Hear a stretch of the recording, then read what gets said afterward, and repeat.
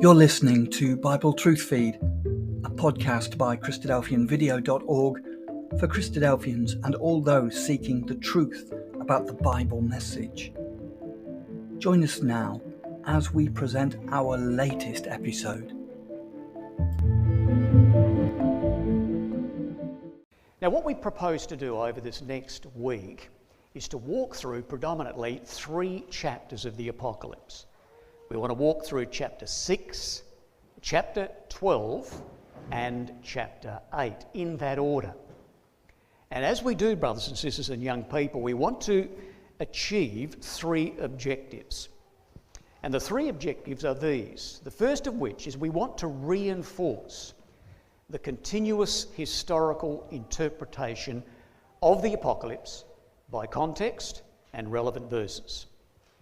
Brother Thomas said this about prophecy, particularly as it related to the Apocalypse. He said this: prophecy is not a prediction of opinions. And there are a lot of opinions in this world, in this Christian world, and tragically, brothers and sisters, there are too many opinions with respect to the Apocalypse in the brotherhood. That's very sad to have to say, but it's true. Now, Brother Thomas says, prophecy is not a prediction of opinions, it's not a prediction of principles, it's not a prediction of feelings, how you feel. I had one brother come to me and say the Apocalypse is relevant to everyone. How do you feel? If it feels good to you, that's the interpretation you run with. Shame. Shame, brothers and sisters. It is not about feelings, it's not about opinions, it's about tangible, stubborn facts. And when we grasp those facts, stubborn as they are, it shows us unequivocally we have the Word of God in our hands. Now, the second objective we want to achieve is to show the need for our brothers and sisters, whether they lived in the 1st century, whether they lived in the 2nd or the 3rd or the 4th century. They saw this. Now, we're looking at history, predominantly. We're looking at history. We're going to be amazed at the accuracy and the inspiration of that history. But for most of our brothers and sisters we're going to talk about this morning and during the week, it was prophecy. We thrill when we see the events of the world today. We thrill when we saw Israel back in the land in 48. We thrill when we saw Jerusalem in the hands of the Jews in 67. All of these things we thrill because we saw Bible prophecy outworking. Well, for us, history this week, but for our brothers and sisters, predominantly it was Bible prophecy. And when they saw those prophecies being fulfilled in their day, they knew God was with them. He had not abandoned them. And therefore, brothers and sisters, we want to go from this week inspired, reassured, and convinced not only is God guiding the nations, but He cares about every one of us. As we saw last evening in the ways of providence, God knows our life and will bring those events to bear on our lives. So if we achieve those 3 objectives, we will have done very well. Now, for those of you who have heard me do some of the stuff on Revelation in times past, you may have heard this little paragraph, and that is this. When I look around the audience, I know that there are some in this audience that know this book very, very well. For those brothers and sisters, this will be good revision. There are some of us in this audience that have a moderate understanding of the book of Revelation. And for those of you who have a moderate understanding, we'll have a lot to learn this week. There are some in this audience that this book is new, relatively new. Now, don't be overawed, don't be overwhelmed. You're not going to get all of this. If you understand this in a week, I'll be very disappointed because it's taken me years and years and years. So don't learn too quickly, otherwise we will get frustrated. For those who don't know the Revelation very well, don't be overawed, don't be overwhelmed. Just take bits, and gradually as the years roll by, the picture starts to take a wonderful shape. Now, where are we going to sit with respect to our investigation of the book? Let's look at this big picture, a chart that might be familiar with many of us. With Revelation, 3 large sections. The seals, first 6 seals in Revelation chapter 6. And you notice that when the 7th seal opens, which it does in chapter 8 and verse 1, and the 7th seal opened and there was silence in heaven for about the space of half an hour. We'll look at that in our last study together. But when the 7th seal opens in chapter 1, the 7th seal rolls right through to the beginning of the millennium. And the seventh seal would contain the trumpets and the vials. God would judge the pagan Roman Empire. They refused to repent, therefore they would be rolled away in the sixth seal. Now God would judge the Christian Roman world, firstly through the 4 Germanic barbarians, the 4 wind trumpets, and then through the 5th and 6th trumpets. Now the 7th trumpet, which would contain the vials, would also conclude with the beginning of the millennium. Now it's not our brief to consider the 5th, 6th and 7th trumpet. That's for another time. Now what we're going to be doing with respect to the big picture of the apocalypse during our week together, we're going to be looking at the first 6 seals. So this morning we'll be looking at seals 1 and 2. Tomorrow morning, Wednesday, we'll be looking at seals 3, 4 and 5. And then on Thursday and Friday, we've allocated 2 studies for the 6th seal. It necessitates the last 6 verses of chapter 6 is the 6th seal, the first great earthquake. You get an overview in 6 verses at the end of chapter 6. The detail of that first great earthquake, or the 6th seal, is given for us in chapter 12. So we need to spend 2 studies looking at the material in the last 6 verses of chapter 6, and then we're going to unwrap, we're going to unpack, we're going to unravel the incredible challenges that are found for us in Revelation 12. So we're going to spend 2 studies on Revelation chapter 6, the 6th seal, and Revelation chapter 12. And then in our last study together on Saturday morning, we're going to be looking at these first 4 wind trumpets in chapter 8. Now there's no way we're going to be covering the 4 trumpets. We're going to introduce you to an overview, a scaffold of chapter 8, where God now begins to judge the Christian world. And we're going to particularly look at the first wind trumpet with Alaric and the Visigoths. Now we can conclude there in our week together, because what Alaric does as a vessel of God, the Visigoth Alaric, what he does to the Christian world, we're going to go from there right to the end of the apocalypse and see God is going to do the same thing, not with Alaric and the Visigoths. He's going to do the same thing with you and me as we bring judgment on Rome.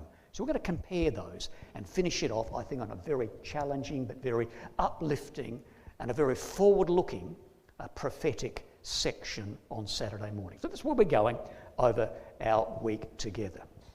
All right, brothers and sisters, our first study. And they went forth conquering and to conquer. Looking predominantly now at this first seal and then spilling in to the second seal. Now look, just read that verse. Read that little section there. And he went forth conquering and to conquer. This is the expression of the white horse, the rider on the white horse. Now just pause. Going forth, conquering and to conquer, this is a fulfillment of the words of 2 Thessalonians chapter 2 and verse 7. I want you to just have a look at this. I wonder whether you've seen this connection before. Oh, we know 2 Thessalonians in chapter 2, many of us very, very well. But as the horses begin to move through the world, the Roman world, have a look at this, 2 Thessalonians chapter 2 and verse 7. You could very well write next to 2 Thessalonians chapter 2 and verse 7, fulfilled in the first 6 seals. So, Thessalonians, 2nd of, and verse 7. Paul speaking of the apostasy, the coming of the apostasy, which would come before the Lord returned. Verse 7. For the mystery of iniquity, the secret lawlessness, you can't see it, but the apostasy is bubbling under the surface. It is in the ecclesia, not yet manifest. The mystery of iniquity is already at work in the ecclesia, one day soon to be revealed. Then it says, Only he who now letteth will let until he, the letteth, be taken out of the way. Now we know, some of us in this audience, some of the young ones may not. Not a very good word, letteth, an Old English word. And what it really means in the Greek, the spirit of iniquity is going to come. This man of sin would be revealed. Well, verse 8, and then shall that wicked be revealed. When?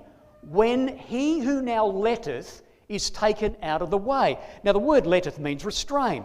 So the secret mystery of iniquity is bubbling under the surface. It will continue to bubble under the surface. It won't show itself in all its ugliness until someone who's restraining this secret mystery of lawlessness is removed. And of course that restrainer is the pagan Roman world, the pagan Roman emperor, the pagan Roman system.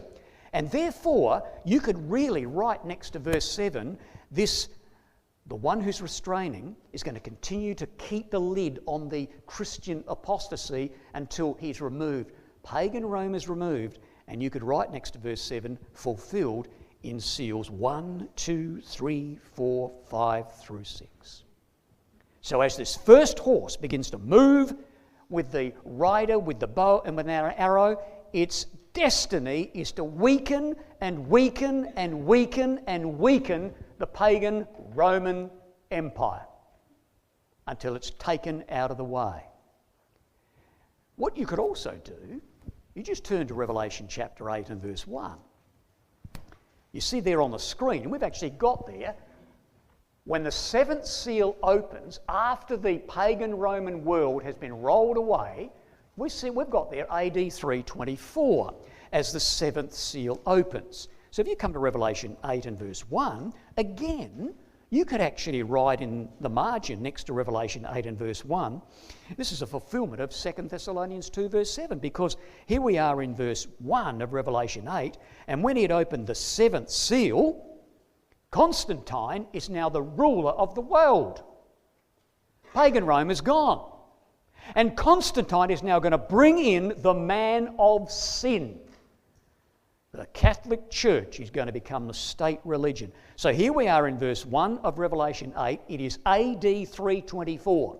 Constantine has taken the west, he's now taken the east, he's ruling the world, and the one in 2 Thessalonians 2 verse 7 who was restraining is gone. So another little cross-reference there in Revelation 8 and verse 1. So, brothers and sisters, the journey of the first horse as it begins to move through the pagan Roman Empire. Well, the invitation as the seals open is given to John, and it's given to you and me. And John writes in Revelation 6 and verse 1, and I saw when the Lamb opened one of the seals, and I heard, as it were, the noise of thunder. No other seal begins with that expression. That's a very, very interesting expression. The noise of thunder. The second, third, fourth, fifth, sixth, seventh, they don't begin with the noise of thunder. This is going to be something that would be mentally and emotionally arresting. John, look at this. Listen, the voice of thunder. You wait till we see that in a moment. But John sees the Lamb opening the seal, and one of the four beasts said, John, come and see. And the record says, and I saw. You know, brothers and sisters and young people, we look at that verse and go, oh yeah, okay, that's an invitation. I'll accept it. I'll have a listen. I'll have a little look. Brothers and sisters, I've got no doubt in my mind that when that verse was introduced to John, emotions that stirred within him over that verse would have been very, very difficult to contain. We will find great difficulty in entering into an emotion like John felt when he read that verse. Now, why are we saying that? We're saying that because of this, brothers and sisters and young people. In the letters, the 7 letters leading up as an introduction to chapters 4, 5 and 6, there was a message in those letters that John was writing that was deeply challenging and very personal. So John's writing these 7 letters and he's being challenged in his mind and in his heart. He's becoming personally involved because he's writing about people's lives that were scrutinised. He's writing about weaknesses that were exposed. He's writing about personal problems that were identified. And every one of those people in those ecclesias whose lives were opened bare for God to see, every one of them were given an opportunity to look into the future. 7 windows opened and 7 promises were given. But the promise given to the ecclesia at Laodicea was arguably the greatest. They were invited in Laodicea to sit with the Lord on His throne. They were invited in Laodicea to permanently share a station with Him. They were invited to eat a meal of fellowship with Him. The promise, brothers and sisters, just before chapter 4 opens up, the promise given to Laodicea was deeply rooted in personal closeness and personal reality. So much so that the Lord Jesus Christ aligns His greatest struggle and His greatest victory with them. Therefore, brothers and sisters, you may not read these words from where you are, but you've got your Bible there. So here we are, we're in Revelation 3, about to spill into the future. And the Lord Jesus Christ intimately, personally, relates this promise to them. And He says, I've overcome. Share my struggle. I've gained the victory. Share my victory, Jesus Christ says. To him that overcometh, I'll grant that he might sit with me in my throne, even as I also overcame and am set down with my Father in His throne. And with those words, John looks in chapter 4. He looks. You're starting to see what's starting to run through his mind. He looks. He's just been personally locked in with Jesus Christ, his Lord. And he looks. He's been personally promised to sit with Jesus on His throne. And he looks as Jesus overcame and sat on His Father's throne. And he looks. And what does he see? Throne. Throne. There is the reality of the personal promise that Jesus linked for any one of those that overcame. He looked, and thrones all over the chapter. He's catapulted into the future. And then he looks again. He sees. And then he looks again.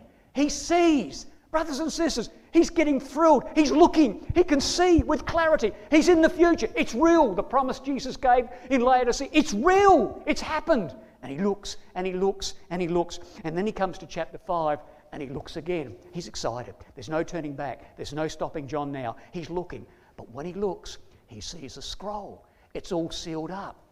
Brothers and sisters and young people, this is the mechanism whereby this will take place. This has got to be outworked. The scroll's got to be rolled out. Only when the scroll is rolled out will all the things that he's seen be real. And therefore he looked. He's thrilled. Nothing's going to stand in the way. Oh, brothers and sisters. Then, no man in heaven, nor on earth, neither under the earth, was able to open the book, neither to look. Oh dear. He's been looking and seeing and looking and seeing. And the very key, this scroll has got to be outworked. Otherwise, all that I've seen in chapter 4 is not going to happen. And then, brothers and sisters, no one could look. John weeps. He weeps. He needed to hear his Lord say, John, come and see. That's what he's been doing all through chapter 4. John, come and see. You see, brothers and sisters, why that verse in chapter 6 and verse 1 would have been so thrilling to the Apostle John. Come and see. Oh, his heart skipped a little beat, took a few breaths, and now he accepted the invitation, and so should we. But you know, brothers and sisters and young people, the Lamb said, come and see. Now that expression is only used 4 times in Revelation 6. It's only used in verse 1, it's used in verse 3, it's used in verse 5, and it's used in verse 7. Why? It's not used. John's not said, oh, John, come and have a look at the white horse. John, come and have a look at the black horse. John, come and have a look at the red horse, I should say. Now look at the black horse. Now look at the pale horse. All 4 there. But when he gets to the souls under the altar, no. When he gets to the great earthquake, no. When he gets to Revelation chapter 8, verse 1, no. Come and see. Only 4 times. Why? Well, I think the answer, brothers and sisters, lies in the fact with the other expression that goes right next to each of those 4 expressions that we have there. The key to understanding why come and see only occurs in those 4 places. Here in verse 1, here in verse 3, here in verse 5, and here in verse 7. So there you are, your first seal, your second seal, your third seal, and your fourth seal. Only though, not here, and not, of course, over in chapter 8 and verse 1. Why those 4 places? Well, the secret to that, or the understanding of that, is based on the other expression. And the other expression that's coupled with these 4 come and sees is one of the living ones, or one of the beasts said. Now, brothers and sisters, when you look at those beasts there in Revelation chapter 6, those first 4 seals, we know, many of us in the room, that word is the Greek word zoa. It's not beast, it's not the dragon, it's not the sea beast or the earth beast or the image of the beast or the scarlet beast of Revelation. It's the living ones. So these are the cherubim. So these are the manifestations of God. So one of the living ones, of whom John is part, says to John, John, come over here, you are with us. Now look at what God is going to do to the pagan Roman Empire. So John stands with the cherubim, of whom he was part. And he looks. And then he's invited the second time and the third time. So the object is the Roman world.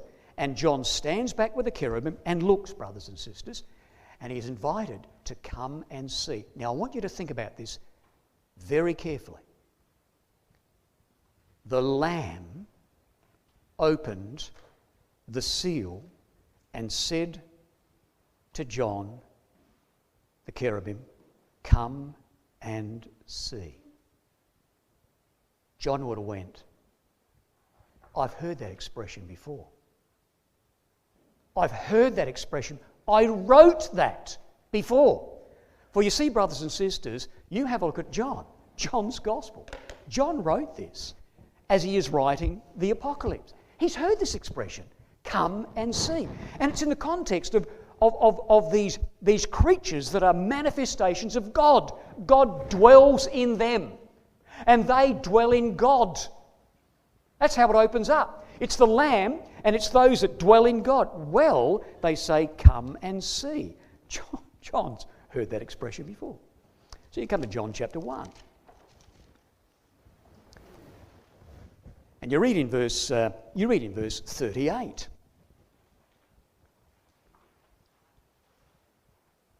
Of John chapter 1. This is the Lamb. And these are the first words of the Lord Jesus Christ recorded by John. Then Jesus turned in verse 38 of John 1 and he saw them following. And he said to them, what are you looking for? Well, they said, Rabbi, which is to say, Master, where do you dwell? And Jesus said, come and see. Do you think that would have sparked a flame of energy and inspiration in the heart of John? Where do you dwell? Well, you follow me for 3.5 years. and you will know where I dwell. I and the Father are one. He that abideth in me abideth in him. I pray, Father, they may be one, even as we are one. That is how John records the first words of the Lamb. No wonder when he comes to Revelation chapter 6, he is absolutely stirred within his heart and in his mind. Come and see. And these were the cherubim, brothers and sisters, as was Jesus Christ. Where do you dwell? And there they are. There are the cherubim. Now, John's seen that. He's opened his eyes in chapter 4. He saw that vision and he got very, very depressed when he saw a book that was wrapped up and he couldn't look anymore. John saw that in chapter 4, brothers and sisters. He saw the 24 elders on thrones. And there they are. There's you and me in our priestly occupation in the age to come, where there is a glassy sea. But that sea of glass will only exist. We will only be able to implement, execute our priestly role in the kingdom after the work of the cherubim is done. There was fire and lightning and thunderings in that vision. When the work of the cherubim is done, and here are 4 living creatures, and each of them have got 6 wings. 4 creatures, 6 wings, that's 24 wings. There's your connection to the 24 elders. Now, we're only going to be there when this work, you and me, have accomplished it. Therefore, John, come over with us. We've got a work to do. There's judgment. There's judgment. And it's going to go right through until the beginning of the millennium, until the sea is glass. What a stirring introduction, brothers and sisters, as we begin this section of the scroll. Well, why were there no living ones in the 5th, the 6th, and the 7th seal? You know, this is very sad. Here are the cherubic figures. Manifestations of God. There they are in seal 1, 2, 3, and 4. They're going forth to conquer and to conquer. When you get to the 5th seal, brothers and sisters, why the living ones are not there, introducing John to say, come and have a look, notwithstanding what he was going to be looking at were the persecution of his brothers and sisters. That's something you would not want to look at with amazement and joy. But when you get here into the 5th seal, we are approaching AD 300. We are 12 years and a bit away from Constantine, the man-child of Revelation 12. And by the time you get to the 5th seal, the apostasy is growing and growing and growing. Where are the cherubic figures? Where are the brothers and sisters in the Roman world? Oh, there's a few over there. Oh, there's a few over there. Oh, where are they? As the brothers and sisters and the truth declines, the apostasy grows. That's why, brothers and sisters, I believe, one reason why you don't have the cherubic figures introducing the 5th, the 6th, and the 7th seal, because you hardly can see the brothers and sisters in comparison to the growth of the apostate Catholic system. How sad that is. But the encouragement is that they would go forth conquering and to conquer. Now here's our first 4 seals, our first 4 horses. We have the white horse, we have the red horse, the black horse, and the pale yellowy, greeny, sickly, chloritic horse at the end. Now we know, some of us in the room, some not, that the white horse is a symbol of peace as far as the Roman world is concerned. And then we come into the red horse, blood, rivers of blood, civil war, 31 years. Then we come into a time of terrible injustice, and the result of that was awful famine. And then we come to the 4th seal of the Roman pagan empire, and there's death all over the place. Now, is a horse a fitting symbol of the Roman world? Well, yes, it was. In fact, the horse was as significant as a herald as was the eagle in the Roman Empire. They used to have 3 great horse races in Rome. They had the Melbourne Cup and the Corfu. No, they didn't have those. They probably had the Gladiator Cup and the Cup and a few others. They had 3 great horse races. And they used to worship the god Mars through their horse. So this would have been very well known to the brothers and sisters in the 1st, 2nd and 3rd centuries. There you have Roma depicted as a horse sacred to Mars. You have on this coin here, this silver didrachum, you have it depicting a Roman horse with its rider. And then, of course, you had the two protectors of Rome, Castor and Pollux, the mythical protectors. There they are on their horses. So the horses were a very fitting symbol to pinpoint the Roman world at that time. Therefore, the horse was the consideration, or the considered symbol of the free spirit of Rome, guided by the emperors. They saw themselves, the emperors, guiding the empire. But what God is going to show in these seals, brothers and sisters, you emperors are not there permanent. You emperors are not in control. I guide the emperors and get them to do what I want them to do to the pagan Roman world. Now, just a couple of things to tidy up before we launch into the first seal, the white horse. Just understand this, brothers and sisters and young people. The earth, not the horse, the earth is the empire.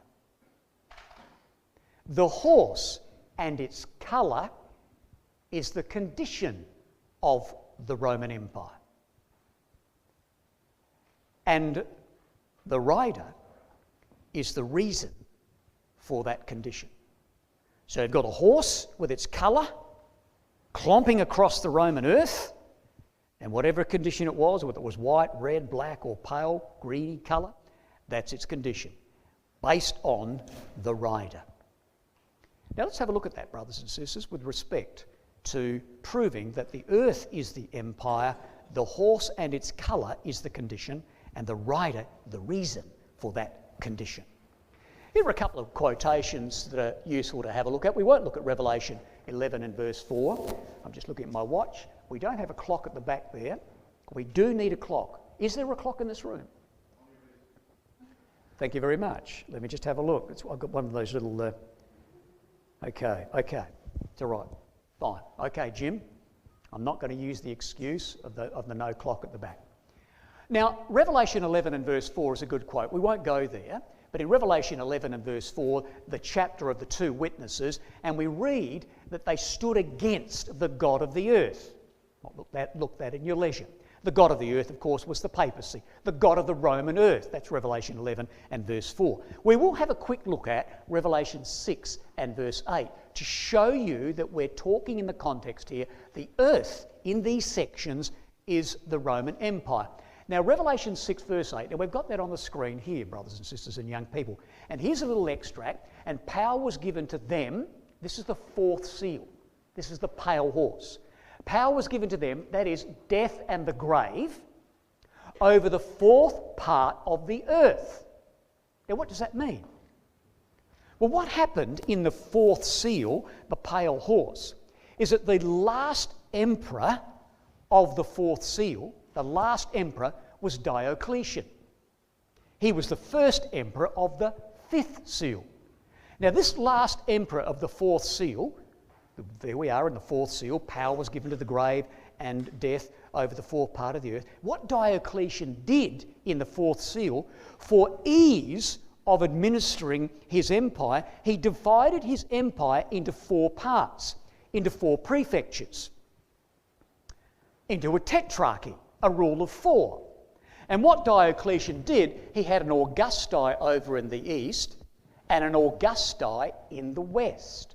And he had a junior fellow in the east, a Caesar, and a junior Caesar over in the west. So an Augusti and a Caesar, and an Augusti and a Caesar. He did that to make rulership in the empire much more efficient. Well, of course, it turned on him. And when you've got two Augustis and two Caesars, well, it wouldn't take long for them to start getting into a fight with one another. So when we read in the fourth seal, brothers and sisters and young people, power was given over death and the grave over the fourth part of the earth. And when we get to the fourth seal, God is going to bring particular and peculiar judgment to that fourth part of the earth, the very heart and soul of the Roman Empire, the nerve centre of the Roman world. And when God brought severe judgment to the fourth part of the Roman earth, the rest of the Roman earth tumbled like a series of dominoes. So there you go. So the earth is the empire, the horse and its colour, the condition, and the rider, the reason for that condition. And there you have it in chapter 6. If you can see those colours, earth, earth, earth, 6 times through chapter 6, and all the way through there, we're looking at the Roman earth, over which the white horse clomps, over which the red horse clomps, the various conditions of that world. Okay, here we are, brothers and sisters, now. Revelation chapter 6 and verse 1, the white horse. And I saw when the Lamb had opened one of the seals, and I heard, as it were, the noise of thunder. John, just take note. One of the 4 living ones said, John, come over with us, you belong with us, be a spectator. We've got work to do through the world for years and years and years. The noise of thunder. This would be mentally and emotionally arresting. Now, brothers and sisters, in the Diaglott, and Brother Thomas translating this in Eureka the same way, you read this. I heard one of the 4 living ones saying, as with the voice of thunder. A great voice of thunder from the heavens, from the Elohim. And even in the Roman Senate, even on earth, there was a great voice of thunder when something dramatic happened in the Roman world at this time. What did happen that created this great noise of thunder? And why is it only here in seal 1? Why not in the other 6 seals? What was so special about this, brothers and sisters? Well, I'll tell you what was so special. There are your 5 emperors of the first seal. Nerva, Trajan, Hadrian, Antonius Pius and Marcus Aurelius. The emperor before Nerva was the Emperor Domitian. Cruel, wicked, horrid Domitian. Domitian who had caused John to be exiled to Patmos. Domitian who walked in the same stamp as the Emperor Nero. Domitian who was the son of Vespasian, the younger brother of Titus, who marched in and conquered Jerusalem. And the historians tell us that Domitian had a terrible, terrible inferiority complex, walking in the shadow of his older brother Titus. And the outworking of that inferiority complex was that Domitian hated anything Christian. He hated anything Jewish. Here's a man that exiles John. Here's a man that hates Jewish and Christian alike. And the Senate were frightened of him. The Senate did not like him. Domitian's wife was frightened of him. Domitian's wife did not like him. And therefore Domitian's wife involved herself in a plot to assassinate the Emperor Domitian. And when Domitian went, woof, gone.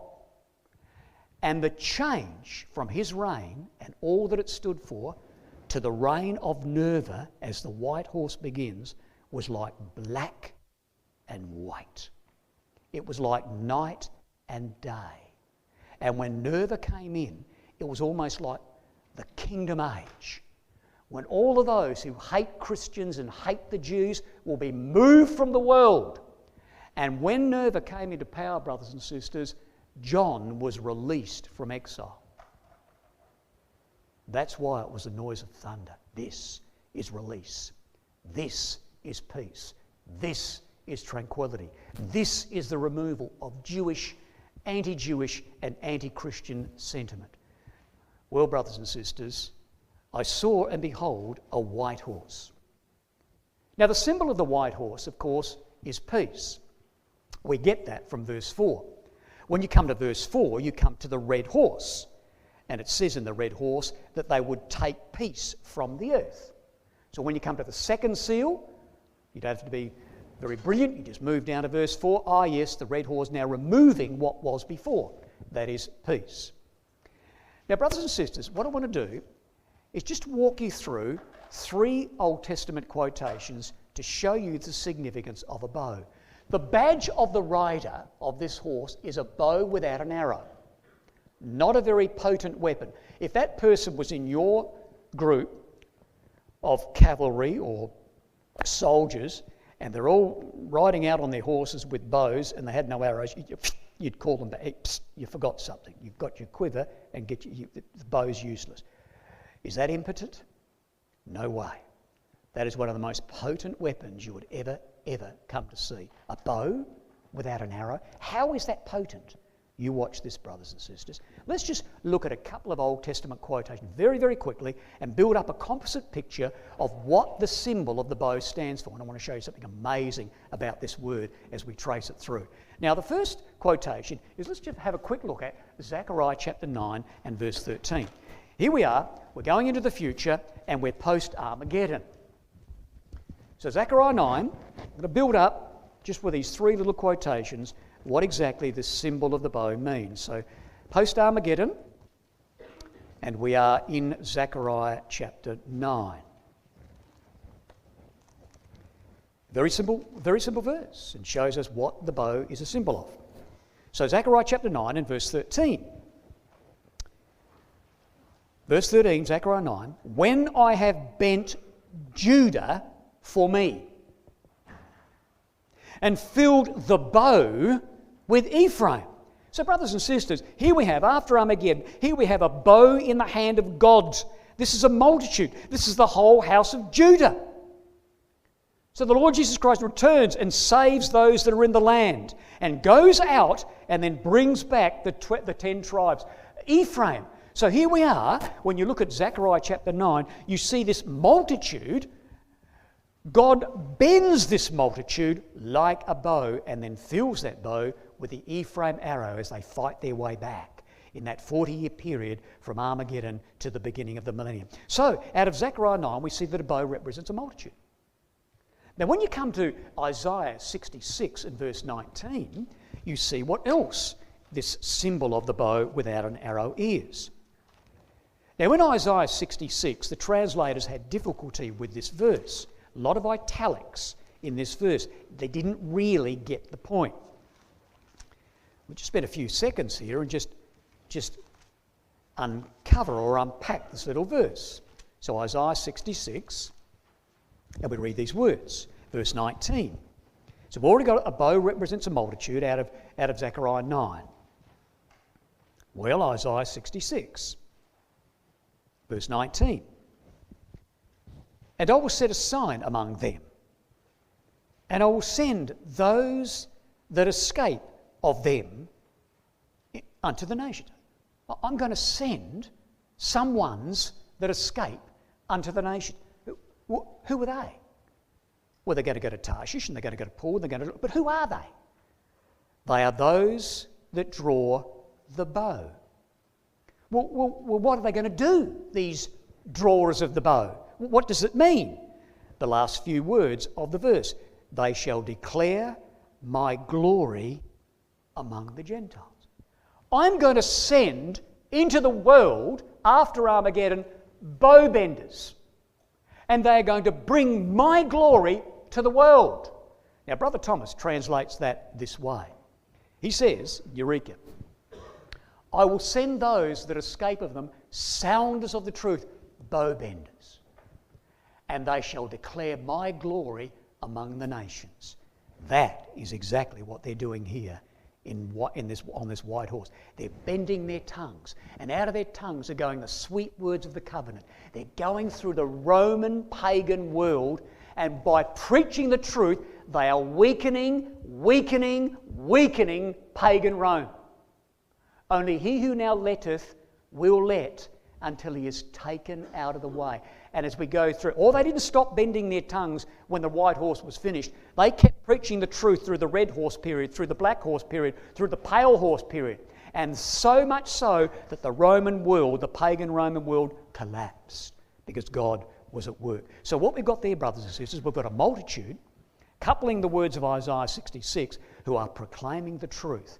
Now we won't go and look at Psalm 64 and verse 3 to 4, you might like to make a note of that, but it's used in the negative sense, and it talks about people who don't care. They don't care what they say.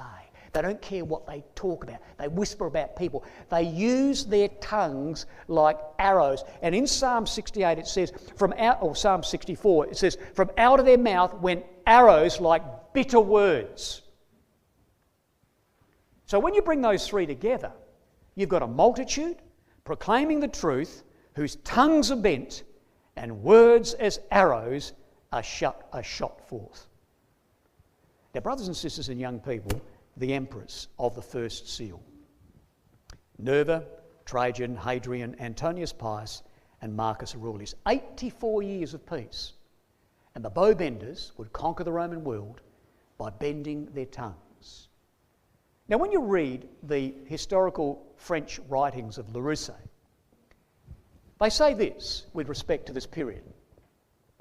To everyone, the reign of Trajan seemed like the return of the Golden Age. It was during the reign of Antonius, that is Antonius Pius, that the Roman Empire reached the zenith of its power and prosperity. And for this reason, his reign appears uninteresting and eventless. So if you went up to Antonius Pius and you said to him, "How was your day?" He said, "It was all right." "How was the office management meeting? Any problems?" "No." How was the people? They were behaving? "Yeah." "How was the coffee?" "It was all right." Nothing. Just uneventful. Nothing to write, nothing dramatic happened. That's how tranquil the Roman world was in those days. And therefore, Marcus Aurelius had absolute need of this domestic peace in order to carry out his foreign policy. What did Gibbon say? If Edward Gibbon could say something about this White Horse period, not that he was quoting the White Horse period out of Revelation, this is what he says about this period of the Roman world. He says, if a man was called upon to fix a period in the history of the whole of the world during which the condition of the human race was most happy and prosperous, he would without hesitation name that which elapsed from the death of Domitian to the ascension of Commodus, who is the first emperor of the second seal, the most happy period in the Roman world. What an amazing thing, brothers and sisters. And all God does is choose the white horse as a symbol. Well, just because it was a period of prosperity and peace and happiness in the Roman world did not mean that our brothers and sisters were not persecuted.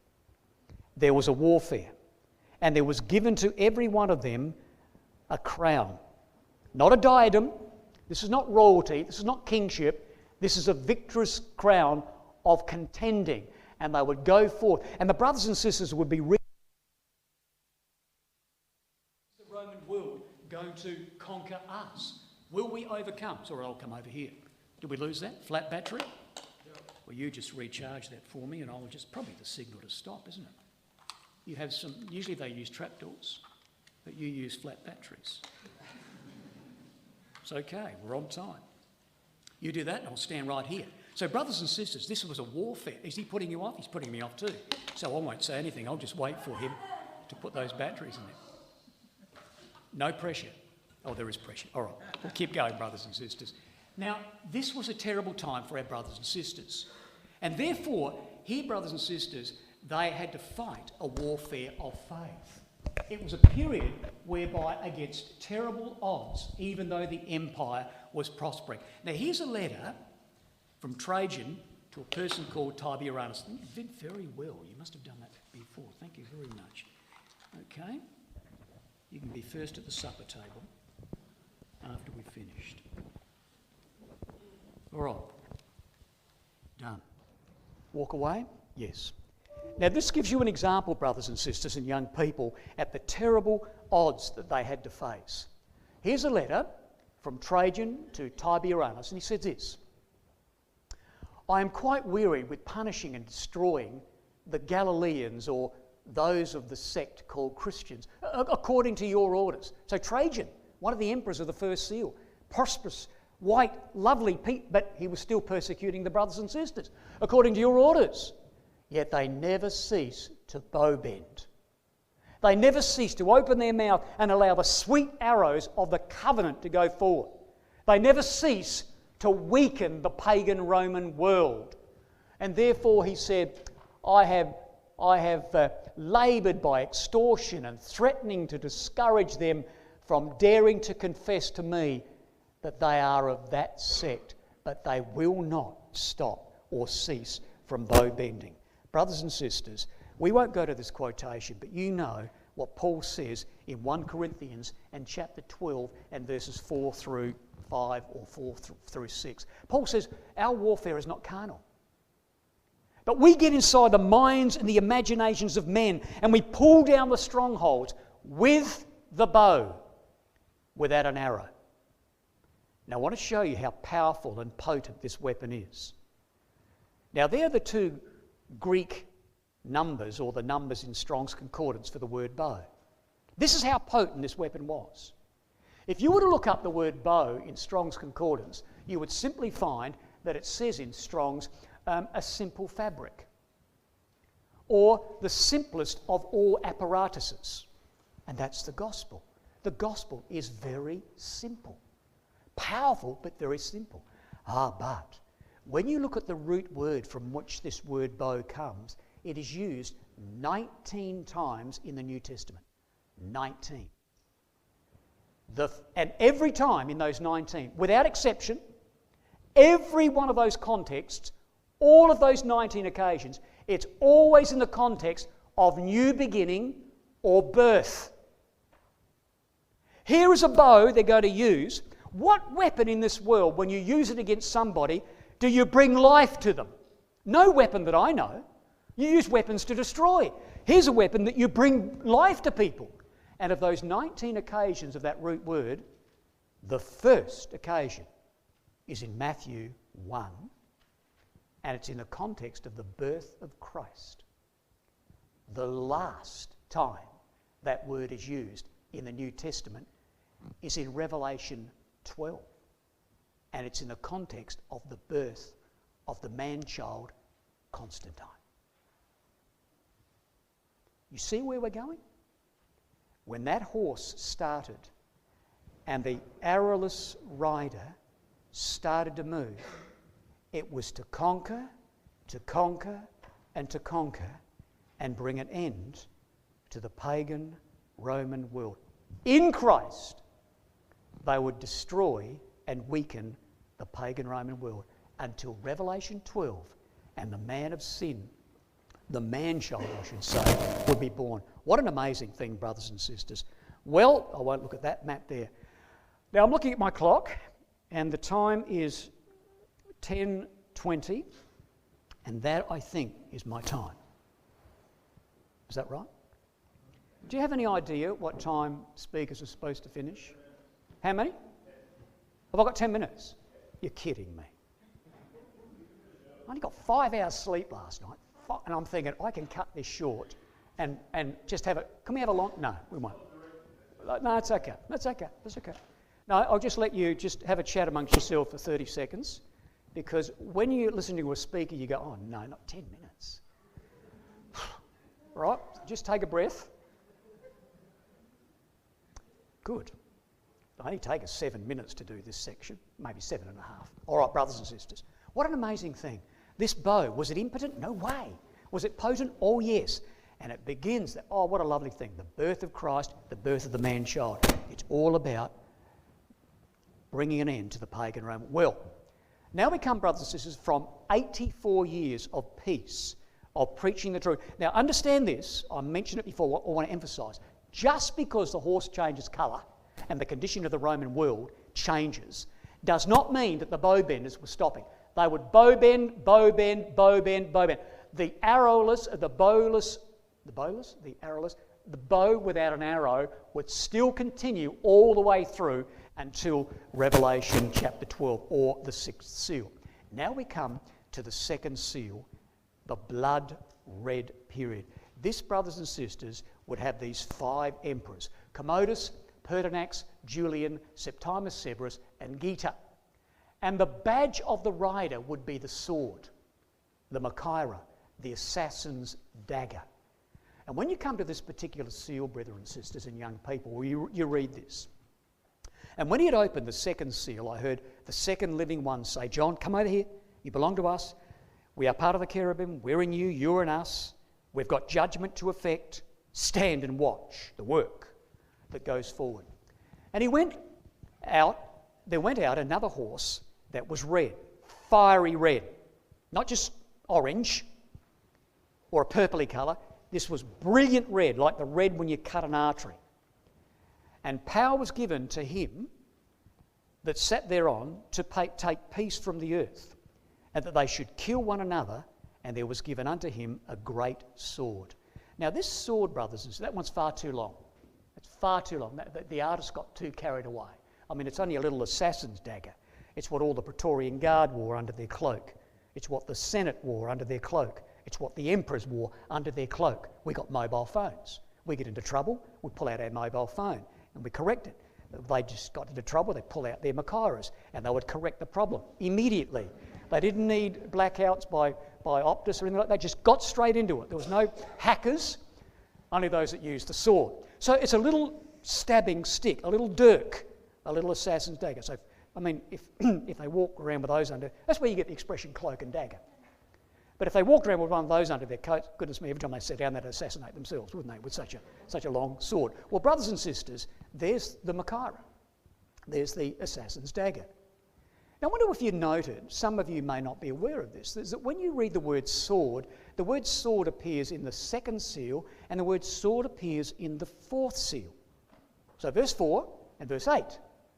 Now, the word for sword in verse 4 is Macara, Macara Megalia. It's an assassin's dagger. The word sword in verse 8, in the English it's sword, but it's the word romphia or romphea. Now there is the romphia. So the question is, why? Why did God choose that word for the second seal, Macara, and why did God choose romphia for the sword in the fourth seal? Why? Well, just to mix it up so we wouldn't get bored? No. Brothers and sisters, when you come to the fourth seal in our studies tomorrow, we're going to see this was a Thracian sword, says Liddell and Scott, used by the Thracians. God says that's going to go there in the fourth seal. Why? Well, when you come to the fourth seal, there's Thrace. And that emperor there is the first emperor of the fourth seal. And his name is Maximin. And he came from Thrace. And oh boy, is he going to use the Thracian sword. You wait. That was not there just to add a bit of variety for us. Macara in the second seal, romphia in the fourth seal. You wait till we get to that to see what this Maximin, the Thracian, the peasant from Thrace, does with this romphia, or this great big sword of judgment. Well, we read in the second seal that this sword, this assassin's dagger, was going to take peace from the earth. Not peace, the peace. The Pax Romana. Pax, Latin for peace. Romana, Rome. They were going to take the peace of Rome. Brothers and sisters, when Rome took a country, they guaranteed peace. We promise you peace. No one will disturb the peace of Rome. But these fellows, in their bloodlust for power, they were killing each other and destroying the very principle of we guarantee peace. They're going to take the Pax Romana, the people in charge, who should have been guaranteeing peace for the people that lived in the Roman Empire. They're going to take peace from the earth. And the Bible just simply says, in a little almost throwaway sentence, and they're going to kill one another.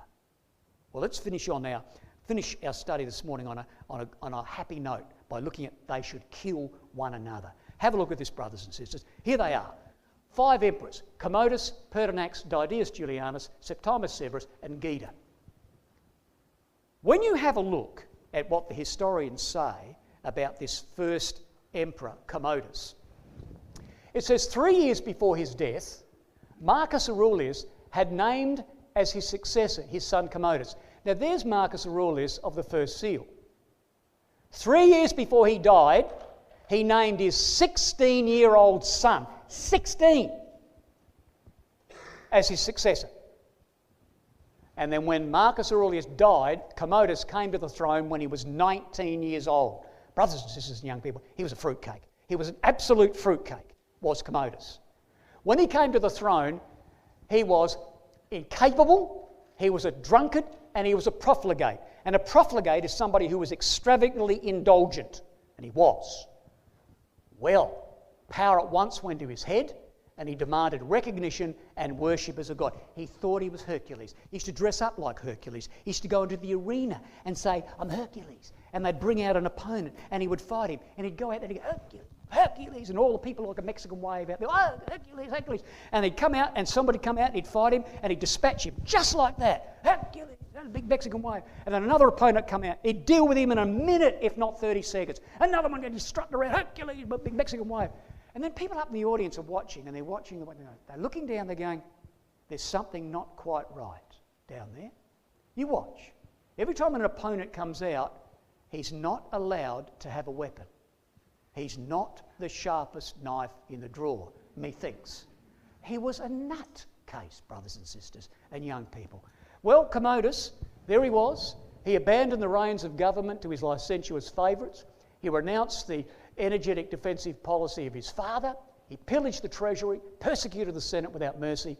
Not unexpectedly, of course, plots against his life were numerous. Well, they didn't get him with a machaira. They didn't poignard him. They strangled him. They throttled the life out of him.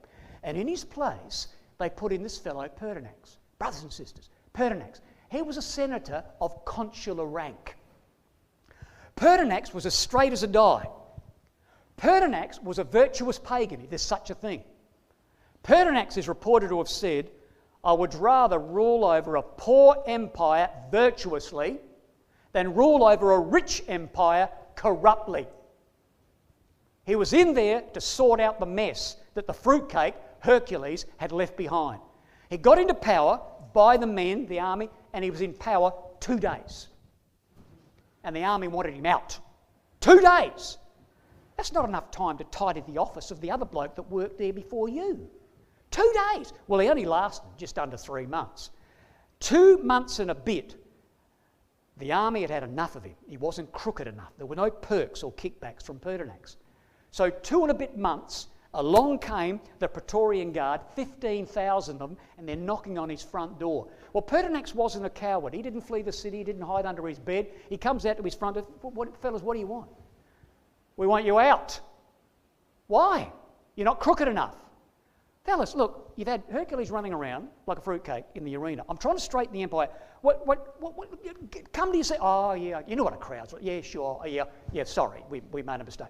No, somebody from no, he's pulling the wool over your eyes, boys. No, get him. Well, they pulled out their Machairas and they planted them. I don't know how many, 15,000 wouldn't have got him because there would have been nothing left, only atoms. But they lunged at him, brothers and sisters, and he was like a sieve. And then they got his head and they put his head on a pole and they were marching around Rome and they were auctioning the empire. Who wants to buy the empire? They're not down the marketplace buying a trinket or something for the fridge. They're walking around with a head on a pole saying, who wants to buy the empire? The people are going, hey, what's going on? We've had a fruitcake running around the arena. Now we've got this straight man that his head's on a pole. What's going on? Well, these 2 rich fellows got out their wallets and said, oh, buy the empire. Yeah, I can do that. And there's this fella here, Didius Julianus. He was richer than the other fellow, and he said, I'll buy it. He was old and useless. He couldn't rule the empire to save his life. But there he was, fruitcake running around, virtuous pagan, head on a pole. Now an old fellow couldn't even run it.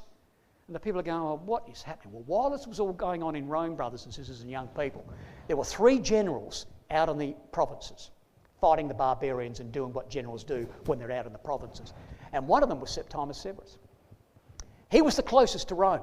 Now, he liked Pertinax. He thought he was all right. And when Septimus Severus heard that he'd lost his head, he's marching on Rome. Well, the people responsible for this were the Praetorian Guard. And they heard that there were war-hardened soldiers on the march. And the Praetorian Guard are going, oh, heck, war. We better put on our armour and practice. Oh, they've got blisters. We better get out of the baths. We better stop watching DVDs. We're in trouble. And Septimus Severus was on the march, brothers and sisters, and he came in. Well, as he's on the march, the Praetorian Guard is saying, well, what do we do? I know what we'll do. We'll cut his head off. So they cut off Didius' head and sent it to Septimus Severus. He was a fruitcake running around in the arena. He'd lost his head. He'd lost his head. He gained his head. And he's on his march. And he comes into Rome, brothers and sisters, and he replaces the Praetorian Guard and puts his own men in place. And he rules. And then thereafter, Geta rules in front of him. Brothers and sisters, or thereafter, brothers and sisters, all the record says they would kill one another. 31 years of civil war and blood ran through the streets of Rome with alacrity. 2,000 people a day would die in Rome. It's like you go to Adelaide and go to the Central Market on a given day and 2,000 people would be dying in the streets. That's how bad it was. And all the time in this mad, stupid 31 years of civil war, blood everywhere, all the while they were flashing their macaras, our brothers and sisters were in the empire bending their tongues and sending out the word of the covenant. What a contrast. And they went forth conquering and to conquer. Well, brothers and sisters, in our next class, God willing, tomorrow morning, we're going to be having a look at third and the fourth seal. And the title of our class will be, brothers and sisters, How Long, O Lord, Christ's Brethren Slain. Thank you.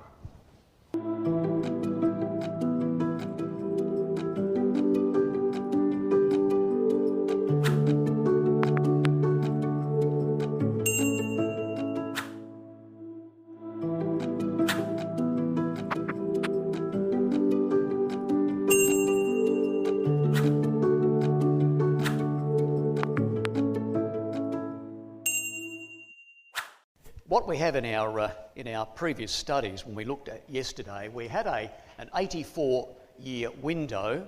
Right, we're back again. That's great. We had an 84-year window with the white horse, and this allowed our brothers and sisters to bend their tongues and send out of their mouths those sweet arrows of the words of the covenant. A beautiful time period as far as the Roman world was concerned with respect to peace and tranquility. By no means did that negate the persecution, of course, that came on our brothers and sisters with some of those Roman emperors. But they would go forth conquering and to conquer. Would they bring down the pagan Roman world? Well, in our study this morning, they're going to cry, how much longer before the effective work of the bow benders will be evidenced in the world and this pagan Roman Empire disappear? How long, O Lord, holy and true, dost thou not judge and avenge them that dwell on the earth?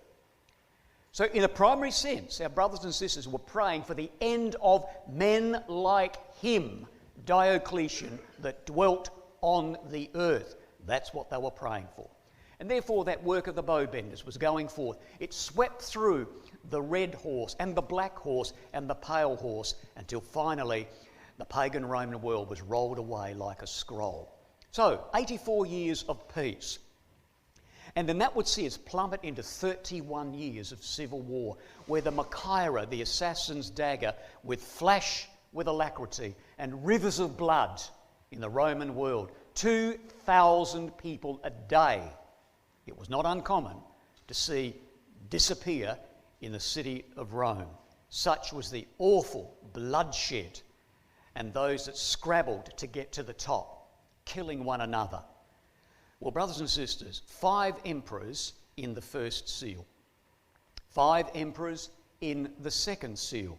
Now we go from this awful civil war and bloodshed into a terrible state in the Roman world, where we now come to the black horse. And we have 4 emperors in the black horse: Caracalla, Macrinus, Elagabalus, and Severus Alexander. And therefore, brothers and sisters and young people, we read in the record with respect to this third seal, this black horse, we read these words. And when he had opened the third seal, I heard the third living one say, enthusiastically, energetically, John, stand over with us, you belong with us, look, be a spectator, and look at what God is doing with respect to judgment on the pagan Roman world. Come and see. And John says, I beheld, and lo, a black horse. And he that sat upon him had a pair of balances in his hand. And I heard a voice in the midst of the 4 living ones say, a measure of wheat for a penny, and 3 measures of barley for a penny. But see thou hurt not the oil and the wine. That is a remarkable statement. Wait till you see the outworking, the accuracy in the outworking of that sign law, which we'll look at in a moment, as it outworked in history in the Roman Empire. A measure of wheat for a penny, 3 measures of barley for a penny. But don't act unjustly against the oil and the wine. We ask the question first, black. Is black a fitting colour for this epoch in the Roman world? Well, brothers and sisters, we could look at a number of Old Testament quotations, but Job 30 will do. And if we went to Job 30, which we won't, I'll put it on the screen, you can if you like, but if you go to Job 30, brothers and sisters, young people, if you want to read a chapter in the Bible that enthuses you and lifts you up and gives you a spring in your step, don't read Job 30. It's a depressing chapter. It's an awful chapter, brothers and sisters. There's poor old Job. Now look at what happens. Is black a fitting colour for this part of the Roman Empire? Well, look at the context of Job and you'll see that spill in to Revelation chapter 6. I mean, have a look. You may not see the text, but you can see the colours. Have a look at this. But now, Job says, before I had honour. I had honour before. But look at me now. I am the object of scorn. And then you come over here in verse 9. But now look at me. Before, I had respect among young people. Young people would come up to me and say, "Oh, Uncle Job, how are you? Can we give you a cup of coffee? Are you okay? Can we listen to you? You have so much wisdom, Uncle Job. Oh, you can bring words to us that will inspire us." That was what happened before. But now he says, look at me. Before I had respect among young people, but now I am the object of a taunting song. And young people are singing those taunting songs about me. And then you spill down into verse 16 and Job says, look at me now. Before I could run with the young people, I could play soccer out on the soccer field, I could spring with them, I could open up the curtains in the morning, suck in the morning air, just bathe in the morning sunlight. But now I am at the door of death. All right, I'll go to God. And when he goes to God, he feels God has abandoned him. I might as well die. I am black. And you see the context. Evil, darkness, mourning, weeping. My skin is black. And that, brothers and sisters, is what's captured here in this third seal in Revelation 6. Out there in the Roman world, people were in mourning. They were in terrible distress. There was an intense depression of mind. Why? What brought this on in the Roman world? Well, it was all about injustice. It was all about balances. It was all about taxation. Now, brothers and sisters, if you lived in this time, young people, if you lived in this time of the Roman world, the balances would have been very, very familiar to you. I mean, look at those coins. I mean, there we have balances. It was very common. I mean, Rome, in the second seal, boasted in the Pax Romana, we guarantee peace, but they didn't. And here we've got this coin here, Equitas, the personification of fairness. There was no fairness in the Roman world. And Equitas is that word from which we get the word equity. There was no equity there. It was a terrible time of heavy taxation, which brought this terrible depression of mind and mourning throughout the Roman Empire. Now, what you read is this with respect to this injustice and this amazing little statement, a measure of wheat for a penny and 3 measures of barley. Be careful about this. I heard a voice in the midst of the 4 living ones say. Now, this voice is not the people out in the provinces crying to their pagan gods, "Oh, we're in mourning, we're in deep depression. Why have you done this to us, pagan gods?" This is not the people out in the provinces. This is the voice of the judiciary. This is a proclamation of those who were in control. This is a proclamation of those who were in charge and issued laws and decrees. Now, you can see that in a number of passages in the Old Testament. Ezra 1 and verse 1 will do. This idea of a judicial law that goes forth like a voice. Well, we read in Ezra chapter 1 and verse 1 these words. Now, in the first year of Cyrus, king of Persia, that the word of Yahweh by the mouth of Jeremiah might be fulfilled, Yahweh stirred up the spirit of Cyrus, king of Persia, that he made a proclamation. Now, if you looked in your margin, it has caused a voice. So from the judiciary, from those in power, a voice went out through his kingdom. And therefore, young people, brothers and sisters, these were the decrees and the laws that were issued and then carried out by those in authority. So they started from the top, the law went out, that was carried out by those, and down it went. Awful period of time. But you know, sometimes you read in the midst of gloom and doom and blackness and shadows, sometimes you read a little section in the Bible that in amongst all of the gloom and doom, you read something that just gives you a lift. And that little lift is right there, amongst all the mourning and depression, amongst all the blackness. This judicial voice, this taxation decree, there's going to be taxes, went right out in the midst of the four living ones.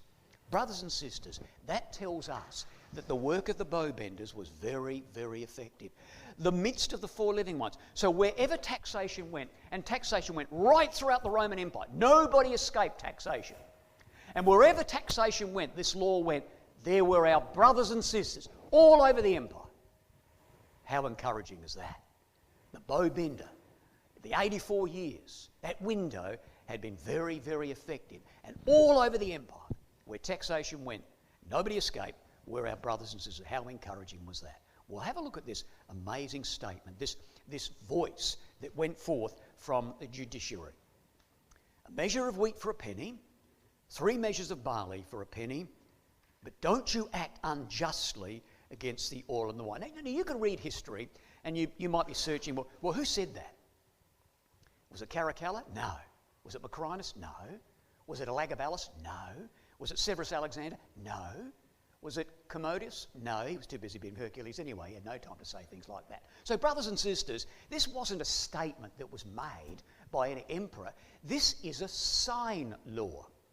This is a little statement put there by the revelator as a sign to show us how bad things were in this black period of the Roman Empire. Now, we don't have time to go through this very quickly, but if you went and had a look at Exodus and Exodus chapter 4, and you read through there, you would see, brothers and sisters, all the way through here, in the context of Moses and Aaron, all the way through here, you see voice, voice, voice, mouth, say, speak, speak, words, mouth, mouth, mouth, all the way through, as Moses is going to go, or Aaron and Moses are going to go and confront Pharaoh. And in the context of voice, voice, voice, you see a sign. Verse 8, it shall come to pass, if they will not believe thee, neither hearken to the voice of the sign.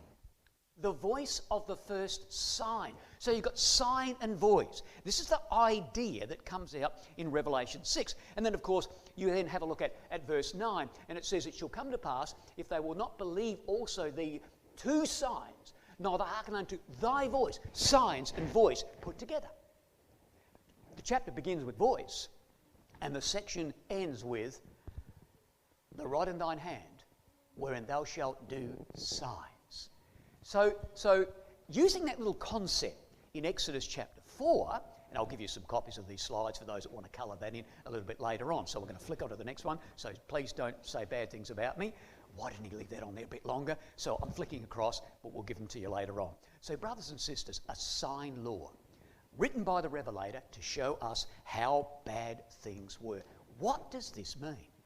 A measure of wheat for a penny and 3 measures of barley, and so on. Well, in the Greek, we have not a measure of wheat, we have a koinix, which was the measure. So a koinix of wheat, a denarius, and 3 koinixes of barley, a denarius. But the oil and the wine thou mayest not act unjustly by. Now, I want you to just think about this for a moment. This is a 24-year period, this black horse, 24 years. Now, what we've got is we've got wheat and barley, and then we've got oil and wine. This is, if you know anything about the planting and harvesting calendar of Israel, you'll know that they harvested the wheat and the barley first, and then at the end of the planting or the harvesting season, they harvested the grapes and the olives. Now, what God is showing us here is, in this 24-year period, at the beginning of this kind of like harvesting period, and there were there were harvesting going on in the Roman Empire, let me see, not farming, but tax farming. Lots of tax farming going on. So at the beginning of this 24-year period, it was awful with the wheat and the barley. But as you get toward the end of this, like, farming, harvesting, it gets better and there is relief. I'll show you how that works in a minute with respect to the history of the time. Now, this koinex of wheat, the denarius. Now, if we were to go, which we won't, but if we were to go to Matthew 20 and verse 2, we know the parable that a person worked and laboured all day, and at the end of the labour for one day, they got a penny or they got a denarius. So a day's labour and you would get a denarius. Now, brothers and sisters, at the end of this, and young people, you would get the relief that would come. Now, this denarius,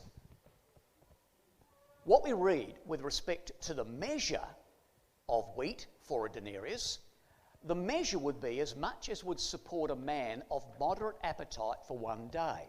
So if you've got a koinex of wheat, if you've got 3 koinexes of barley, barley was the poor man's food, so you could get more barley for the denarius than you could for the wheat.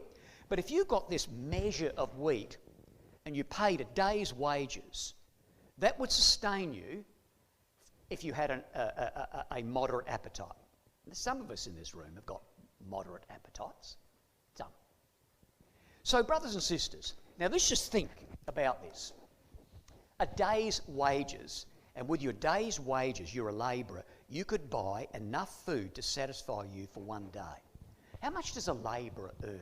I've been retired for a few years, so I'm kind of like out of the loop. How much would a labourer earn a day? $150, $200 a day? A labourer? How much? $30 an hour? $240, $250 a day.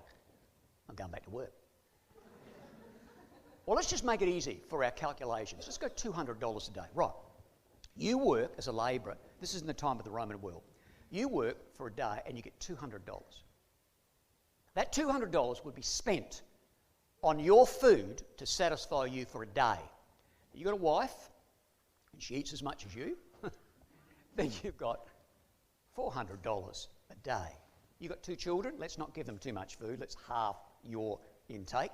Let's give the children $50 each a day. So that's $200 for you, $200 for your wife, and $100 for your 2 children. It's $500 a day. Now you times that by 7. What's that? $3,500? $3,500 a week. Who goes down to Woolies and Coles with $3,500 and fills up the shopping basket? Who does that? That's what you'd have to do, brothers and sisters. That was what you would have to do. That's how bad it was. It wasn't that there was no fertility in the ground. It wasn't that there was no rain coming down. People walked off the farms because they could not afford it. They were taxed and taxed and taxed. It wasn't worth growing. $3,500 a week just for the grocery bill. That was awful, brothers. But I show you how that was amazingly ameliorated at the end of this 24-year period. Well, brothers and sisters, here we are at the end of this 24-year period. The last emperor that would come along would relieve all that taxation and take away the burden of that $3,500 a week food bill. Well, here they are.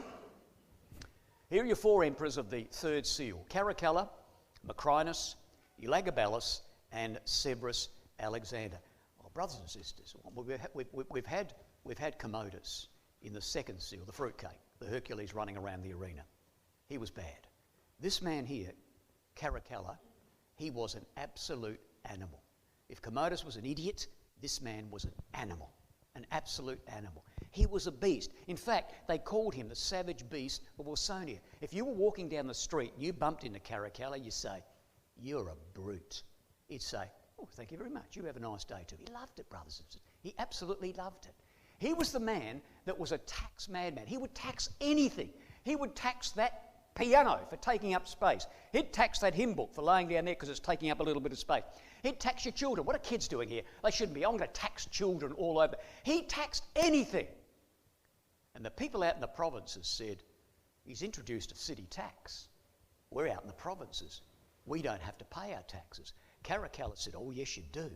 He said, I'm now making the city limits the limits of the boundary of the empire. So the whole Roman Empire is now the city of Rome, and you're all citizens of the city of Rome, therefore you're paying your city tax. That was Caracalla, brothers and sisters. But I tell you this, even though Caracalla was an absolute animal and a beast and a tax madman, he did not want to persecute the brothers and sisters. He wasn't interested in persecuting the Christians, and I'll show you how impactful that is in a moment. Well, there was Caracalla, and there was Macrinus. Now, Caracalla, brothers and sisters, he was, now there are the emperors of the second seal there, and you'll remember Commodus, the Hercules man running around the arena. There's the virtuous pagan, there's Pertinax, tried to straighten it out. There's Didius Julianus, the old bloke that bought the empire, couldn't rule the empire to save his life. And then you remember Septimus Severus. He was one of the generals out of the provinces that marched in because they'd cut his head off. Right, Septimus Severus was the father of Geta and Caracalla. These two boys were brothers, and they ruled together conjointly for a number of years. Well, Caracalla, as mad and beastie as he was, he tried to poison his dad several times, Septimus Severus. But he didn't succeed. His dad got old and died. But Caracalla poisoned his brother. That's the kind of man that he was, brothers and sisters. Well, here was Caracalla, not interested in persecuting the Christians, just tax, tax, tax. And he was interested in poisoning his dad, by the way, and poisoning his brother. Well, Macrinus came along and bumped Caracalla off. Macrinus didn't last very long because the army went, we want somebody virtuous. We want to look around for a bit more virtue in our leaders. And so they looked over toward the east, and they saw a fellow over in the east, and he was a priest of the sun, Elagabalus. So they thought, we'll get him. He's kind of like religious, pagan, but religious. We'll bring him over, Elagabalus, and maybe he'll bring some virtue into the Roman world. Brothers and sisters, if Commodus was a fruitcake and Caracalla was a beast, Elagabalus was a debauched sensualist. They put him in there thinking he had some sort of virtue because he was a priest of the sun. He was a debauched sensualist. And what this Elagabalus did in private and in public embarrassed hard Roman soldiers. The Roman soldiers out in the provinces, you know what Roman soldiers out in the provinces must have seen and got up to? When they heard about the exploits of this man in private and in public, they were embarrassed. And they said, we've got to get rid of him. We've got to look around for someone with real virtue. And so what they did, they got Elagabalus, they cut his body into little bits and dragged the bits through the city. Nice time in this black horse. And they looked around and they saw this 17-year-old Severus Alexander. He's the one. God said he's the one. Because God had that sign law written. And so they installed Severus Alexander. And when Severus Alexander came in, now we're toward the end of the planting cycle and harvesting cycle. At the beginning, awful taxation. Wheat and barley, a koinex, $3,500 a week for your grocery bill. And as you get toward the end of this cycle, this man comes in. And the first thing he did, brothers and sisters and young people, he reduced taxation not by 1/30th. He reduced taxation to 1/30th. What's a 30th of 3,500? I've got a whiteboard here. Andrew tried everything to get a whiteboard. Stayed up half the night wandering around the campsite. I was thrilled with the energy and enthusiasm, but totally disappointed with the outcome. So, what's a 30th of 3,500? You can do it. You can write it on a piece of paper.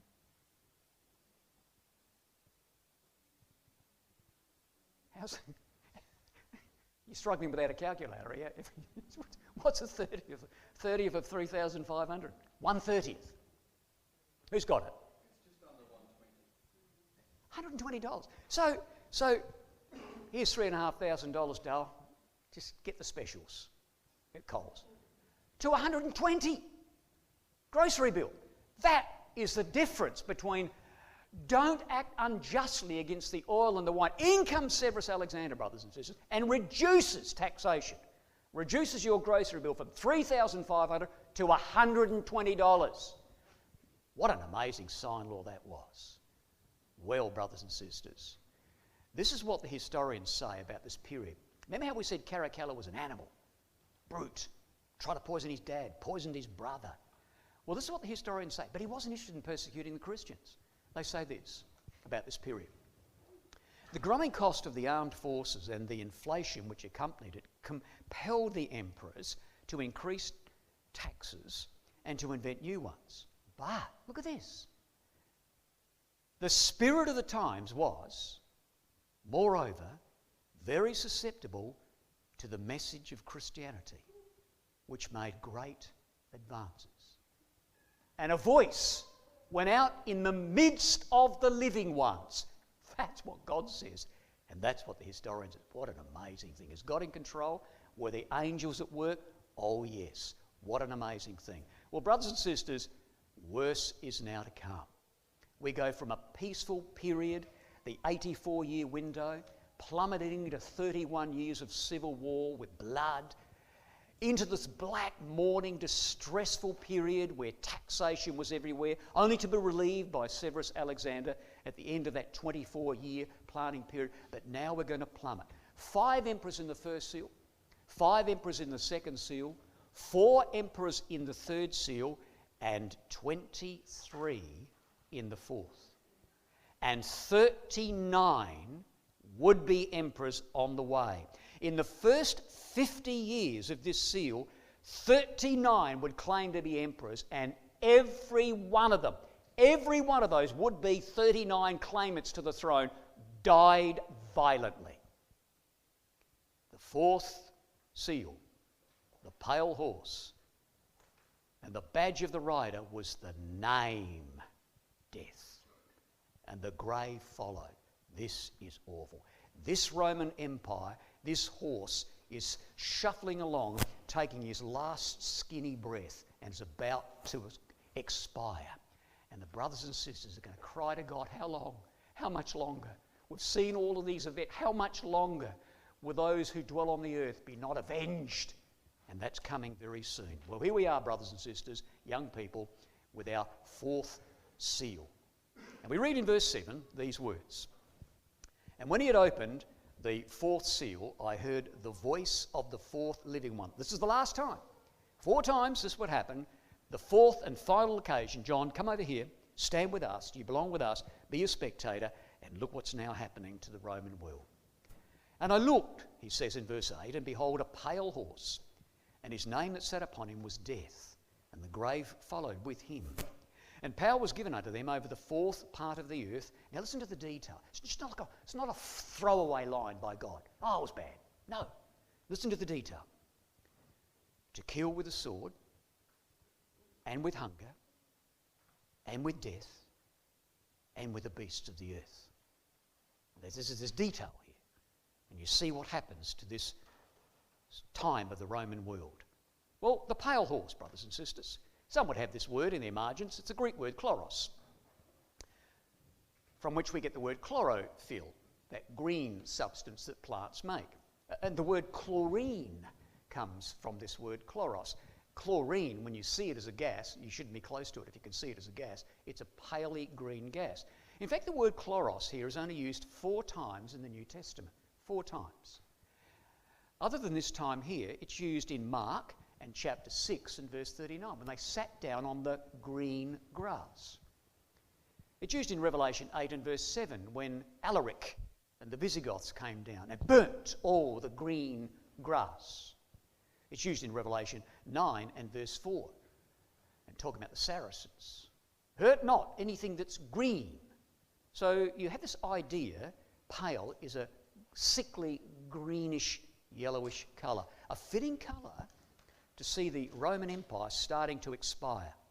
Because sadly, it's the colour that some people go just before they're about to die. That is a very apt description of the condition of the Roman world at this time. Well, brothers and sisters, Gibbon says this, just a succinct sentence about this period of the Roman world. Gibbon says, the animating health and vigour of the empire were fled. He wasn't reading Eureka. He wasn't reading Revelation 6, but this is a historian. Just to describe this period of the Roman world, just the animating health, and there it is, there's not much health and animation there. There was with the white horse, but not there. The animating health and vigour of the empire were fled. A succinct statement by historians. And of course, Bible prophecy is the mould, and history is poured into the mould God has predetermined, not the other way around. History confirming what God had already set in place. Well, brothers and sisters, power was given unto the grave and death over the fourth part of the earth. Now, we looked at this yesterday. We made the point, just establishing the point, that the earth was the Roman Empire. Do you remember Diocletian? He was the last emperor of the fourth seal, the first emperor of the fifth seal, Diocletian. And for ease of administration, he divided his empire into 4 prefectures, a tetrarchy, and we looked at that yesterday. So what we're reading now in the fourth seal is power was given with death and the grave over the fourth part of the earth. So brothers and sisters and young people, judgment is going to be brought home to the very heart and soul of the empire in preparation for the final overthrow in the sixth seal, the nerve centre. And once that happened in that fourth part, the rest of the empire would tumble like a series of dominoes. Look at the detail. Power was given to the grave and death. To what? To kill with the sword, and with hunger, and with death, and with the beasts of the earth. To kill with the sword. Now, we already looked at the word sword in the second seal was Machaira, the assassin's dagger.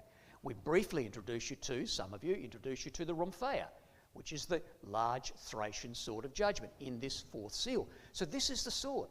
God is going to kill this part of the empire with the Rhomphaia sword. What does that mean? Why does God place that here? What's the relevance? Prophecy and history. We alluded to this, albeit very briefly. The first emperor of this fourth seal, the first emperor of these 23 emperors, was that man there who happened to come from Thrace. Thrace was circled there. His name was Maximin. Brothers and sisters and young people, he was a monster. He was an absolute monster. He was 8.5 feet tall. Now, to me, that's a monster. Could you imagine me standing next to him? And up he'd go. 8.5 feet tall. He was a monster. I don't know whether it's true or not. Can't believe everything you read on the internet, but some say that he was so big all over the place that he used to wear his wife's bracelet on his fat finger. Could you imagine that? A bracelet on... He was a monster. He was a Thracian peasant walking around. I don't know whether you walk naturally if you're 8.5 feet tall. Maybe he loped around the place. But there he was walking around, this Thracian peasant. He is going to become, this Thracian peasant, he's going to become the first emperor of the fourth seal period. But he's got to climb the ladder. He's going to climb it pretty quickly because he's 8.5 feet tall. You can take 3 or 4 steps as you go up. He's going to climb the ladder of success. Now, brothers and sisters, this is what happened. Interesting little historical stories to see how God and the angels were working.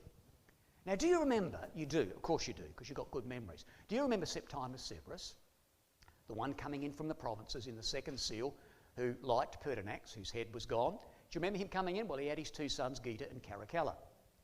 Now, Septimus Severus was wanting to put on a birthday party for his son Geta.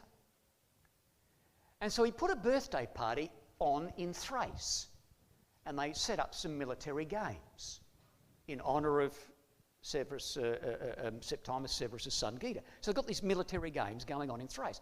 Now, while Septimus Severus is putting these military games on, there's this Maximin, this 8.5 foot bloke walking around, this Thracian peasant, while all this is going on. And he comes up to Severus and he says, I'd like to get a coronal wreath. Wreath. I'd like to get a coronal wreath. And Septimus Severus says, yeah, what do you want to go? He says, I want to go in the wrestling. Could you imagine that? 8.5 foot. I want to go on the wrestling. So he goes in the wrestling and he takes one on over his shoulder, over his shoulder, easy head over his shoulder. 16! Like 6 guns. So 16! And then he looks around for some sort of recognition by the emperor, Septimus Severus. He gone. He jumped on his horse and gone. So he starts running after him. I want to be seen. Who wouldn't see you? 8.5 foot tall. So he's running after Septimus Severus. He said, how'd you like that? And he said, it wasn't bad. He said, can you do it again? Sure. So back he goes into the wrestling. 7 more. He was on the move. And he was. And when he came to power, brothers and sisters and young people, when he finally got there, this Thracian peasant, if you said anything about his heritage, if you said anything about the fact that he had no blue blood in his veins, you're just an old Thracian peasant, he killed you. Not only did he kill you, anyone associated with you. Brothers and sisters, when you read the history, he just killed and killed and killed, even if there was a whisper about the lack of his blue blood in his veins. No one caught him. He was a very long Thracian sword, 8.5 feet long. What an amazing thing. God just happens to put that in with respect to that prophetic statement for us history. Well, brothers and sisters, then not only would there be this first emperor coming in who would use this Thracian sword with celerity, you then have hunger and death. This is what Gibbon says about this time period of hunger and death. Gibbon says famine is almost always followed by epidemic diseases. Famine, taxation, that's the third seal. That's the black horse. So the result, the spillover from the black horse comes into the pale horse period. The effect of scanty and unwholesome food. That's a carryover from the black horse period. Other causes must, however, have contributed to the furious plague, which from the year 250 to 260, 15 years of plague, raged without interruption in every province, in every city, almost in every family of the... brothers and sisters, during this period of the fourth seal, half the Roman Empire perished. Half perished. You imagine that. What's the population of Australia? 25 million? Could you imagine in 15 years, 13 or 14 million people dying? You do that on a yearly basis, and then a monthly basis, and a weekly basis. That is awful, brothers and sisters. That was terrible. Disease and famine. And therefore, not only that, they had to contend with the Thracian madman of Maximin, the 8.5 foot giant. Not only would they have to deal with the hunger and death as a carryover from the black horse, but also the beasts of the earth. What does that mean?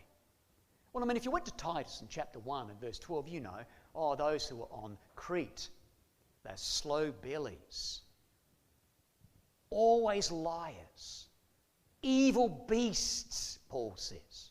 There were no beasts on Crete. There were no animals on. Human beings took their place. So these were evil beasts. These were people who were slow-bellied and liars. You couldn't trust them. Well, these beasts, brothers and sisters, in Revelation are talking about the barbarians, talking about the Germanic barbarians that would sweep across the Rhine and the Danube. And even the Persians were deemed barbarians by the Romans.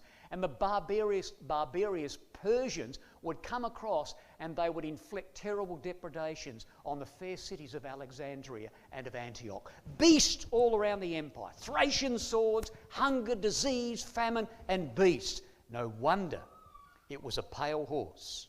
No wonder it was a chloritic horse. The colour just before death. The Roman Empire is about to expire. And there we are. There are the 23 emperors of the fourth seal. There's your great 8.5 foot Thracian peasant. And right down here at the end, the last emperor of the fourth seal is Diocletian. Diocletian. And what the historians tell us with respect to this period, this 68 years of death, murder, disease and famine, this is what they say. For nearly a half a century since the death of Severus Alexander. Do you remember him? 17-year-old. 1/3 He reduced taxation to 1/3. For nearly a half a century, for nearly 50 years since the death of the last emperor of the third seal, the Roman world had been on the verge of chaos. And the consequences were incalculable. The empire emerged from this period in a state of collapse. And wherever the barbarians, the beasts, had passed, they left behind waste and ruin, while the peasants, whose fields and homes were ravaged, had fled. And here comes, in this period, the last emperor, brothers and sisters, Diocletian. He was the greatest emperor to sit upon the throne in Rome since Octavian Augustus, the Caesar at the birth of Christ. Not since the Caesar at the birth of Christ had there been a greater emperor than Diocletian, the last emperor of the fourth seal, the first emperor of the fifth seal. And this Diocletian is going to be now to do something about what was going on in the Roman Empire. Now, brothers and sisters, if you were pagans living in the Roman Empire, you'll be saying, where are our pagan gods? What is going on? We've had black horses, we've had red horses, we've had pale horses, we've had crisis after crisis after crisis, taxation, death, beasts. Where are our pagan gods? Have our pagan gods lost their potency? Or maybe you will be saying as pagans, or maybe the Christian God is a potent punisher, and he was. And Diocletian comes on the throne, the greatest emperor since Octavian Augustus, and he's going to get rid of the crisis. He's going to bring back the glory to Rome. He's going to embellish the temples of Rome. And in the process, he's going to get rid of the Christians. Because his understudy, Galerius, was saying, it's the Christians, it's the Christians. We go in to read the entrails, we can't see anything in the kidneys. We can't see anything in the livers. Our crystal ball's all black. It's the Christians, it's the Christians. You get rid of the Christians and you'll get rid of the crises. And so Diocletian capitulated. Therefore, brothers and sisters, we have now the fifth seal. He's going to inflict terrible depredations on the... He's a funny man, was Diocletian in some ways. Funny man. He couldn't understand the Christians. He did not want to persecute them in the first place.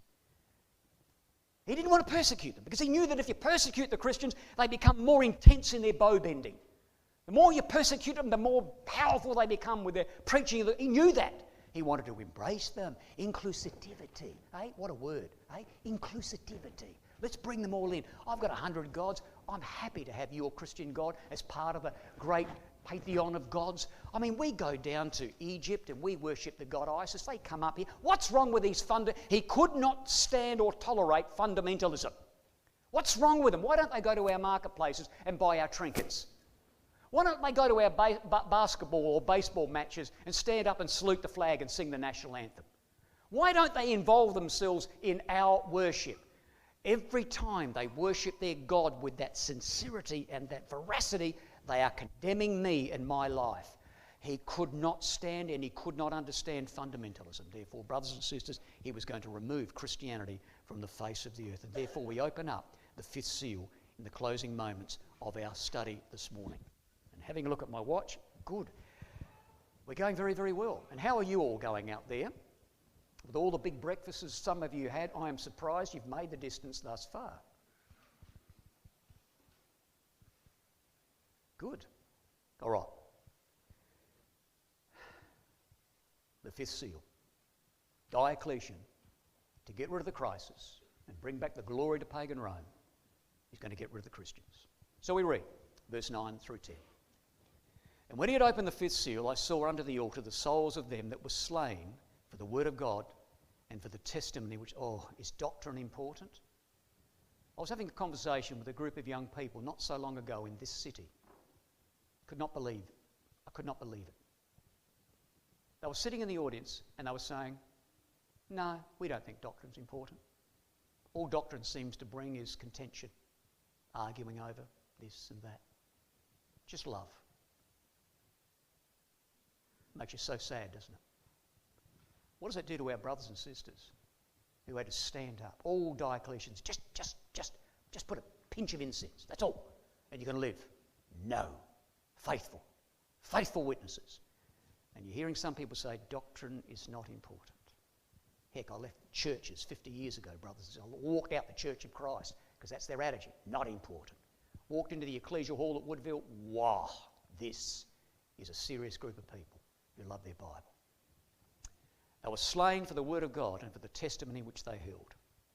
And they cried with a loud voice, saying, How long, O Lord, holy and true, dost thou not judge and avenge our blood on them that dwell on the earth? The souls under the altar. When he had opened the fifth seal, I saw the souls under the altar. Well, we know our Lord Jesus Christ in Hebrews 13 and verse 10 is our altar. We know in Leviticus chapter 4 and verse 7 that when they slew the sin offering, they poured the blood under the altar. We know in Galatians chapter 3 that if we're baptised into Christ, we're put on Christ. We are Christ's. And therefore, Brother Thomas brings those three quotations together in Eureka in a lovely little sentence. And he says this. In Eureka, volume 2, page 238. He says, when the faithful in Christ Jesus, those within the altar, when they die and they return to the parent earth without violence, they are underneath the altar sleeping in Jesus. But if they're made to lie underneath the altar by the blood-shedding cruelty of the enemy, their souls are said, as in the language of the fifth seal, to cry with a great or loud voice for the judicial vengeance on the murderers who poured out their soul blood unto death. That was our brethren. What a lovely little sentence, just wrapping those three quotations together as Brother Thomas does in Eureka. Well, brothers and sisters, we've made the point in our first class yesterday. There were the first four seals. A living one, a living one, a living one, and a living one. Here, there are no living ones in the fifth seal. And we said, didn't we? And the reason that is because when God looked down from heaven, the apostasy was growing and growing and growing, and the purity, those preserving the doctrine and their way of life, were becoming less and less. We made that point. Now I want to emphasise and I want to embellish that point here and prove that point here in this fifth seal. No living ones. Now look at these two quotations to reinforce the fact that there is no justification now to introduce the living ones, because there wasn't a significant number of our true brothers and sisters in the Roman Empire as we approach AD 300. We don't have to turn this up. You know the verse very well. Think about this. Matthew 5 verse 13. Jesus said, "You are the salt of the earth. But if the salt hath lost its savour, wherewith will the earth be salted?" White horse, salty earth. Red horse, sure, civil war. But our brothers and sisters, bow bending, sending out the sweet words of the covenant. Salty earth. The black horse period, salty earth. And a voice went out in the midst of the living ones. The pale horse period, a little less salty. And as you get past that fourth period, brothers and sisters, the earth is losing the potency of the saltiness of the purity of the gospel of Christ. And then, to cement that, you then come to this verse here, brothers and sisters, Revelation 6 and verse 11. Just turn that one up. We haven't done a lot of Bible turning. We've done no Bible turning. Just quickly turn that up. You probably have already got it on your laps. Revelation 6 and verse 11. Just want to pause for a minute or two, just looking at this little statement here to show to you that less salty, and therefore the Roman earth was going to be rolled away. Because the potency of the true brothers and sisters was becoming diminished by the overshadowing arch of the Roman apostasy. Well, when you come to Revelation 6 and verse 11, as we have on the screen, no living ones. Now we read this in verse 11. "And white robes were given unto every one of them. And it was said unto them that they should rest a little season until," now look at this, "their fellow servants also and their brethren, that they should be killed as they were, should be fulfilled." Now, brothers and sisters, the Diaglott says this, and Brother Thomas zooms in on this in Eureka, that they should rest for a little season until both their fellow servants, and their brethren should be killed. Who are these fellow servants? Are they the brethren? Are the brethren the fellow servants? Oh, I know, when you go later on in the Apocalypse, they're both interchanged. Not here. Not here. And this gives weight to the fact that no living ones are introduced, because their brothers and sisters are in the decline. Brothers and sisters, the fellow servants here, Brother Thomas in Eureka calls these fellow servants, he calls them primitive Catholics. He calls them Laodicean Christadelphians. He makes the point, he says, which is true, all Christadelphians are Christians. True? But not all Christians are Christadelphians. All brethren are fellow servants, but not all fellow servants are brethren. And these fellow servants, brothers and sisters, a line was drawn in the sand 50 years into the fourth seal. A line was drawn in the sand. And it became palpably obvious that the truth was being lost rapidly. And these fellow servants, Laodicean Christadelphians, primitive Catholics, were waiting. And God had caused them to exist, yes. They were waiting for their champion. These fellow servants were waiting for Constantine, their champion. The brethren were waiting for their champion, who was Jesus Christ. And if you want to just a little bit of proof here, you might like to just note next to Revelation chapter 6 and verse 11, you might like to note Isaiah 13 and verse 3 and 17. Because in Isaiah 13 and verse 3, God calls the Medes and the Persians my sanctified ones. So in Isaiah 13 verse 3, my sanctified ones are the Medes and Persians. God has said, I've set them apart that they may conquer Babylon. These fellow servants you could call sanctified ones in order that they might conquer the pagan Roman Empire. Brothers and sisters, these fellow servants could not do what the brethren could do. These fellow servants who are waiting for their champion, who is Constantine, these fellow servants, these primitive Catholics, these Laodicean Christadelphians are going to go to war. They're going to fight. They're going to put on armour and literally fight with Constantine. God raised them up for that reason. So a line was drawn in the sand. So be aware there's a difference between them. They had a purpose.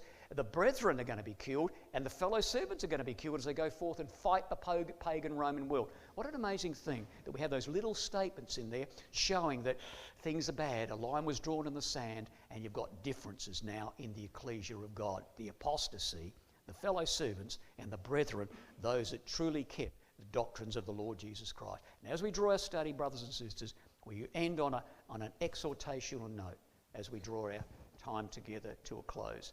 And yes, we're on time. Fantastic.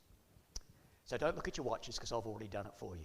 Now, brothers and sisters, here we are, Revelation chapter 5 and verse 10. And they cried with a loud voice, saying, How long, O Lord, holy and true? Do you know, of all the times in the book of Revelation, the word Lord here, only here, is the Greek word despotes. They call God a despot. How long, O despot, wilt thou not avenge and judge our blood on those upon the earth? I want to show you tomorrow morning why they call God a despot. Of all the places in the book of Revelation, but they make a cry, brothers and sisters. And their cry went up to God. These are our brethren and sisters who watched all these years, looked at prophecy, and seen God and the angels at work. How would you cry to God if you lived there? How would a man pray, brothers and sisters and young people? A man who's dragged into that arena, strapped to poles with all of this wood laid at his feet and burnt alive, to the scream and adulation of the crowds. How would a man pray in an arena like that, as his body is burning to the spectacle and entertainment of these ungodly people? How would he pray? Would it be the sort of a prayer that halfway through he would fall asleep? How would a woman pray? A mother, a wife, a daughter, being dragged into that arena, knowing that she's not going to come out. She's not going to see her loved ones. She's going to face all of these beasts that are going to tear her fragile body limb from limb. She's not going to leave that place. How would she pray? Would it be the sort of a prayer that drifted up to God and halfway through the prayer she would wander onto the mundane things of life? No, brothers and sisters. We're going to meet these brethren and sisters. We're going to stand next to them at the judgment seat. And they're going to say to you and me, how did you overcome? How did you overcome the awful persecution that's all they know? Those brethren and sisters know nothing about standing against those who will try to rob their hearts and minds from God. They know nothing else. And they'll say to you and me at the judgment seat, how did you overcome? How did you overcome the awful persecution that we know only happens to all brothers and sisters? What are we going to say? It was tough. Some of the studies in our ecclesia went 10 minutes overtime. It was tough. It was tough. I went into the hall one day and there was a brother there that said something nasty about me. He offended me. It was tough. There was a sister over there. She'd been gossiping about this. She hasn't got it. It was awful. Are we going to say that to our brothers and sisters? We'll hang our heads in shame. I'm not saying we have to be dragged through the arena, brothers and sisters, but we have to stand firm for Christ and stand with our brothers and sisters. They cried, how long? And we're going to answer that question, God willing, tomorrow morning, brothers and sisters. God answers the prayers of the saints. And lo, there was a great earthquake. Thank you.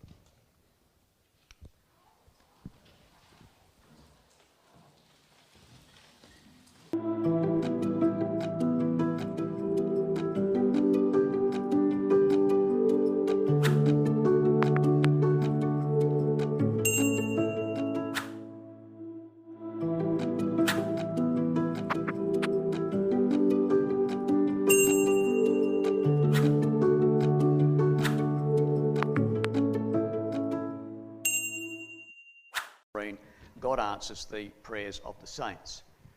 Now, you young people last evening were very, very energetic, lively. We hope that you are very alert this morning. We've got a challenge this morning, a particular challenge this morning and tomorrow morning, because as we enter the sixth seal, what we're going to do of necessity is we're going to couple Revelation 12 to the last 6 verses of Revelation 6. Many of us are aware of that, some not. So when you read the overview, if you like, of the sixth seal in Revelation 6, those 6 verses, to get the detail of this first great earthquake, you need to go to Revelation 12. And that's what we're going to do. This morning we're going to put our toe in Revelation 12. And tomorrow morning we're going to walk through Revelation 12 in a lot more detail and to face the challenge that Revelation 12 offers us. Because what happens, of course, when you go into the 12th chapter, which is the 6th seal, one of the centerpieces of Revelation 12 is the great red dragon. But the challenge to that is that the great red dragon changes into a Christian dragon. So instead of having one dragon in chapter 12, you have 2. Another centerpiece in Revelation 12 is a woman. That's how the chapter opens. A woman clothed with the sun, moon under her feet, crown of 12 stars. But the challenge is that woman, that one woman that we're introduced to in the first part of chapter 12, splits off. And another woman out of this woman runs away and ends up into a wilderness state. So you've got 2 dragons, and at the moment, 2 women. But the woman that runs away from this woman and is caused to be in a wilderness state by this woman, that woman that runs away is in fact 2 women. So in Revelation 12, you have 2 dragons and 3 women. Now, to add to the challenge of Revelation chapter 12, not all the verses run chronologically. You might be reading one verse. You're pointing at me, Andrew? Oh, thank you very much. The internet security is currently performing back. Well, that's very comforting to know that, isn't it? Well, okay. So thank you very much, brother, back there. No, I mean, that distracts you, but it doesn't distract me. The only thing that distracts me is brothers at the back, quite waving their hands. But there you go. So we'll get rid of that. So to add to the compound of that challenge, brothers and sisters and young people, is that not all verses run chronologically in chapter 12. In fact, you'll get some verses whereby you'll read the first part of the verse, which in fact should be placed at the end of the verse, and the end part of the verse should be placed at the beginning of the verse. So my advice to you is tonight, let's have an early lights out, about 7:30. And for coffee or for breakfast tomorrow, have 3 cups of coffee and 10 sugars. Don't worry about the diabetes. Just make sure that you're alert for the study. So we have a challenge before us. Well, brothers and sisters and young people, what we've done thus far is we've been tracking through and seeing how that the bow benders were going to weaken and weaken and weaken with sending out the words of the covenant. They're going to weaken the pagan Roman Empire until it's rolled away in the 6th seal. So we had that 84 years of peace. We then had that 31 years of civil war with the Machaira. We then had 24 years of the Black Horse, the mourning and depression, heavy taxation, remembering it was relieved at that end of the 24 years with Severus Alexander, that 17-year-old virtuous person in the sense that reducing taxation to 1/30th. And then we plummeted into this awful chloritic, pale yellowy, greeny horse, and there was death all around the empire. Half the empire perished. Now, we talked about in this 2nd seal how that you could go to Rome on a given day and 2,000 would die that day. Well, in this period here, it wasn't 2,000 in Rome, it was 5. So you would go on a certain day and it would not be unusual to see 5,000 perish in a day, notwithstanding half the empire perished in the process. So we didn't have 5 emperors, we didn't have 5 emperors, we didn't have 4 emperors, we had 23 emperors and those 39 would-bes who all died violently. Now we ended up with Diocletian. Diocletian being the last emperor of the 4th seal, and he would then transist into the 5th seal and be the first emperor of the 5th seal. Now, just to make sure we've got our dates right here, and a couple of people did ask me about some dates. Now, you see there, not so clear, but you see there is the 5th seal, 303 through to 311, 8 years of terrible persecution to our brothers and sisters, the souls under the altar that cried. However, when Diocletian bridges the 4th into the 5th seal, this is where you see Diocletian. He reigned for about 20 odd years, and he did not, when you come into the 5th seal here, he did not see all of those 8 years. Yes, he brought in the persecution, but a couple of years after the 5th seal began in 303, in 305, Diocletian got ill and he stepped down from the throne. So even though he comes in, he only comes in for 2 years in the 5th seal, and other emperors took over thereafter. Now Diocletian, just a couple of minutes, and we did finish our study yesterday on this note.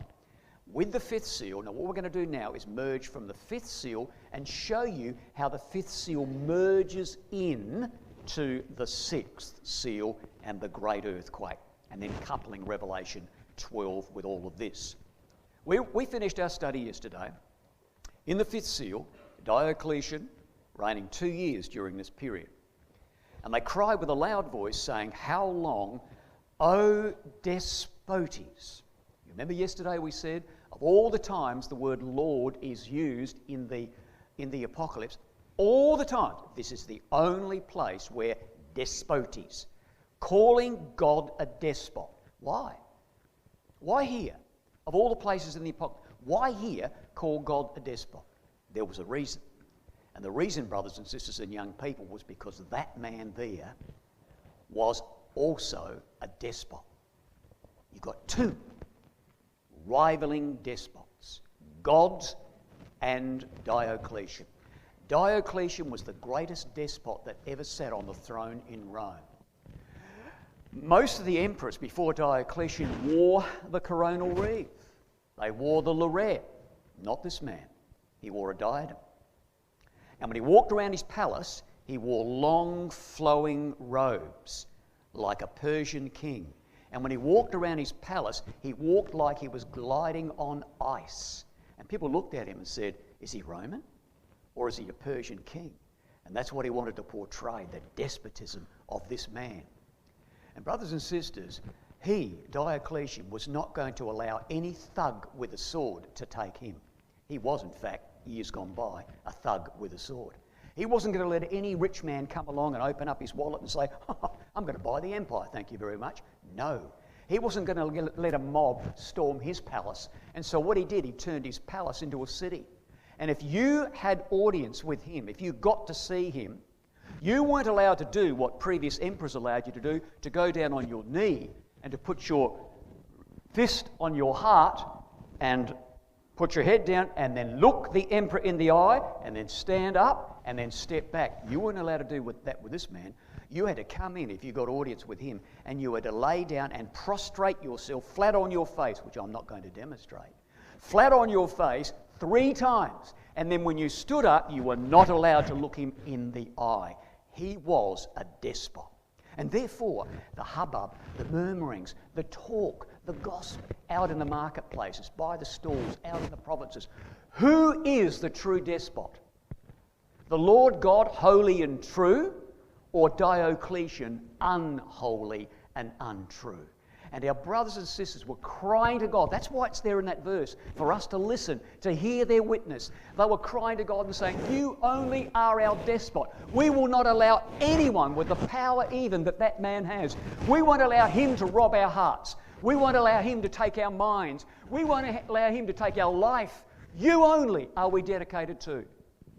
That's why that little verse is put in there, to show the challenge that faced our brothers and sisters.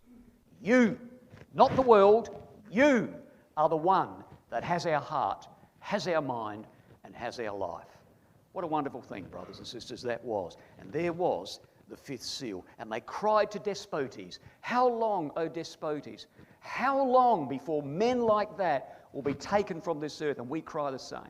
We're waiting for all of these despots in the world to be taken away and honour to be given to the true despot in heaven. So they asked the question, how long?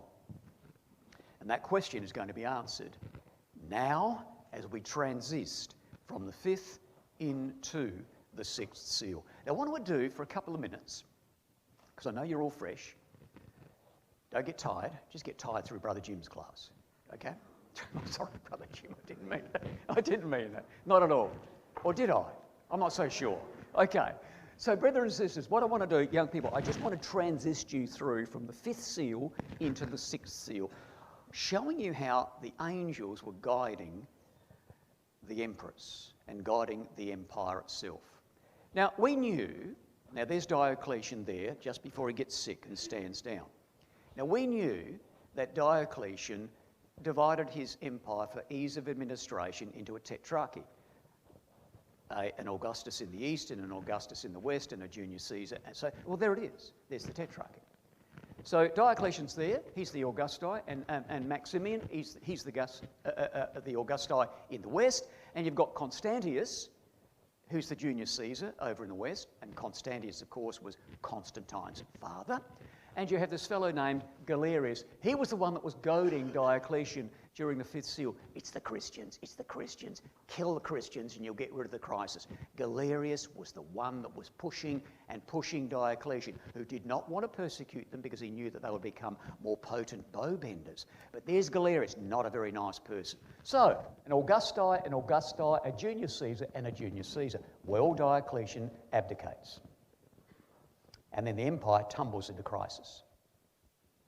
You've got Maximian, who is the Augusti in the west, and Galerius picks up the baton from Diocletian and becomes the Augusti in the east. And then you had a usurper come on the scene, Maxentius. Comes into Rome, he's a usurper, but he promises the Christians great relief. He weeds his way into Rome. He's going to be dealing with Constantine or vice versa. And then you have another person come on the scene, Licinius, who would become Constantine's brother-in-law. He would marry Constantine's sister. And then you have another fellow down here who was a terrible pagan. His name was Maximin, not to be confused with the 8.5-foot Thracian peasant running around, soon to be emperor. So there you have now, how many? 1, 2, 3, 4, 5, 6. He's still in the background, just controlling the puppet strings. But you've got 6 emperors. We've got to get down to 3, because Revelation 12 demands it. God demands it. The angels are going to make sure it happens. We've got to go from 6 down to 3. Why? Well, of course, in Revelation 12, we read things like, and the dragon drew the 3rd part of the stars of heaven. Drew the 3rd part. We haven't got 3 parts here yet. So, what happens now, brothers and sisters and young people? Maximian stands down from the throne, and now you've got Constantius taking the role of the Augusti in the east, Constantine's father. But then Constantius dies, and the men over in York, in England, all rally around Constantine enthusiastically, and they elect Constantine as the emperor. That very much agitated Galerius. They did not follow the men over here Roman protocol. He's an Augusti. You fellas over there are just soldiers. You just can't do that.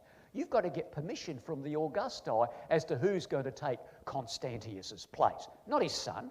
And that really, really agitated Galerius, because Constantine was pro-Christian. He wanted to put somebody in that was a pagan through and through. So the intense agitation gathers momentum in the Roman Empire. Well, Constantine now realises that unless he deals with Maxentius in Rome, then Constantine's life and position are in peril. So Constantine now needs to move down before Maxentius moves up. And down he comes with his soldiers after Galerius dies. So down Constantine comes, and is about now to face and fight the greatest battle of his life. And some of you know that that battle took place about 14 kilometres out of Rome at Milvian Bridge. Now, the story goes, I think many of us are aware of the story, that when Constantine got to Milvian Bridge, he claims to have had a vision. He claims to have seen the sun and a cross superimposed on the sun, and heard a voice say to Constantine, "In this sign, conquer." What did Constantine do? He's outside, 14 kilometres or so from Rome. He's going to kick out Maxentius, hopefully, the pagan emperor, and position himself in Rome. He gets this sign. In this sign, conquer. And immediately, brothers and sisters and young people, he gets his soldiers to paint on their shields this sign. There is the name Christos, Christ, in Greek. There is Chi Rho, the first 2 letters of the name of Christ, XP, Chi or Chi Rho. There is the banner under which the labarum, the military standard, under which Rome would march with Constantine. XP, Chi Rho, the first 2 letters of the Lord Jesus Christ's name. And with that, he marched in to Rome and defeated the pagan emperor Maxentius. Constantine now, in 312, is the ruler of the West. We now, brothers and sisters and young people, are going to hear the answer to the cry of our brothers and sisters, "O despotes, how long before the pagan world is removed?" Well, God is setting the scene for the war in heaven, and a dragon and a man-child. We've now got 3 emperors and 3 thirds. And we're going to see tomorrow, God willing, we're going to see how this and other quotations are going to now be fulfilled, God having set the scene.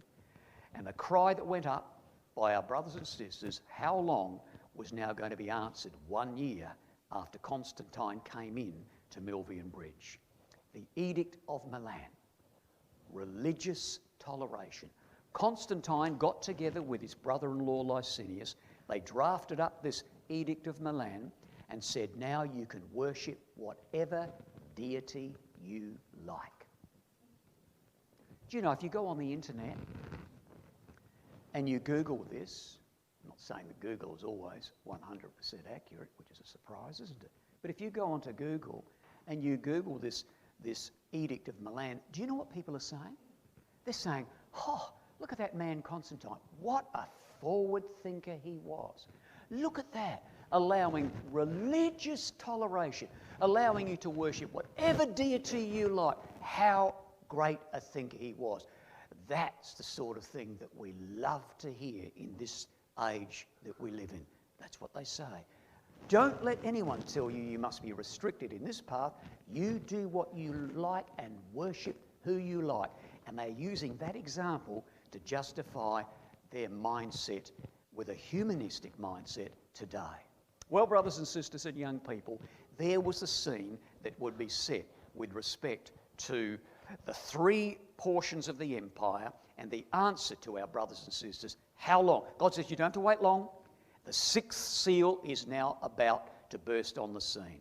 So, brothers and sisters, the sixth seal, the great earthquake. Now, Constantine comes in 312, just after the end of the fifth seal.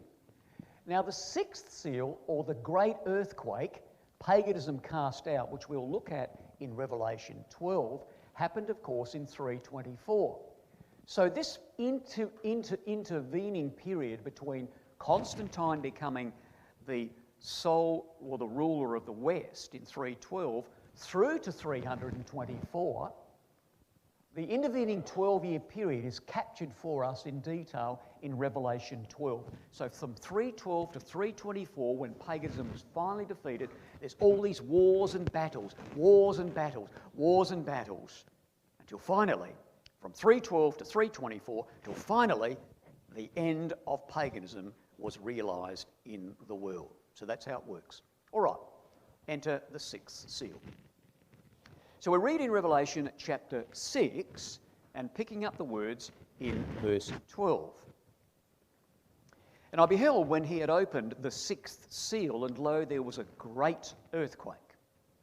And the sun became black as sackcloth of hair, the moon became as blood, the stars of heaven fell to the earth, even as a fig tree casteth her untimely figs, when she is shaken of a mighty wind. And the heaven departed as a scroll when it is rolled together. And if you think you are rock solid and immovable as a person in this world, think again. Every mountain will be removed.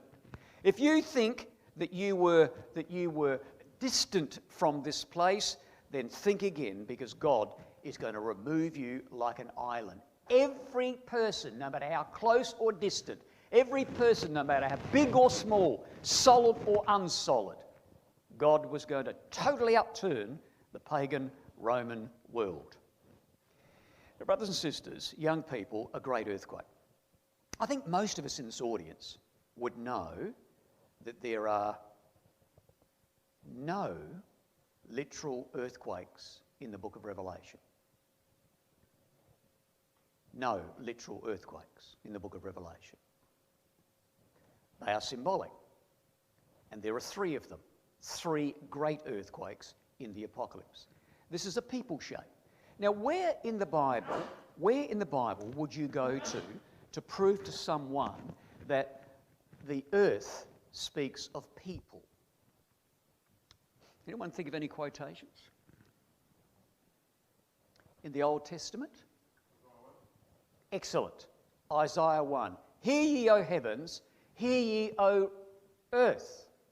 And then it goes on further. Well, let's have a look at that. I think we've got that one under there. Isaiah 1 verse 2 and then verse 10. Ye rulers of Sodom and you people of Gomorrah, or is it the other way around? You rulers of Gomorrah and you people of Sodom? I think it's you rulers of Sodom and you rulers of Gomorrah. So the people are the earth in Isaiah. Let's quickly turn that one up, just in case our young ones haven't seen that one. And then I want to take you to another quotation with a little warning attached to it. So Isaiah chapter 1, where earth is referenced as people, very familiar to many. Verse 2. So hear ye, O heavens, give ye ear, O earth. Now the interpretation and the answer, of course, is in verse 10. Here are the heavens and here are the earth. So verse 10, hear ye the word of Yahweh, ye rulers, you heaven of Sodom, out of verse 2, and you people of Gomorrah. So you've got heavens and earth, people and rulers. Now we won't look at Deuteronomy 32 and verse 1, that's an excellent one. If you go to Deuteronomy 32 and you're taking notes in verse 1, then scan back to Deuteronomy 31 and the couple of verses as they lead in to Deuteronomy 32. Very easily for the context to pick that up. Now, brothers and sisters, I want to say this. Some people, including Christadelphians, sad, true, but sad. Some look at this earthquake and they look at Revelation chapter 12 and they go, fig tree. Heavens departing. This is Israel. The beast is Israel. Brothers and sisters, this is a very excellent quotation to jot next to this verse in Revelation 6. And the heaven departed as a scroll. This is the political heaven of Rome. But some say, no, this is about Israel.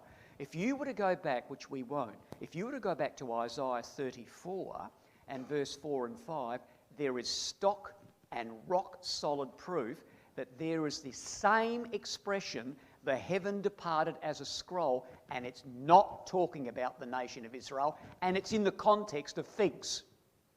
So just make a note of that one. If anyone says to you, fig tree, this is Israel. No, go to Isaiah 34 and verses 4 and 5, and it's talking about Edom.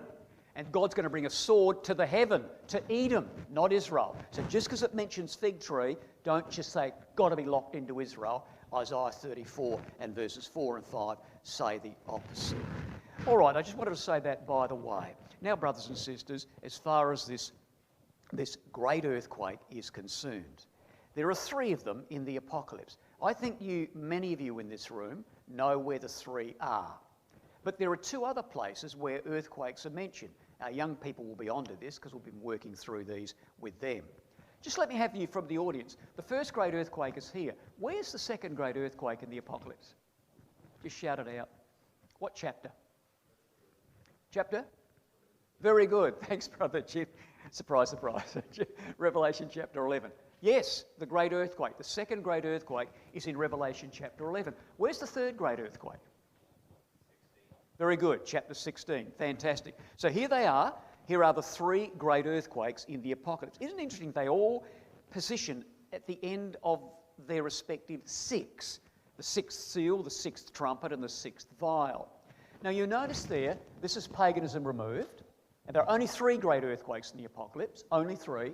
This is the French Revolution, the removal of the French aristocracy and the Catholic hierarchy. And here we've got the third great earthquake.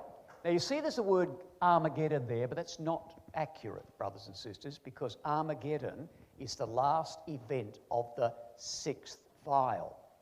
The third great earthquake is the seventh vial.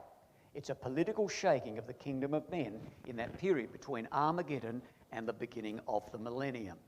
So, three great symbolic or political earthquakes. Now, you will come across, there they are there are the quotations. Chapter 6 verse 12, chapter 11 verse 13, and chapter 16 verse 18. You'll come across two other places where the earthquake is mentioned. Just want to tap into that one so we don't stumble over this. So I'll just get you to have a look at very quickly. Let's go first of all to Revelation 11 and verse 19. Just make sure that we don't get confused about these other two earthquakes. There's only three ones that are mentioned as being great. You don't see the word great attached to chapter 11 and verse 19, nor chapter 8 verse 5. So what are they? Well, in Revelation chapter 11, we have in verse 14, the second woe is past, and behold, the third woe cometh quickly.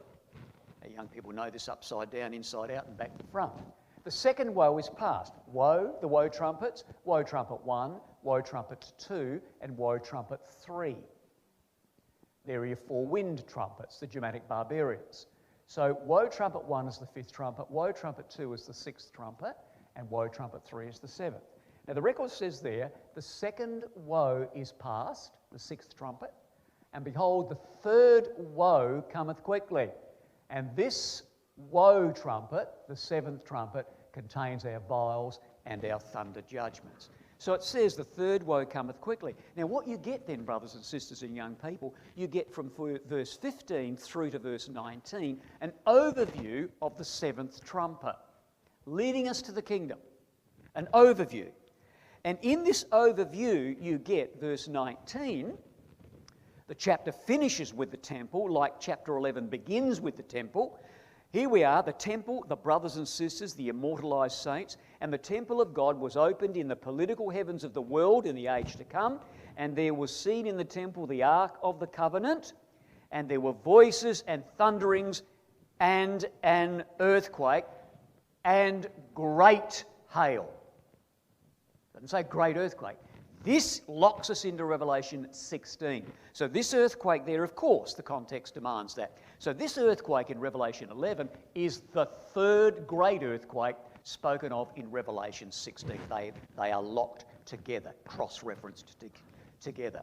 All right, that's the easy one. Let's just now quickly just have a look at Revelation 8, which is the only other occasion where the word earthquake occurs. Revelation 8 and verse 5.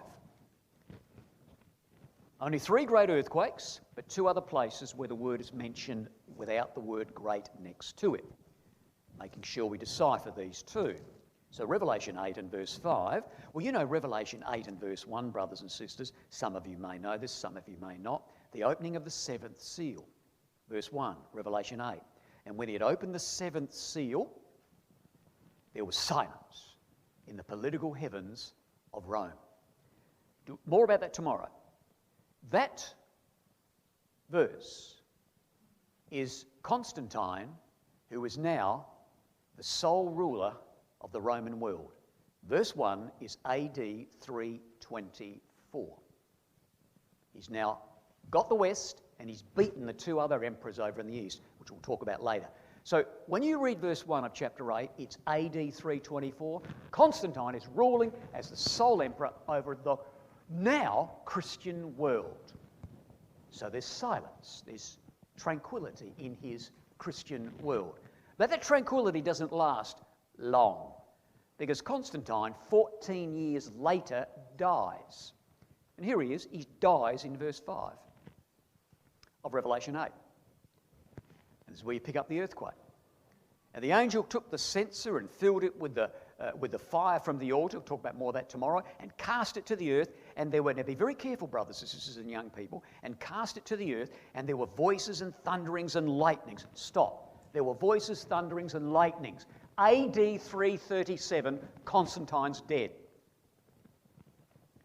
Verse 1, he's ruling the west and the east, and it's 324. You come to verse 5 here, it's 337, Constantine's dead, and there were voices and there were thunderings and there were lightnings, and his sons were bickering with each other, trying to carve up the empire. There was chaos, and there were bishops over in Alexandria, and bishops over in Antioch, and bishops over in Rome, all arguing and bickering. Who is Jesus Christ? Is he a man? Is he a God? All this stuff was going on in the empire. There was voices and thunderings and lightnings in the Christian world.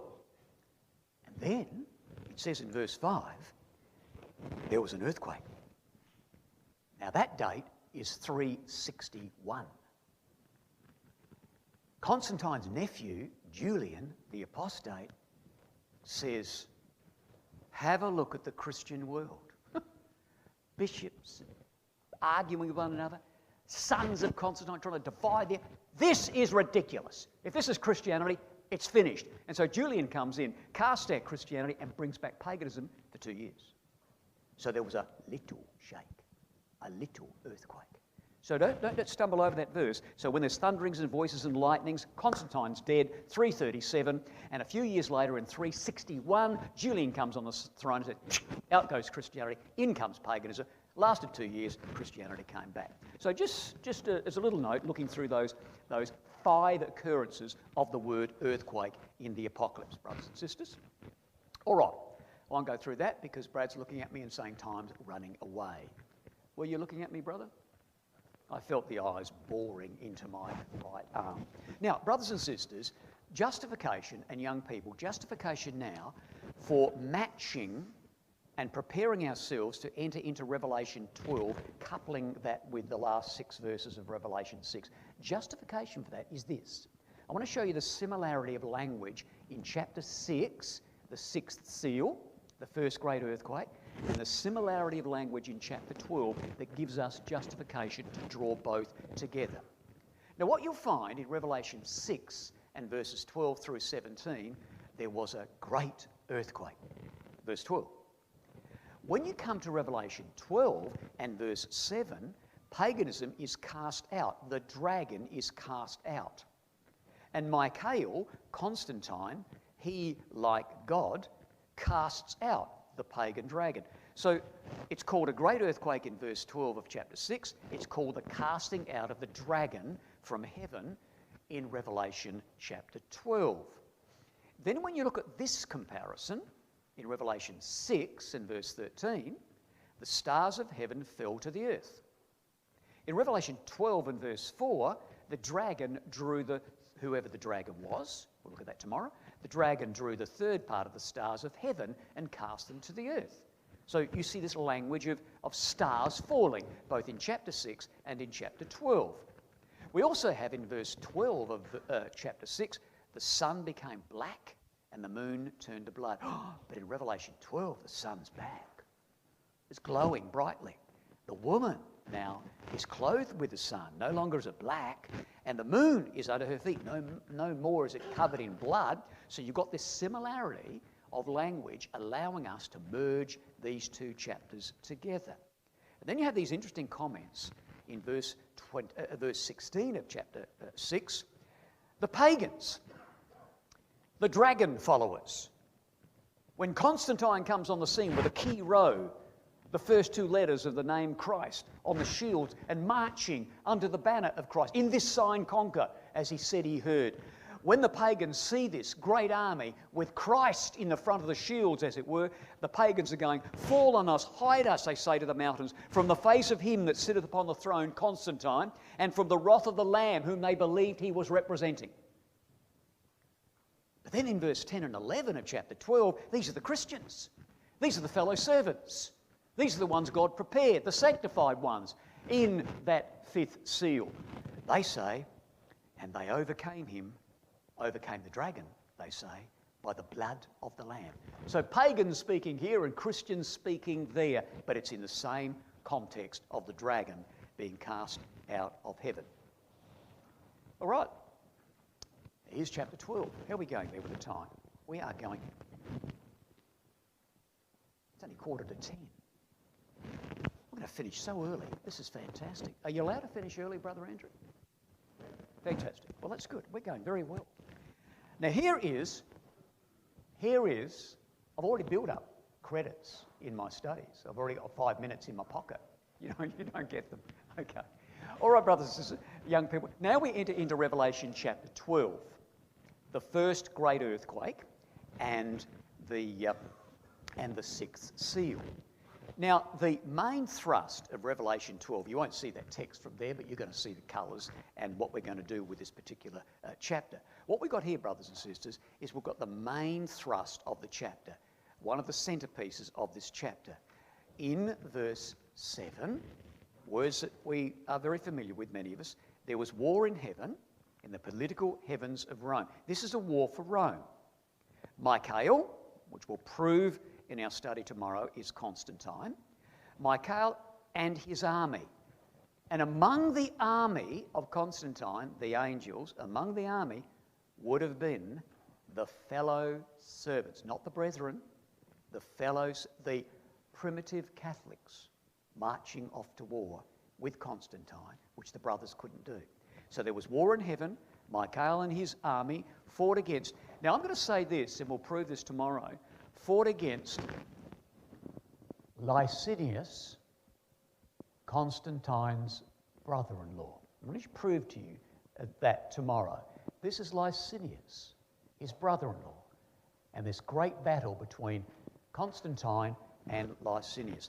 And the dragon, Licinius, fought with his army, and the great dragon, Licinius, was cast out, that old serpent. And we'll look at that tomorrow as well, why those titles are given.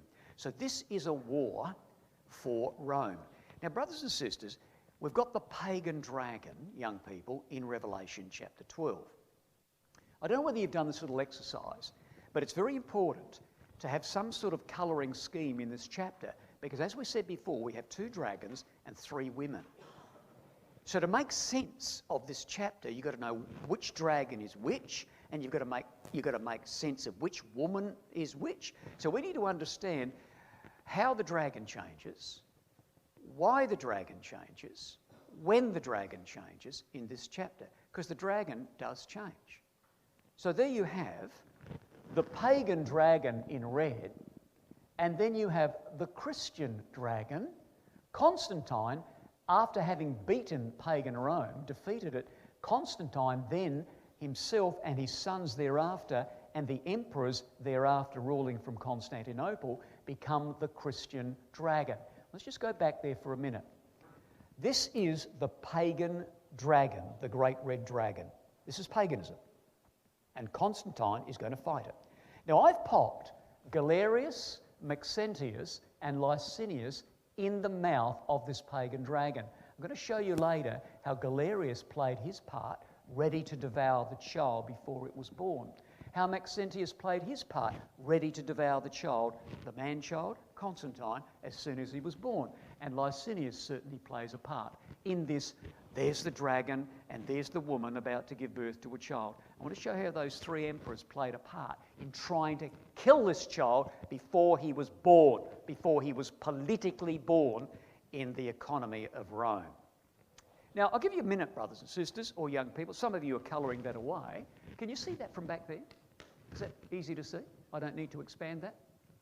Just showing off. If you can see it from back there, it means your eyes are very good. I just wanted to show you that I'm kind of like tech savvy. Isn't that amazing?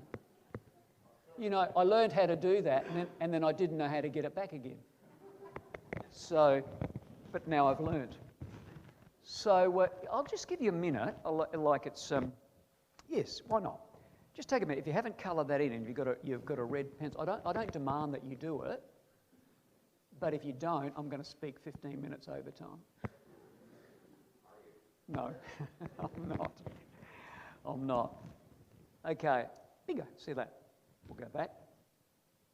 All right, if you can all see that, yeah, I think, brothers and sisters, just take a minute. It's worth taking the minute, because if you don't do it now, you may not do it at all. And it's going to be very, very helpful as we go through Revelation chapter 12.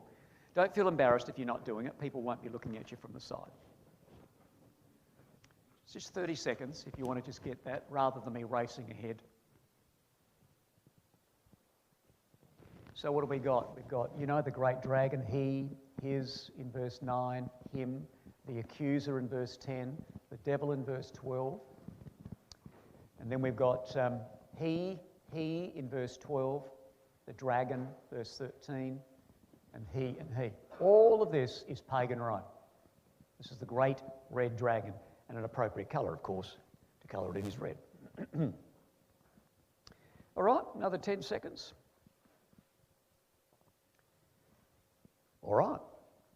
Now, when you come to the dragon changing, which we will look at in detail tomorrow, Constantine, after having defeated pagan Rome, defeated his brother-in-law Licinius, he now becomes the Michael, the man-child.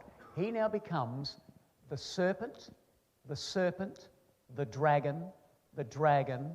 He is a Christian adversary, a Christian dragon to the brothers and sisters. Some of you might be looking at that and going, okay, I can see that in Revelation 12, but what is going on here? How come the dragon, the Christian dragon, spills down here into chapter 13? Well, the reason it spills down into chapter 13, brothers and sisters, some of you will know this verse, the dragon gave power and his seat and his authority in Revelation 13 to the beast. So the military rulers, the Christian emperors in Constantinople, Constantine's sons, and thereafter, you know, your Justinians and your all the other emperors in Constantinople, they became the Christian dragon in Constantinople. So this in chapter 13 is referring to those Christian Catholic emperors ruling from Constantinople and then giving power to the bishop in Rome. That's why it spills down into Revelation 13. Christian dragon is still there in those centuries to follow. All right, we'll move on from that, brothers and sisters. And here's a question. How do we know, how can we prove that this dragon, be it pagan or be it Christian, in this sixth seal, this war in heaven, this great earthquake, how can we prove that that's Rome? If somebody came up to you and said, surely not, how would you prove it?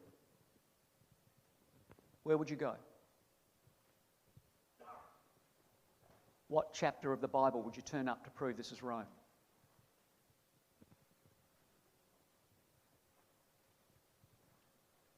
Nobody's listening to me, they're all colouring in. No problems at all. Brothers and sisters, would you not, some of you might go back to Daniel 7. That kind of helps us a little bit, but not the way we need to be helped. Here we've got a dragon, pagan and Christian, with 7 heads, 10 horns. Where would you go? Absolutely. Thank you very much. Revelation 17. This is an amazing chapter and an amazing verse to really prove that the dragon in Revelation 12 is in fact Rome. We know in Revelation 17 that the woman that sat on the beast was that great city that reigns over the kings of the earth. We know that. But when you come to Revelation 17, this is the simple bit. We know this. The 7 heads. So let's have a look at Revelation 17 first, brothers and sisters. And I love doing this with young people. I love going to young people and saying, now I want you to come here and I want you to read this verse. So we go to Revelation 17 and we read this verse, or these verses, in Revelation 17, and verse 9. Here is the mind which hath wisdom. The 7 heads are 7 mountains on which the woman sits. Okay, we're given a geographic location of this dragon. And there are 7 forms of government. 5 are fallen, one is yet to come. When he comes, he must continue a short space. The one that was and is not, even he is the 8th, and is of the 7, and goeth into perdition. So what I get young people to do is I get them to say that over and over again. 5 are fallen, one is yet to come. When he comes, he must continue a short space. The one that was and is not, even he is the 8th, and is of the 7, and goeth into perdition. And when they say that, like that, I go, now did you understand that? And they go, no way did I understand that. We need to understand that so simply with a little diagram. But the first thing we're given is the 7 heads are 7 mountains. Well, there are other cities that sit among 7 hills. So this doesn't really rock solid it for me. So we've got this. Well, here's a coin in the British Museum. This would have been around. This was minted in 71 AD during the reign of Vespasian. So people would have been familiar with this symbol of Rome as a woman sitting among 7 hills. That's pretty straightforward. But the real cementing of the proof is, and there are 7 kings, 7 forms of government. 5 are fallen, one is, and the other is not yet come. Now, the 5 forms of government that had fallen, here's John in AD 96. He's writing this, and he's saying, rightio, the 7 heads, John, you didn't understand it before, the 7 heads are 7 forms of government. Okay, 5 forms of government are fallen. Now, John would have known those 5 forms of government with respect to Rome. In 700 BC, Rome was ruled over by a king. They had a regal form of government, 700 BC. 200 years later, in 500 BC, Rome became a republic. And Rome, therefore, during the republic period, was ruled over by consular, dictatorial, decemviral and tribunitial forms of government. Now, with the consular form of government, they had 2 consuls that ruled. The Senate was there in an advisory capacity with respect to legislative matters. The people had a say through the Senate, but there were 2 consuls that ruled as a form of government. The trouble was, brothers and sisters, they had in Rome these agitations of society. And they had the patricians, which were the upper class, and the plebeians, which were the lower class. And they were constantly infighting. The patricians, upper class, the plebeians, lower class. So here are these two consuls ruling, and you've got these agitation issues going on in Rome. We've got to sort it out. And every now and then, when Rome had problems on their border, or they had problems internally, they brought in a dictator to sort it out. So they had a dictatorial form of government. But they still had these problems going on in Rome between the upper class and the lower class. So what they did on one occasion, they said, we need to go to Greece and find out how they set up their ruling system. So they came back with 10 laws. 10. Decem viral. Well, this problem between the plebeians and the patricians kept going on. And in the end, the plebeians, the underclass, kept pushing their tribunes forward to be elected.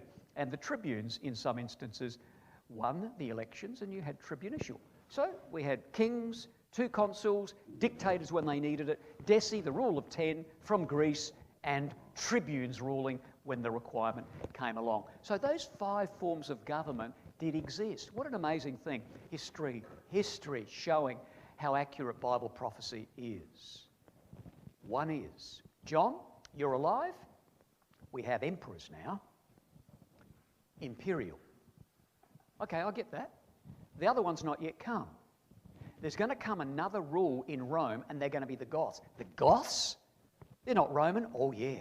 The Goths came in as barbarians, but they were Roman, like they were Roman as Roman. The Goths loved the Roman ways. They dressed up in all the regalia. They loved the Roman ways. And in came the Goths in Rome and ruled for a period of 60 years. The other is not yet come.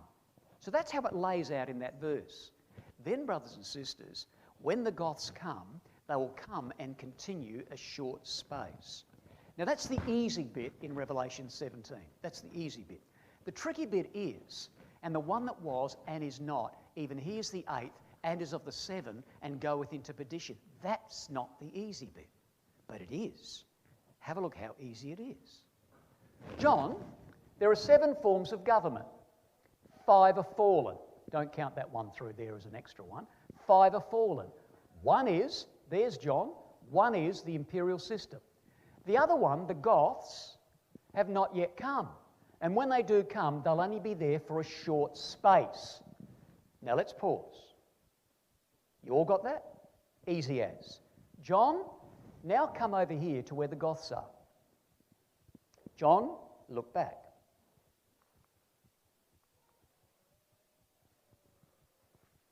When he comes, he must continue a short space. Okay, John, look back.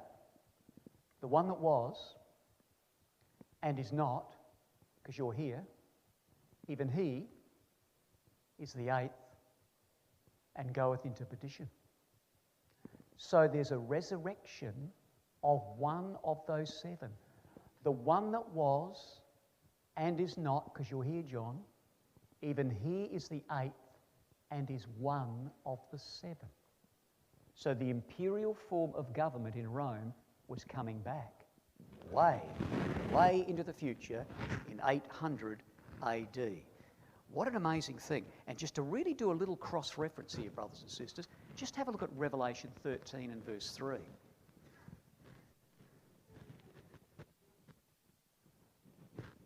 Revelation 13 and verse 3 is exactly what Revelation 17 and verse 10 is saying here. One of those forms of government, one of those heads is coming back. Well, that's what it says in Revelation and chapter 13 and verse 3. Here's a 7-headed dragon. Here's a 7-headed beast. It's the same beast, but in a different stage of its development. And here we are in Revelation 13 and verse 3. And I saw one of the 7 heads, that's what we talk about, was as it were wounded to death, but the deadly wound was healed.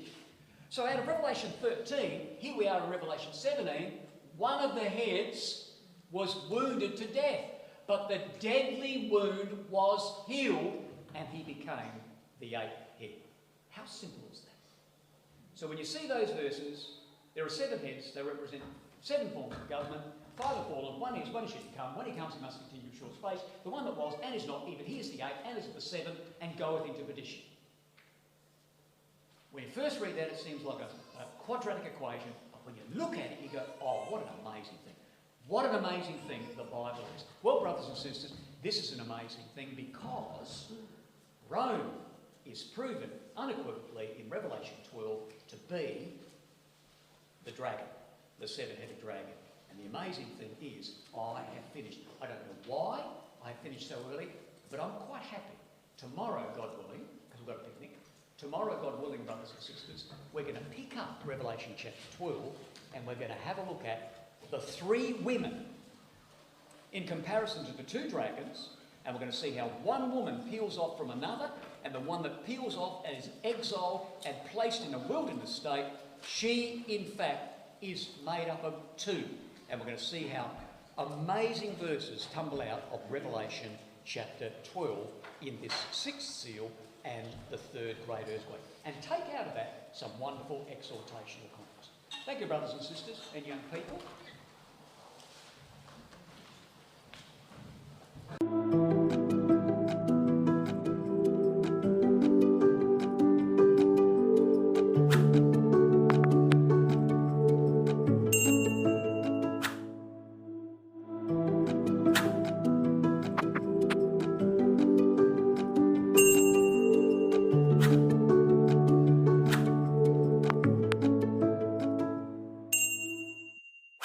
Now, in our last session together, we just put our toe, as it were, in Revelation 12. And of course, as of necessity, connecting the last 6 verses of Revelation chapter 6, the sixth seal, to Revelation chapter 12. As we said, Revelation 12 contains all that detail about the first great earthquake, about the sixth seal. So having put our toe in Revelation 12 yesterday, we're going to put both feet in that chapter this morning and walk through some of the amazing prophecies and drama of this chapter. Challenge, yes.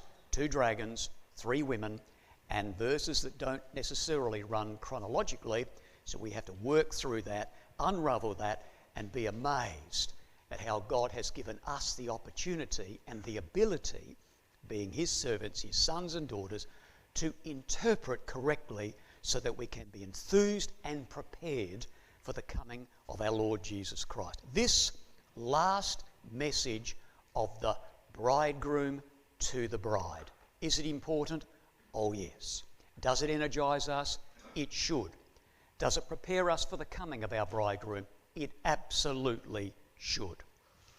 Well, we connected the 5th seal to the 6th seal by briefly walking through some of the history, and we made the point that our brothers and sisters in the 5th seal cried, "How long, O despotes?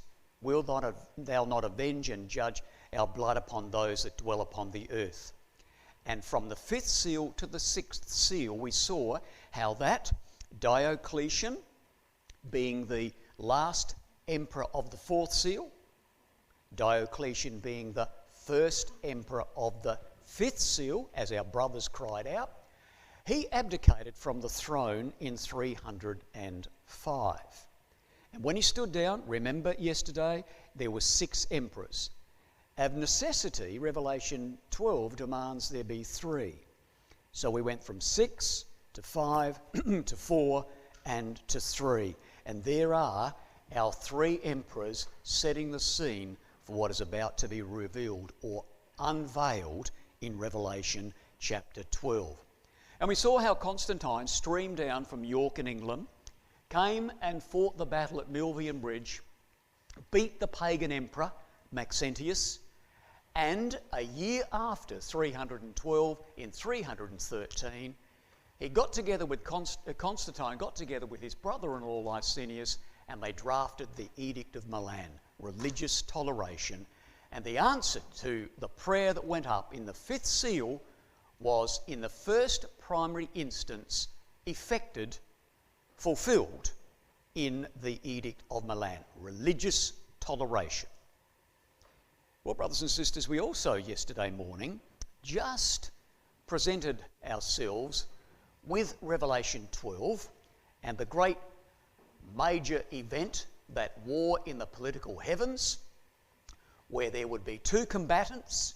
There would be the Michael and his angels, and there would be the dragon and his angels. And we did a little colouring exercise. Some of you did that, some perhaps not, but we can do that perhaps later on, where all of those in red are the pagan Roman Empire, the pagan dragon. And the second combatant in this great drama would, of course, be Michael, or the man-child. And when you look at Revelation chapter 12, this Michael, or this man-child, is her child.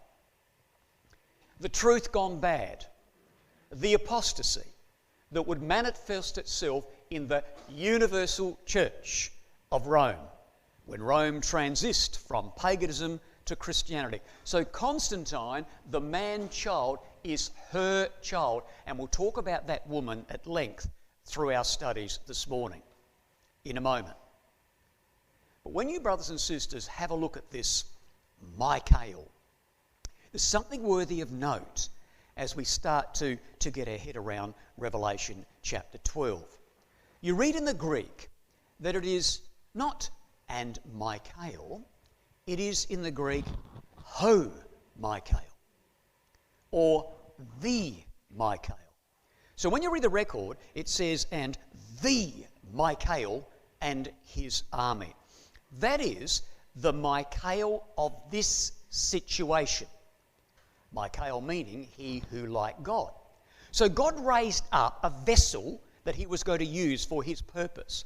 He would be he who like God for this situation in God's economy, in the history of the world. You see that sort of tumble out as you focus in verses like this. When you have a look at this verse here, in verse 5, she brought forth, that is the apostate woman, the truth gone bad, the Catholic Church. She brought forth a man-child who was to rule all the nations with a rod of iron. And her child was caught up unto God to his throne. Now what we're going to see is we're going to see that this Michael for this situation is actually going to be a type of the Lord Jesus Christ.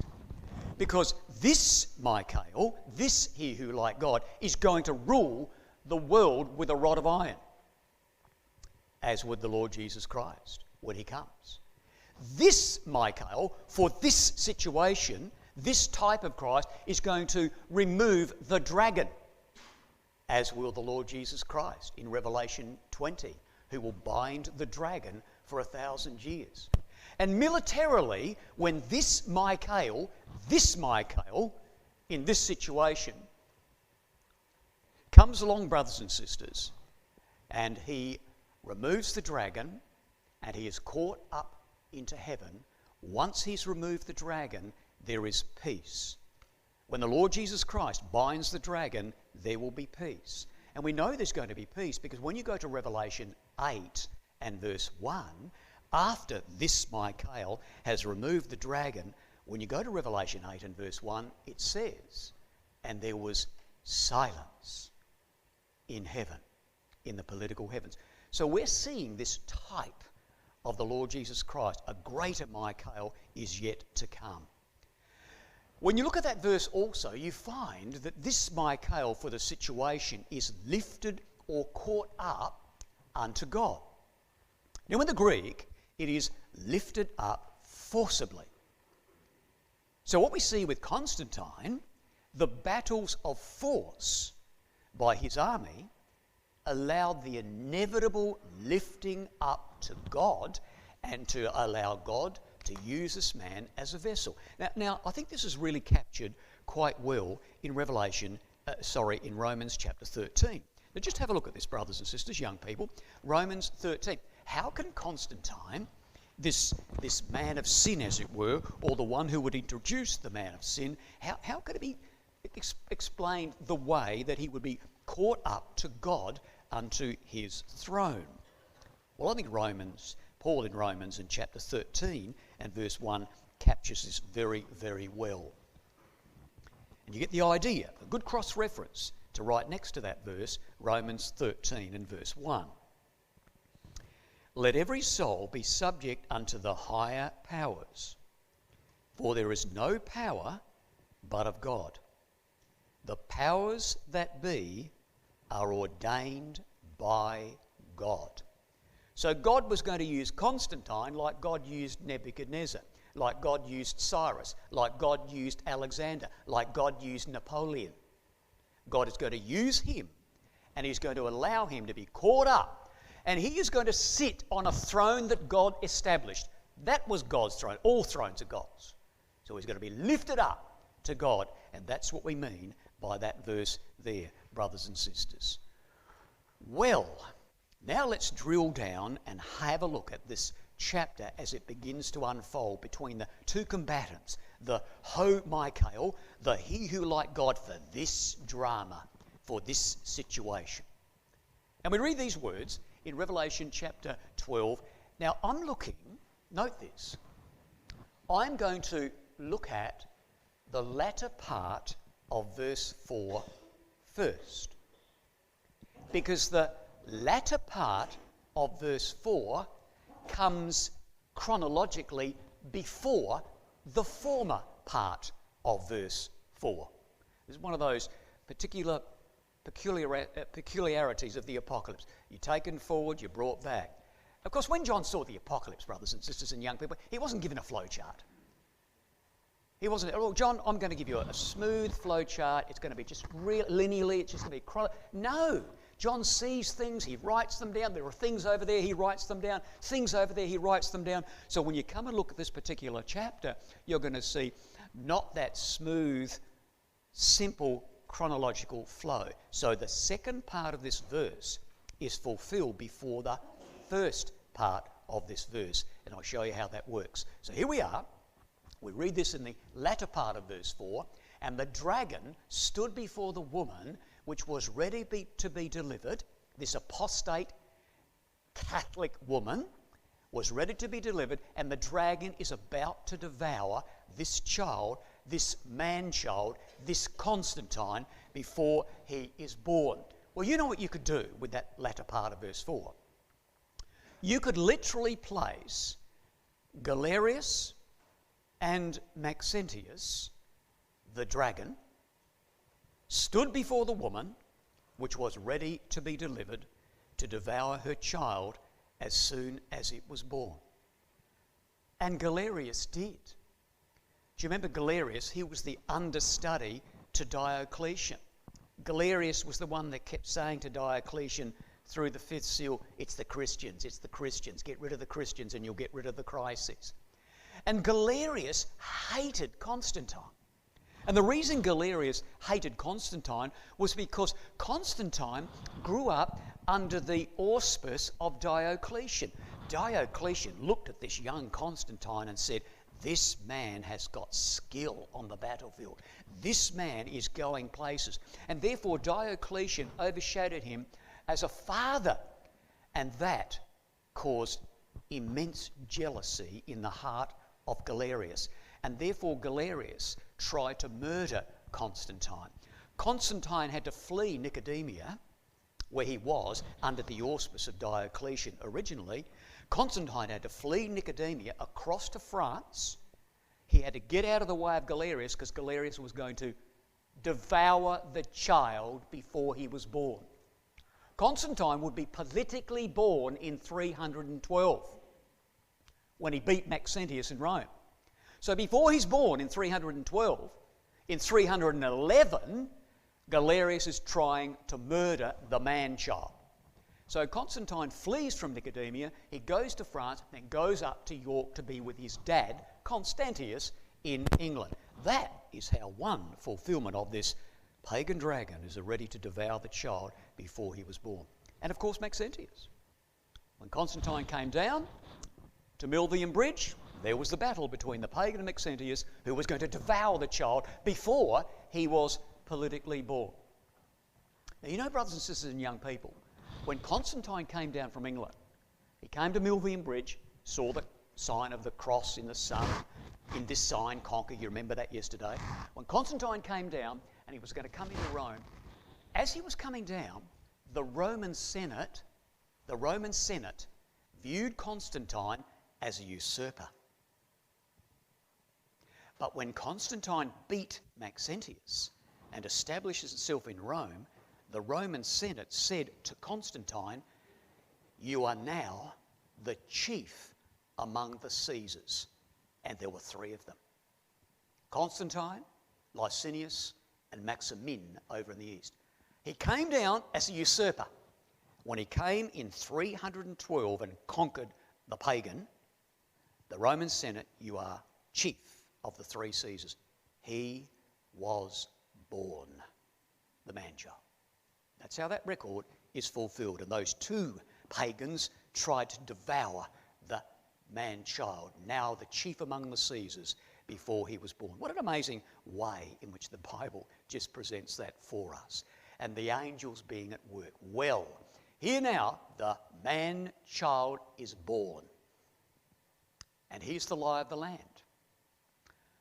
We've got three emperors now: Constantine, ordained by the Senate as being the chief among the three. So we've got Constantine, we have Licinius, his brother-in-law, and the pagan Maximin, very pagan, was this emperor over here. Licinius flip-flopped. He was kind of like pro-Christian, and then he was pro-pagan, and then he was pro-Christian. He does turn into a very energetic pagan man. So there are the three. And here we now have got this first part of verse 4. So we looked at the second part. The dragon would devour the child before he was born. Now we look at the first part of verse 4. And his tail drew the third part of the stars of heaven and did cast them to the earth. Who is his in this verse? Who is this that will draw his tail and drag the third part of the stars to the earth? It can't be Constantine, because Constantine is not a dragon, not a pagan. Is it Licinius who would draw the third part of the stars with his pagan tail? Would it be Licinius? Or would it be Maximin? It's got to be one of the two. Now, do you know, brothers and sisters and young people, there is a double application. This verse has two fulfillments in the drama of Revelation 12. And the one who is his tail is Licinius. Because what Licinius does, he looks over to his brother-in-law's territory, Constantine, and says, "Ooh, I wouldn't mind that." He looks down to Maximin's territory and says, "Yes, and I wouldn't mind that also." Now, Maximin provoked Licinius to battle. And Maximin went to war with Licinius, but Maximin died in the process. And Licinius, now a pagan, draws the strength of his army and his tail and overthrows 1/3 of the Roman world. He draws the tail, and 1/3 part of the stars of heaven are cast to the earth. Now, Licinius has that large territory, and Constantine has this section here. Now, having fulfilled that verse in that sense, Licinius drawing that 1/3, the battle lines are drawn. There is now two combatants, Constantine and Licinius, his brother-in-law. Now, what happened, brothers and sisters? Constantine is born in 312. He's the man-child. It would take 12 years until AD 324 before Constantine would conquer the whole world. So through those 12 years, there would be battle after battle after battle. This great political earthquake is shaking the Roman world. 12 years, not just one battle. There'd be battle after battle after battle. And as these battles are going along, Constantine ends up saying to Licinius, "I love a drink of water." No, he didn't say that. Constantine didn't say to Licinius, I'd love a drink of water. It's Paul, who's now gone on tape. Thanks, Paul. Thank you very much. That was very good. Now, brothers and sisters, here we have Licinius and Constantine. Battle after battle after battle through these 12 years with this great earthquake shaking. In the end, Constantine said to Licinius, listen, behave yourself.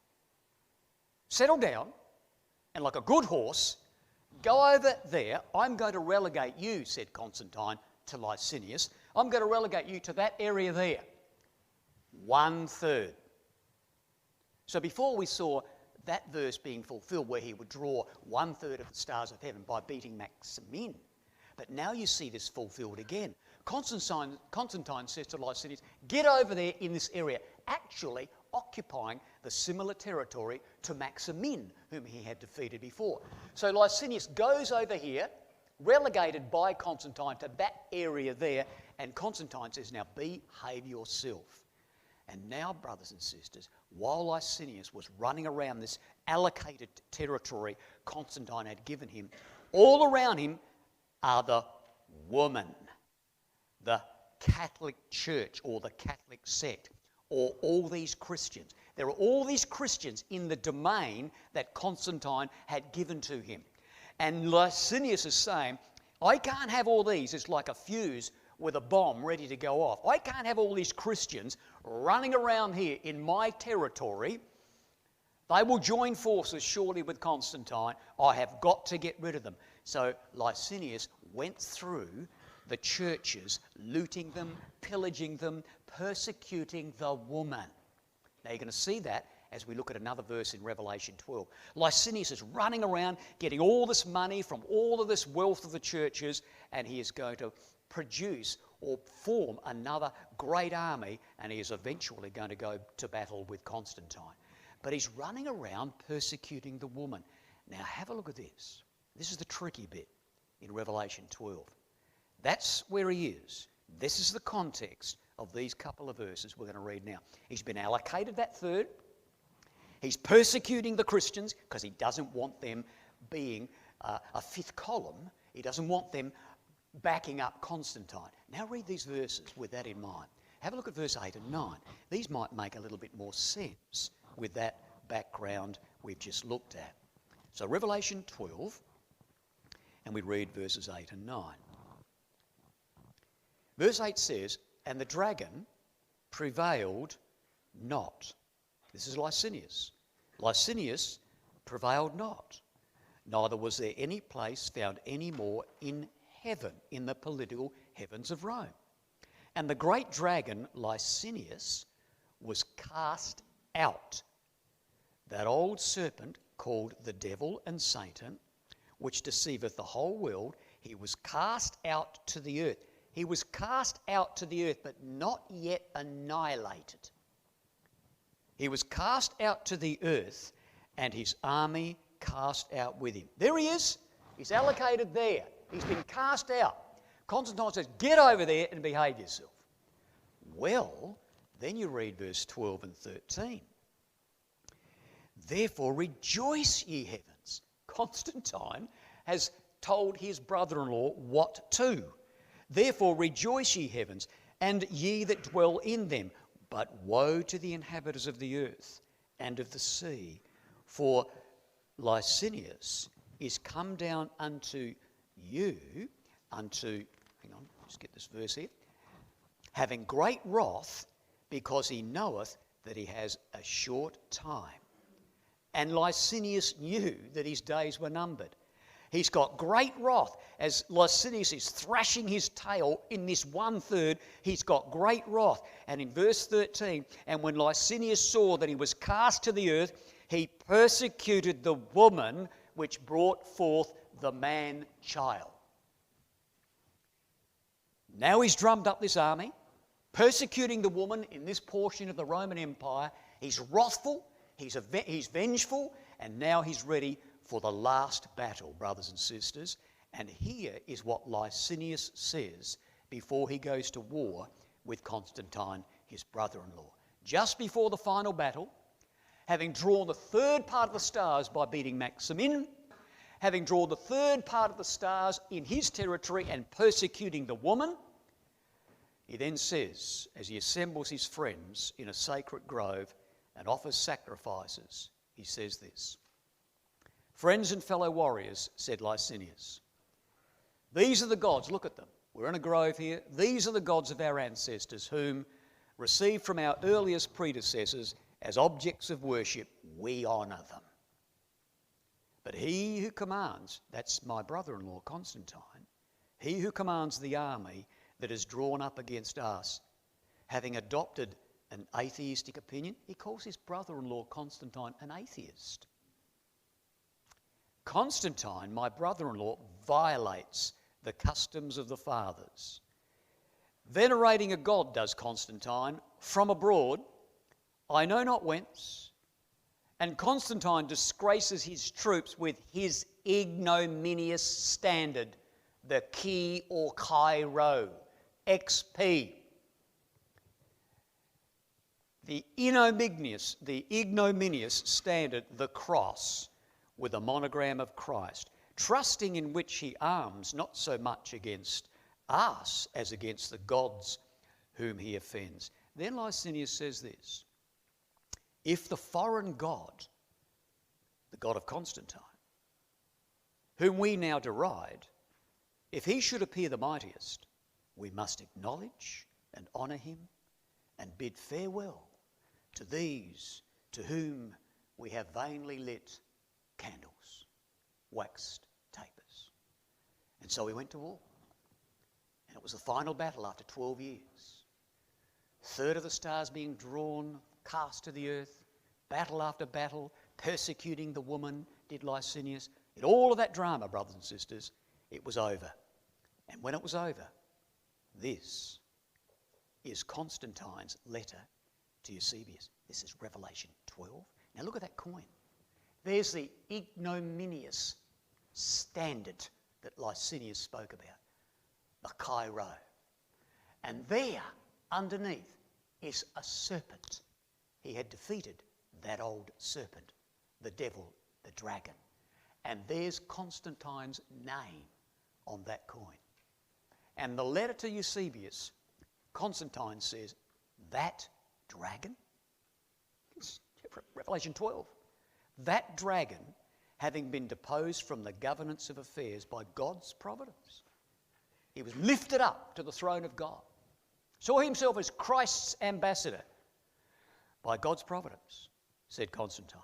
But now that liberty is restored, and that dragon, driven from the administration of public affairs by the providence of the supreme deity and our instrumentality, saw himself as a vessel, we trust that all can see the efficacy of the divine power.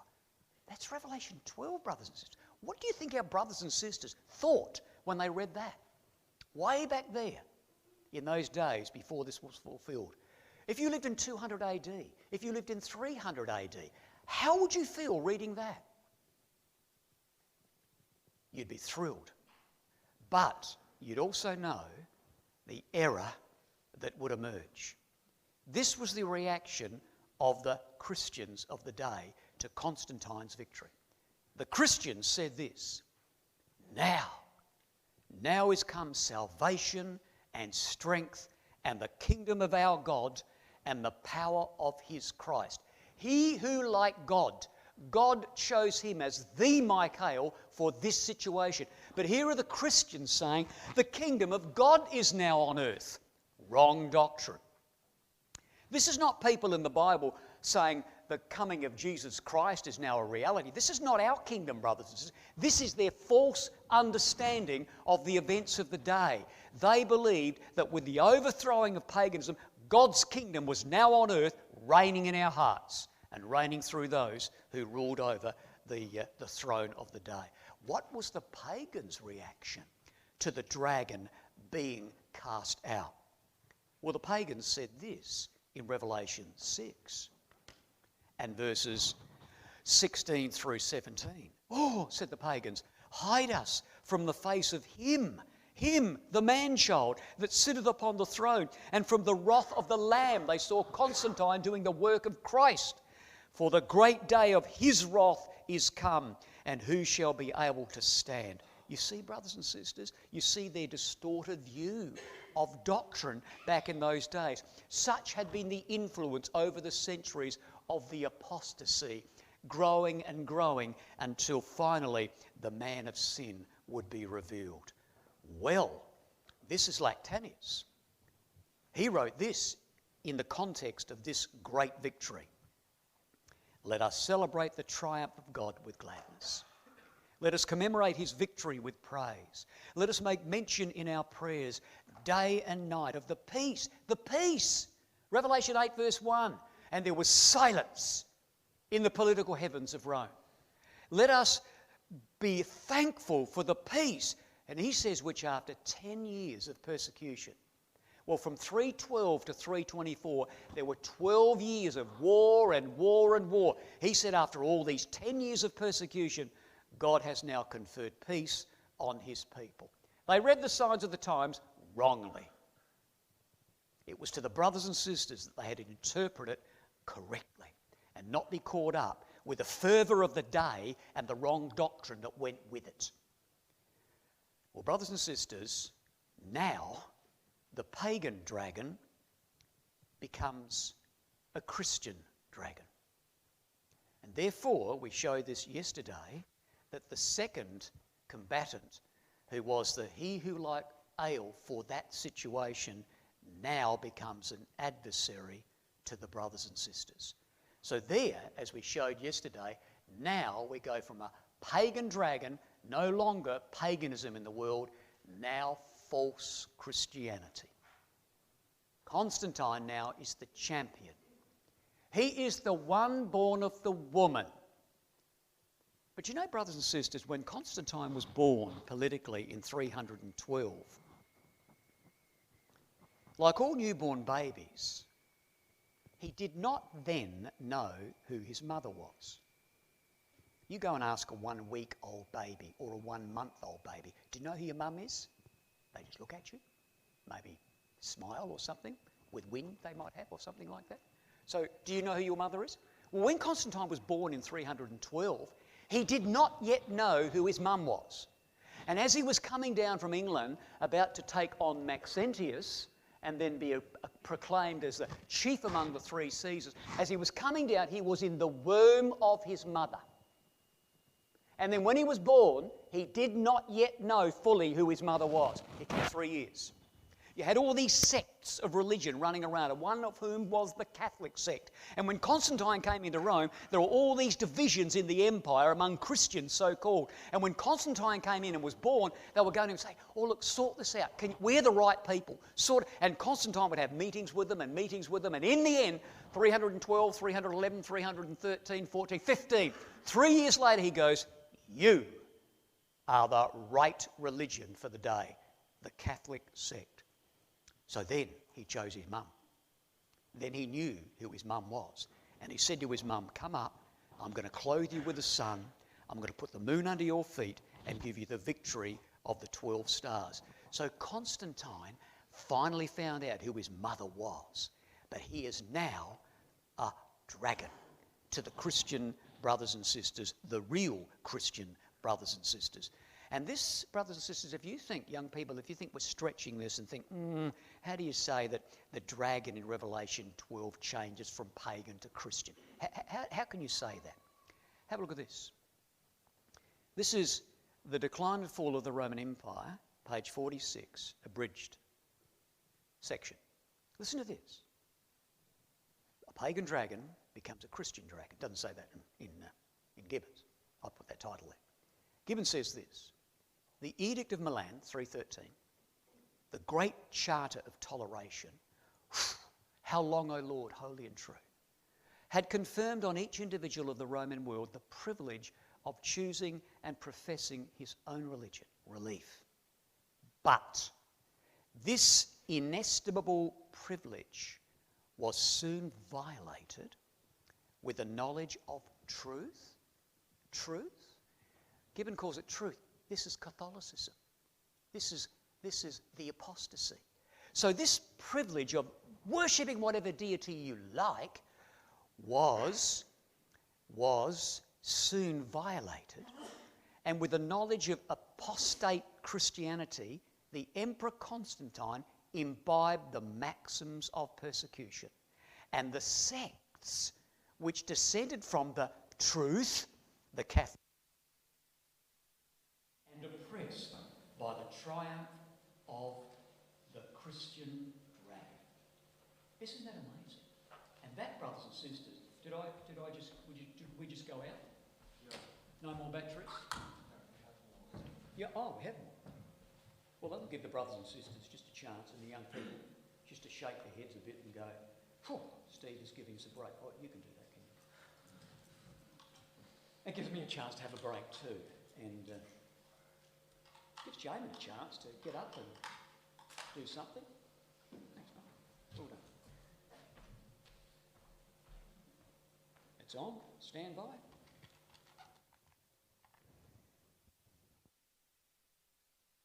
we're away.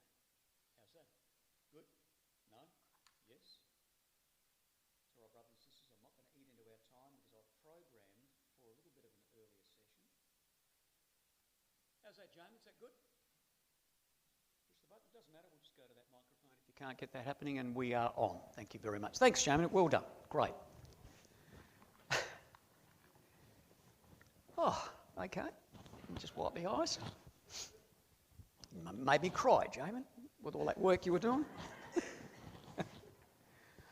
What an amazing thing, brothers and sisters. What an amazing thing that, you look in Revelation 12 and you see pagan dragon, Christian dragon. He changes and he becomes a terrible adversary. In fact, we know Constantine became a worse adversary, a more potent adversary to our brothers and sisters than did the pagan Roman emperors.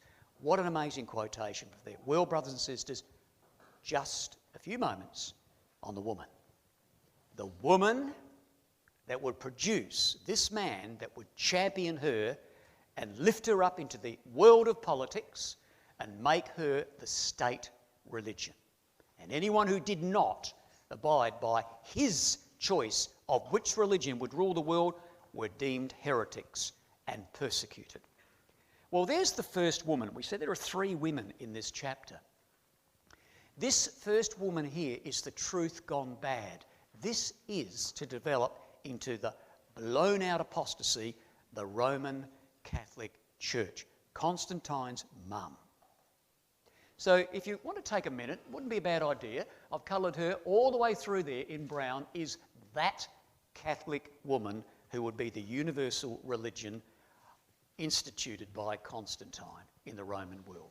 Let's give you 60 seconds just to have a look at that, and I'll just wait.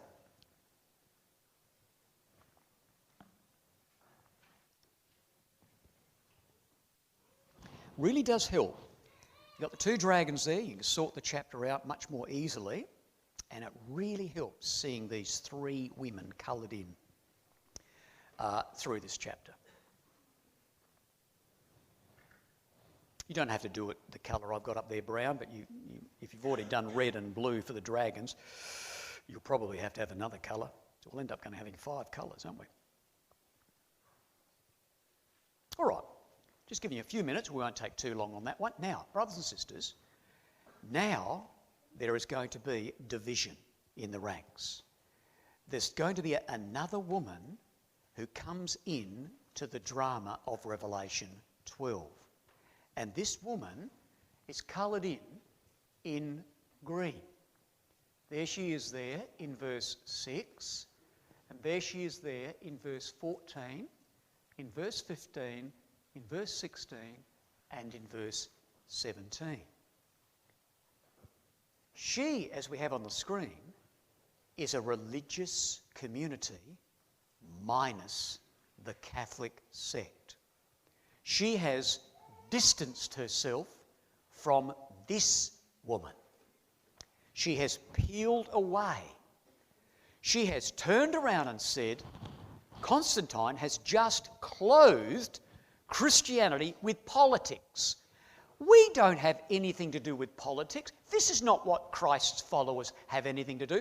And these Christians, call them protestors, call them the Protestants, if you like, they began to protest against that Christian woman over there who was getting involved in all manner of worldly things. And they divorced themselves. And doing that, they saw the wrath of Constantine. Constantine said, if you don't embrace the Catholic sect, whom I have lifted up and clothed with political glory, the Son, then you are a heretic. And I will excommunicate you. I will put you in a wilderness state. You'll be cut off from society. You won't be able to be involved in this. You won't be able to be involved in that. You will be exiled into a wilderness state. That's why you read here, and the woman fled into the wilderness. She was exiled, placed in the wilderness by this so-called woman that Constantine had been born from. So she's the Protestants. She runs away. She's Christianity minus the Catholic sect. But among that woman who runs away or who's placed in a wilderness state, among her are the brothers and sisters. And the brothers and sisters are there. And the remnant of her seed. So that's the third woman. So the woman that runs away is made up of two women. Christian, normal Christians that didn't want anything to do with the Catholics, but also among them were our brothers and sisters. Now look, the Greek is remnants of her seed. Now this word that we have here in Revelation, remnant, is used 8 times in the Apocalypse. The first time it's used, look at the context. The first time that this word remnant is used is in Revelation chapter 2. And the context is oh so appropriate. First time in the Bible, in the Apocalypse, this word remnant is used. How applicable to use it the first time here for us, therefore, to see the significance of it in Revelation chapter 12. Well, we read in Revelation chapter 2 and verse 24 these words.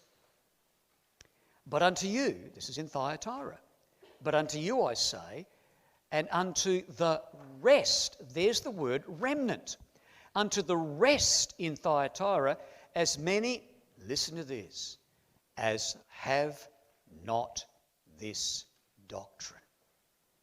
Division between the two women. They split away from these doctrines, and which have not known the depths of Satan. Here is a Christian Satan, Constantine. He is the old devil Satan. He is a Christian devil, a Christian Satan, a Christian adversary, which have not known the depths of Satan that they speak. And then when you cast your eye, as we have on the screen there, up to verse 20, how applicable contextually is this? Notwithstanding, I have a few things against thee, because thou sufferest that woman. Here we are in Revelation 12. She's running away from this woman. Thou sufferest that woman, Jezebel, now listen to this, who calleth herself a prophetess, to teach and seduce my servants, and to commit fornication. That Catholic woman had committed spiritual fornication. She's not a virgin. She's having a child. So all of that, brothers and sisters, the first time that word is used, contextually, it's setting the scene for the apostasy that would manifest itself in all its distorted form. What an amazing thing. Now, some of us in this room have been through this 50,000 times, not quite that many, some not. But I want to put this on the screen for the young ones, teenagers who haven't seen this. This woman who cried in pain to be delivered, to deliver Constantine, in Revelation 12, in 2 Corinthians 11 and verse 2, I'll put it on the screen, Paul said to the true ecclesia of God, I'm jealous over you with a godly jealousy. I've espoused you to one husband, that I may present you as a chaste virgin. That is a woman out of Revelation 2 and Thyatira who has committed fornication, corrupted the doctrines of Jesus Christ. And in the end, the manifestation of that false doctrines that grew and grew and grew. In the end, the result was a man comes on the scene and elevates the apostasy. And how long did it take for the man-child to be born? We won't go there. Remind ourselves. Paul says in 2 Thessalonians 2, the mystery of iniquity is in the ecclesia when I write these words to you, Thessalonians. The seed of corruption is there, planted. You can't see it. Like you can't see a woman who's expecting in the first week. There's no sign that a seed has been planted there. But, Paul says, the seed has been planted.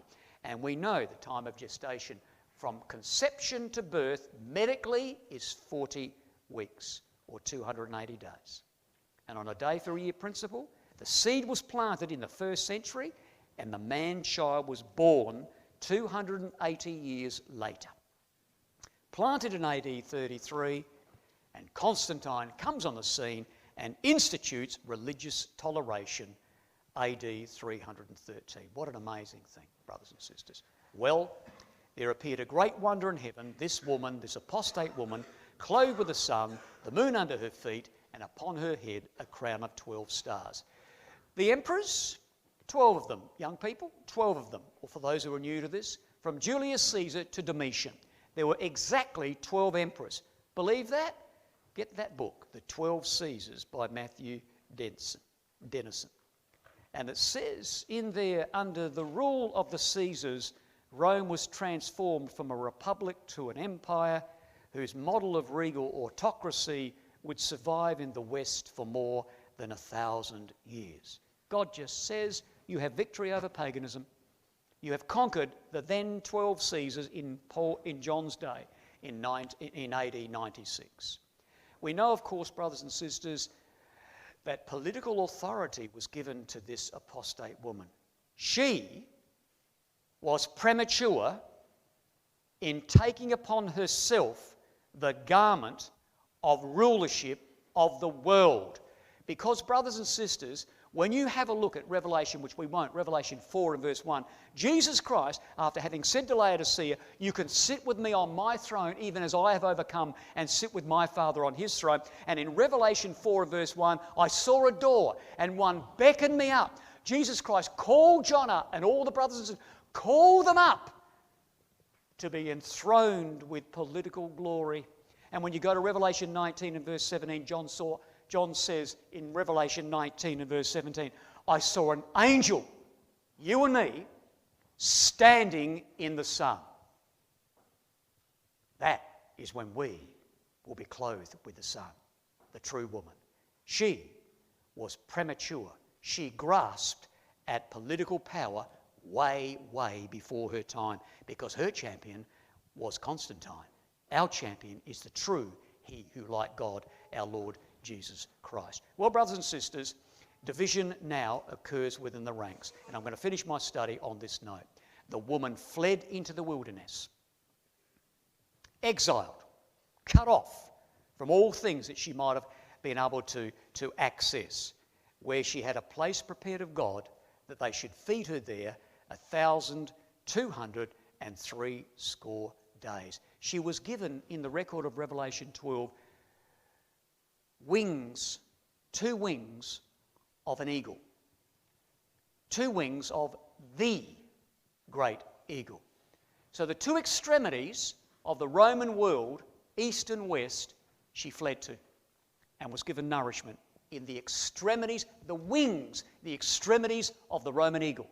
She fled and God gave her refuge in the extremities of the world, the wings of the Roman world. And she would be there from 312, you add 1,260 years, and she would be nourished until 1572. Good cross-reference to put there. We won't go to Revelation 11 because if we did, that would be the end. We wouldn't get out of that chapter for hours. So, brothers and sisters, cross-reference, young people, Revelation 12 verse 14, what does it mean? She'll be nourished for 1,260 days. As a day for a year principle, 1,260 years. Started in 312 when Constantine was born, and then add 1260 to that, you get 1572. And if you go to Revelation 11, And you'll find that in Revelation 11, the two witnesses, and in 1572, the witnesses who began in 312 protesting against Constantine, you'll find in Revelation 11, the witnesses were killed. Killed in 1572, the great massacre of St. Bartholomew's Day. Just as we finish, if you wanted to see that in pictorial form, just to finish off this little note, and we have got about, we've got a minute, and we'll still finish early. Brothers and sisters, if you haven't done this cross-reference, young people, it's a very important cross-reference. The woman fled and was exiled into the wilderness in chapter 12. And she would be there for 1,200. They were the witnesses. When they fled in 312, they were the witnesses. And here we are in Revelation 11. I will give power to my two witnesses. They were a religious and political anti-papal witness. And it says, and they will witness for 1,260 days. Exactly the same expression when the woman fled into the wilderness and God would feed her there for 1,260 days. All I'm saying at this moment is when you read Revelation 11 and you read that, the witnesses would witness for 1,203 days, 1260 years. The question is, when did these witnesses of Revelation 11 begin? They began in Revelation 12, verse 6. And they would continue speaking out from 312 all the way through until 1572, when the witnesses were slain. There's the correlation between Revelation 11 and Revelation 12. When you read Revelation 11, the witnesses, they're speaking out for 1260. When did they start? Cross-reference, Revelation 12 and verse 6. Make sense? All right, brothers and sisters, we'll finish on that. Flick through that, flick through that, flick through that, flick through that, and finish on this. Here is a 4th century Bible student.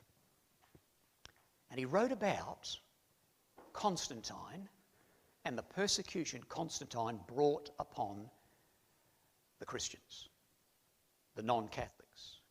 And he says this. This is in Eureka, quoted in Eureka, volume 4, page 147. Behold, suddenly, the polluted flood of the Macarian persecution. The polluted flood? In Revelation chapter 12, Revelation 12 says, and out of the mouth of the dragon, the Christian dragon, went a flood. Judgment. He says this polluted flood burst forth from the tyrannical church of King Constans, Constantine's son, and two beasts being sent to Africa from thence, to wit, Macarius and Paulus. A most horrible and cruel ecclesiastical war was proclaimed, that a Christian people should be compelled by naked swords of soldiers, by the standards of serpents or dragons, and this is in the Christian era. So this persecution that is coming from Constantine is by the standard of serpents and dragons, and by the blast of trumpets, wanting us to unite with traitors. That is what our brethren and sisters had to contend with, brothers and sisters, through Revelation 12 and the era of the Christian dragon now persecuting our brothers and sisters. Well, brothers and sisters, we'll finish on that note. And God willing, in our class or our session tomorrow morning, we're going to now leave those 6 seals. We're going to come to Revelation 8 and verse 1. We're going to open the 7th seal and see God now bringing judgment on the Christian. And do the Christian empire deserve judgment? Oh yes, based on what we've seen in small detail out of Revelation 12 this morning. So we're going to go into Revelation 8 tomorrow morning. We're going to go in and have a look at an expansive view of the trumpets, the 4 wind trumpets, and see the amazing way in which God used men in those times to bring judgment on the Christian world. Thank you, brothers and sisters and young people.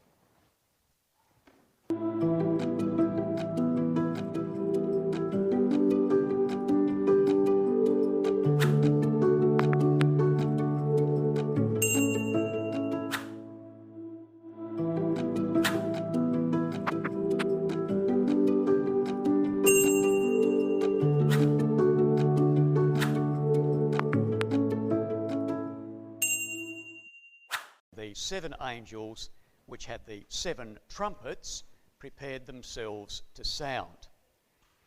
Now, as we move from chapter 6 and chapter 12, the 6th seal, into chapter 8, the opening of the 7th seal, we're entering a chapter that is full of drama, rich in graphic detail. But as we do so, we're entering a chapter that is the outworking of prophecy and history by the direct response of Almighty God to the prayers of the saints. And that's very encouraging. And we find in this chapter that prayers go up to God, whom the world would deem as nothing, prayers that can change and alter the cause of nations. Now, brothers and sisters and young people, as we enter into chapter 8, look at the way in which the chapter begins, the opening of the 7th seal. We come and we see what God is teaching us very, very clearly with respect to the way God responds to the prayers of his sons and his daughters. So we look at Revelation 8 and we look at verse 3. We're now entering the 7th seal. And another angel came and stood at the altar. Now there are 2 altars in this chapter. Another angel came and stood at the altar, having a golden censer, and there was given to him much incense, that he should offer it with the prayers of all saints upon the golden altar, which was before the throne. Now what you've got to do, brothers and sisters, and young people, is see what's happening. See what John is seeing in this chapter. He sees an angel go over to the altar of burnt offering, scoop up the coals.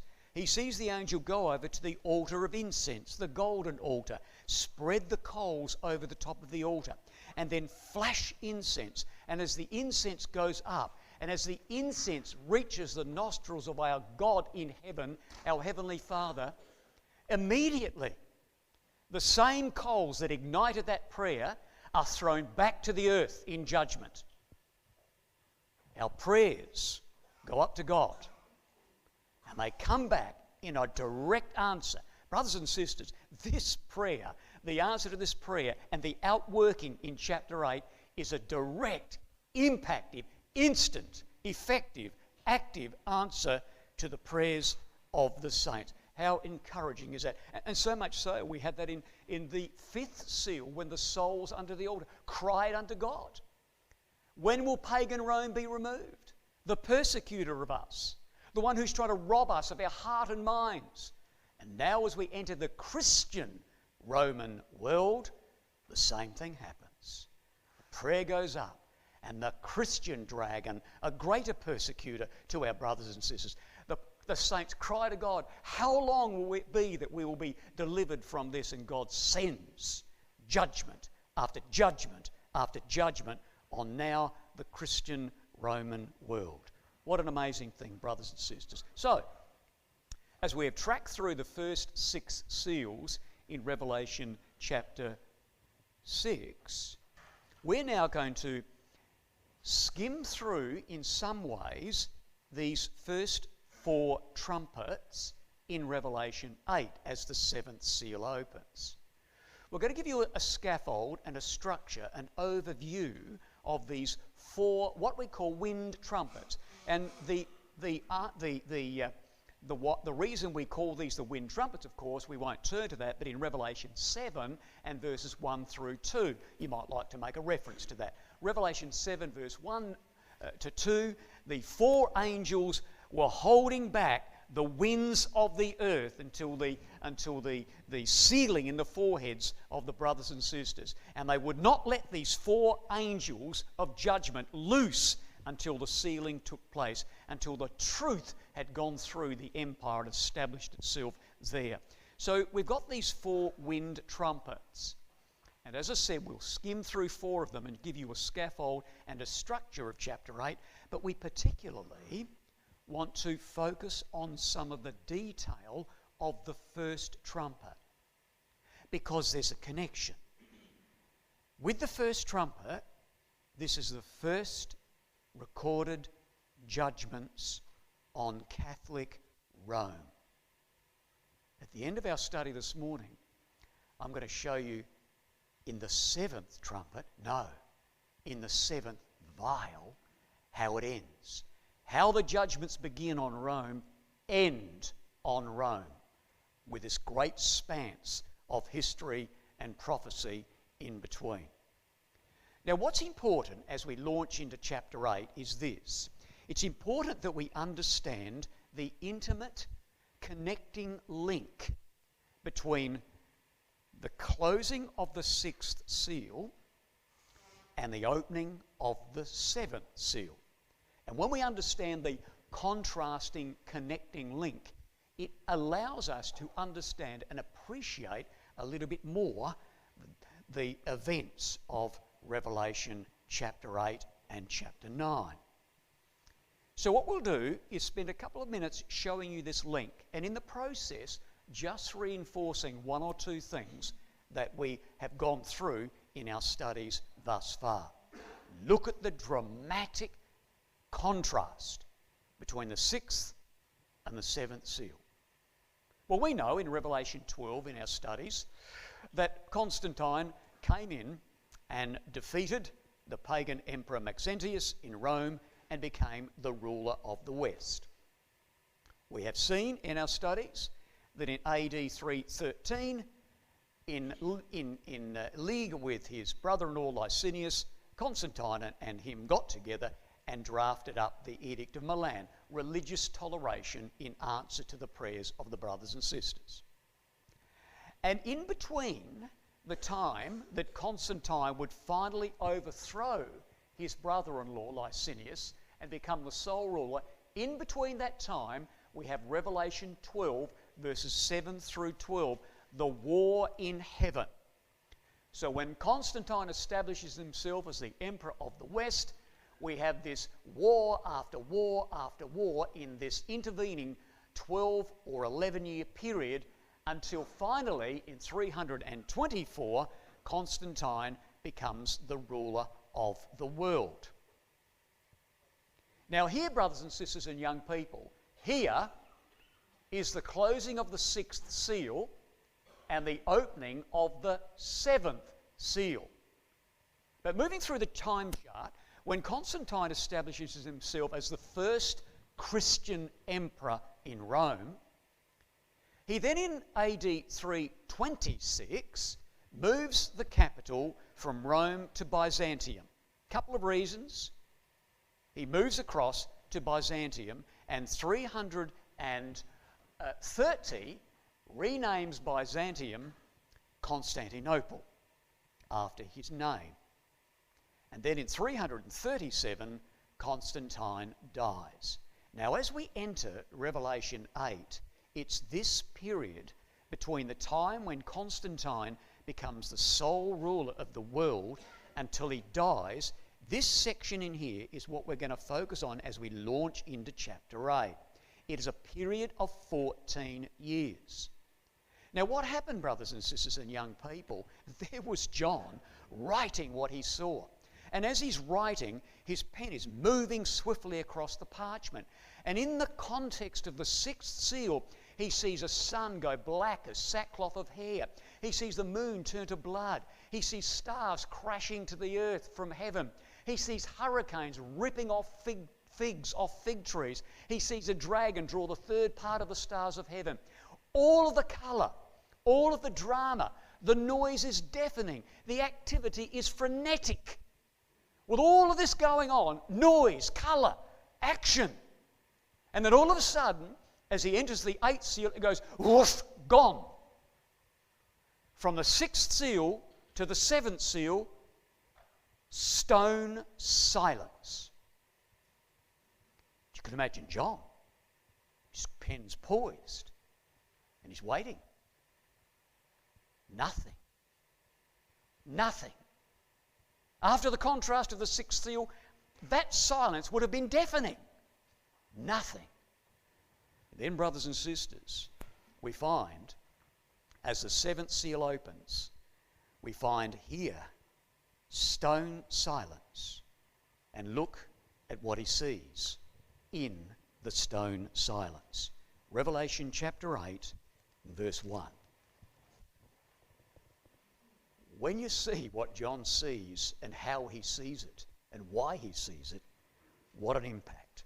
Verse 1. And when he had opened the seventh seal, there was silence in the political heavens of Rome for about the space of half hour. And in verse 2, in this stone silence, I saw 7 angels which stood before God, and to them were given 7 trumpets.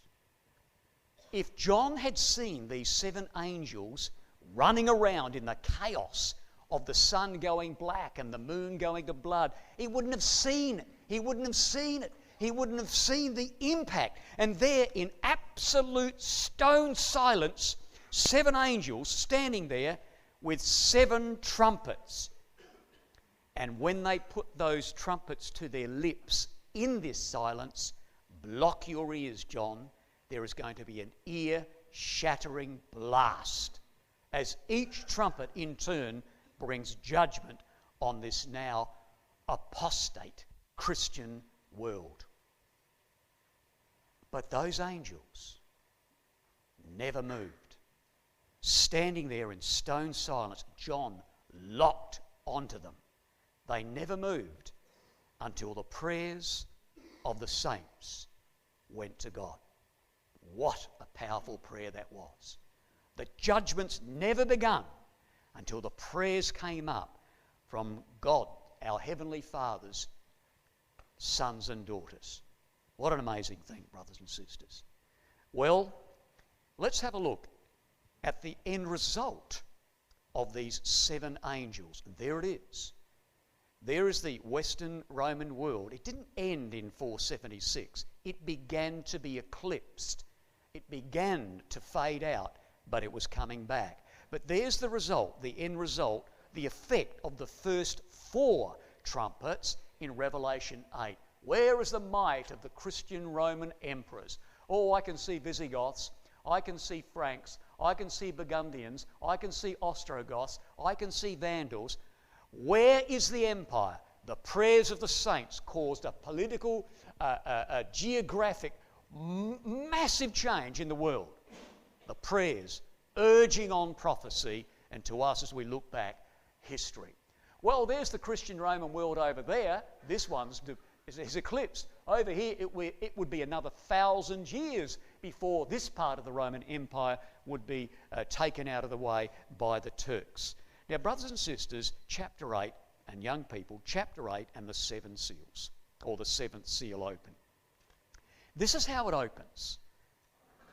In Revelation chapter 8, there was silence in heaven for about the space of half an hour. Now, some of you might have in your Bibles what this 14 years means, or this half an hour means. Some of you would have written in your margins, half an hour equals 14 years. Who's got that written in their margins? Good. Can you explain it to the person next to you with sense and credibility? Not that I'm going to ask you to do that. Sometimes we write things in our margin and we look at it and we go, you know, when I heard that, I understood it. When I heard that, it made sense. But 6 months later, I look at it and go, why did I write that? I have no clear idea. Let's just refresh those memories who have distant memories about it, and those perhaps young ones or new to the truth might not have it at all. Let's just go past this for a few minutes. There was silence in heaven for about the space of half an hour. John listens, he hears nothing, and there's silence. Well, let's take it from this perspective as we begin. In a moment, I'm going to show you some quotations that show us that we use the basis, Old Testament and New Testament basis, on a day for a year principle. But let's start our little mathematical calculation by saying this. There are 12 hours, we're talking about a half an hour here. There are 12 hours in a Jewish day. We know that because Jesus Christ said that in John chapter 11 and verse 9. Jesus answered, "Are there not 12 hours in a day?" The Jewish day starts at 6 a.m. and finishes at 6 p.m. We also have Luke 23 and verse 44, and it was about the 6th hour, taking that from 6 a.m., 3 p.m. The 6th hour, 6, 7, 8, 9, 10, 11, 12, that's midday. And there was darkness over the earth until the 9th hour, 3 p.m. So there are 12 hours in a Jewish day. That's no problem. 1 hour, therefore, is a 12th of a day. There's no problem with that either. A 12th of a day is an hour. A half an hour is a 24th of a day. That's no problem either. Now, when we apply a day for a year principle, Genesis 47 and verse 9, Jacob, the days of the years of my life. Numbers 14:34, the spies spied out the land for 40 days, and Israel would wander in the wilderness 1 year for each day, 40 years. Ezekiel 4, Ezekiel, a man of sign. He would lay on his side a number of days equaling the number of years of the evil of Israel. Luke 13 and verse 32. They came to Jesus and said, "Herod is after you." And Jesus said, "You tell that fox that I must work today and tomorrow and the third day be glorified." Speaking of the years of the ministry in days. So we have a number of Old Testament quotations and a New Testament quotation to justify the fact that we use this day for a year principle. All right? 12 hours in a day, 1 hour is a 12th of a day, and a half an hour is a 24th of a day. No problem. Now let's move on with our calculation and do this day for a year principle. If there are 12 hours in a Jewish day, well, there are 12 months in a year, no problem. Months and hours. And then we have 1 hour is a 12th of a day. 1 month is a 12th of a year. Now look at this. On a single conversion, 1 hour is 1 month. And because there are 30 days in a month, 1 hour on a single day for a year conversion is 30 days. Pretty simple. 1 hour is 30 days. 1 hour is 1 month. A half an hour, that's what we're looking at, a half an hour is a 24th of a day. A half a month is a 24th of a year. Or, on a single day for a year conversion, a half an hour is 15 days. All clear? All got that? Very simple. That is a single day for a year conversion. Now, in the book of Revelation, there are 17 time periods. Some of them are single conversions. Some of them are double conversions. And there's one that there is no conversion. And that's Revelation 20 and the 1,000 years. So when you come to the time periods of the apocalypse, you either got to extend it once or extend it once and twice. Now, I'm not going to go through this in detail because that would be a study in itself. But bear in mind that there are single conversions and double conversions. And there are a number of criteria that are used to determine which one do we use. But I won't go through those criteria.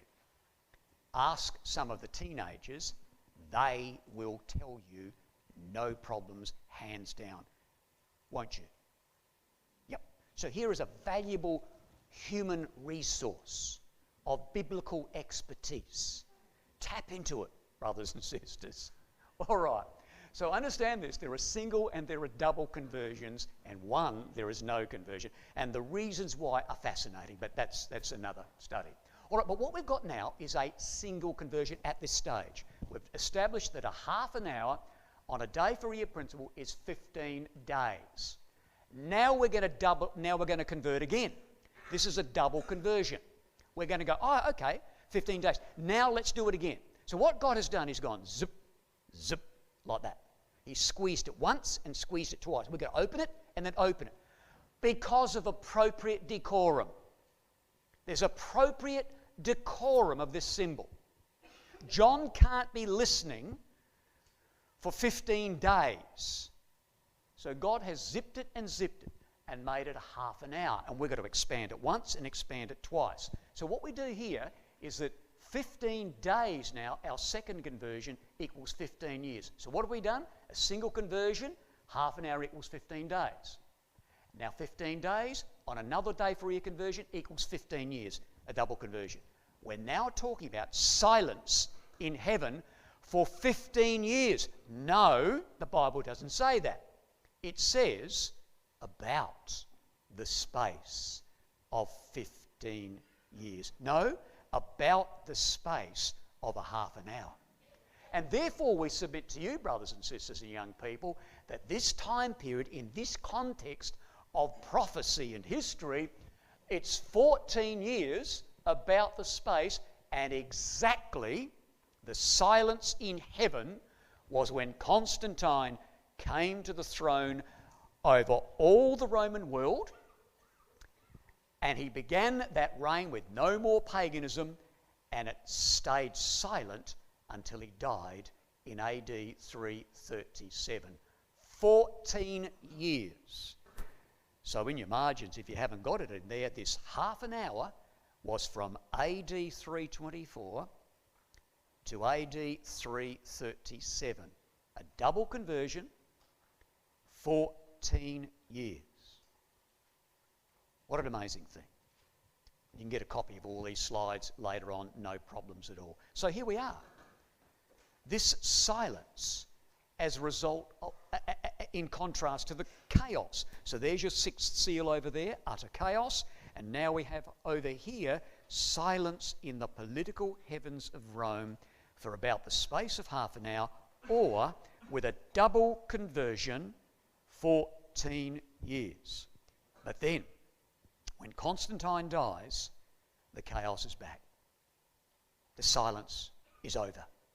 The chaos is back. And we looked at this a couple of studies ago. Let's just refresh ourselves. This might make more sense now with the context that we have provided.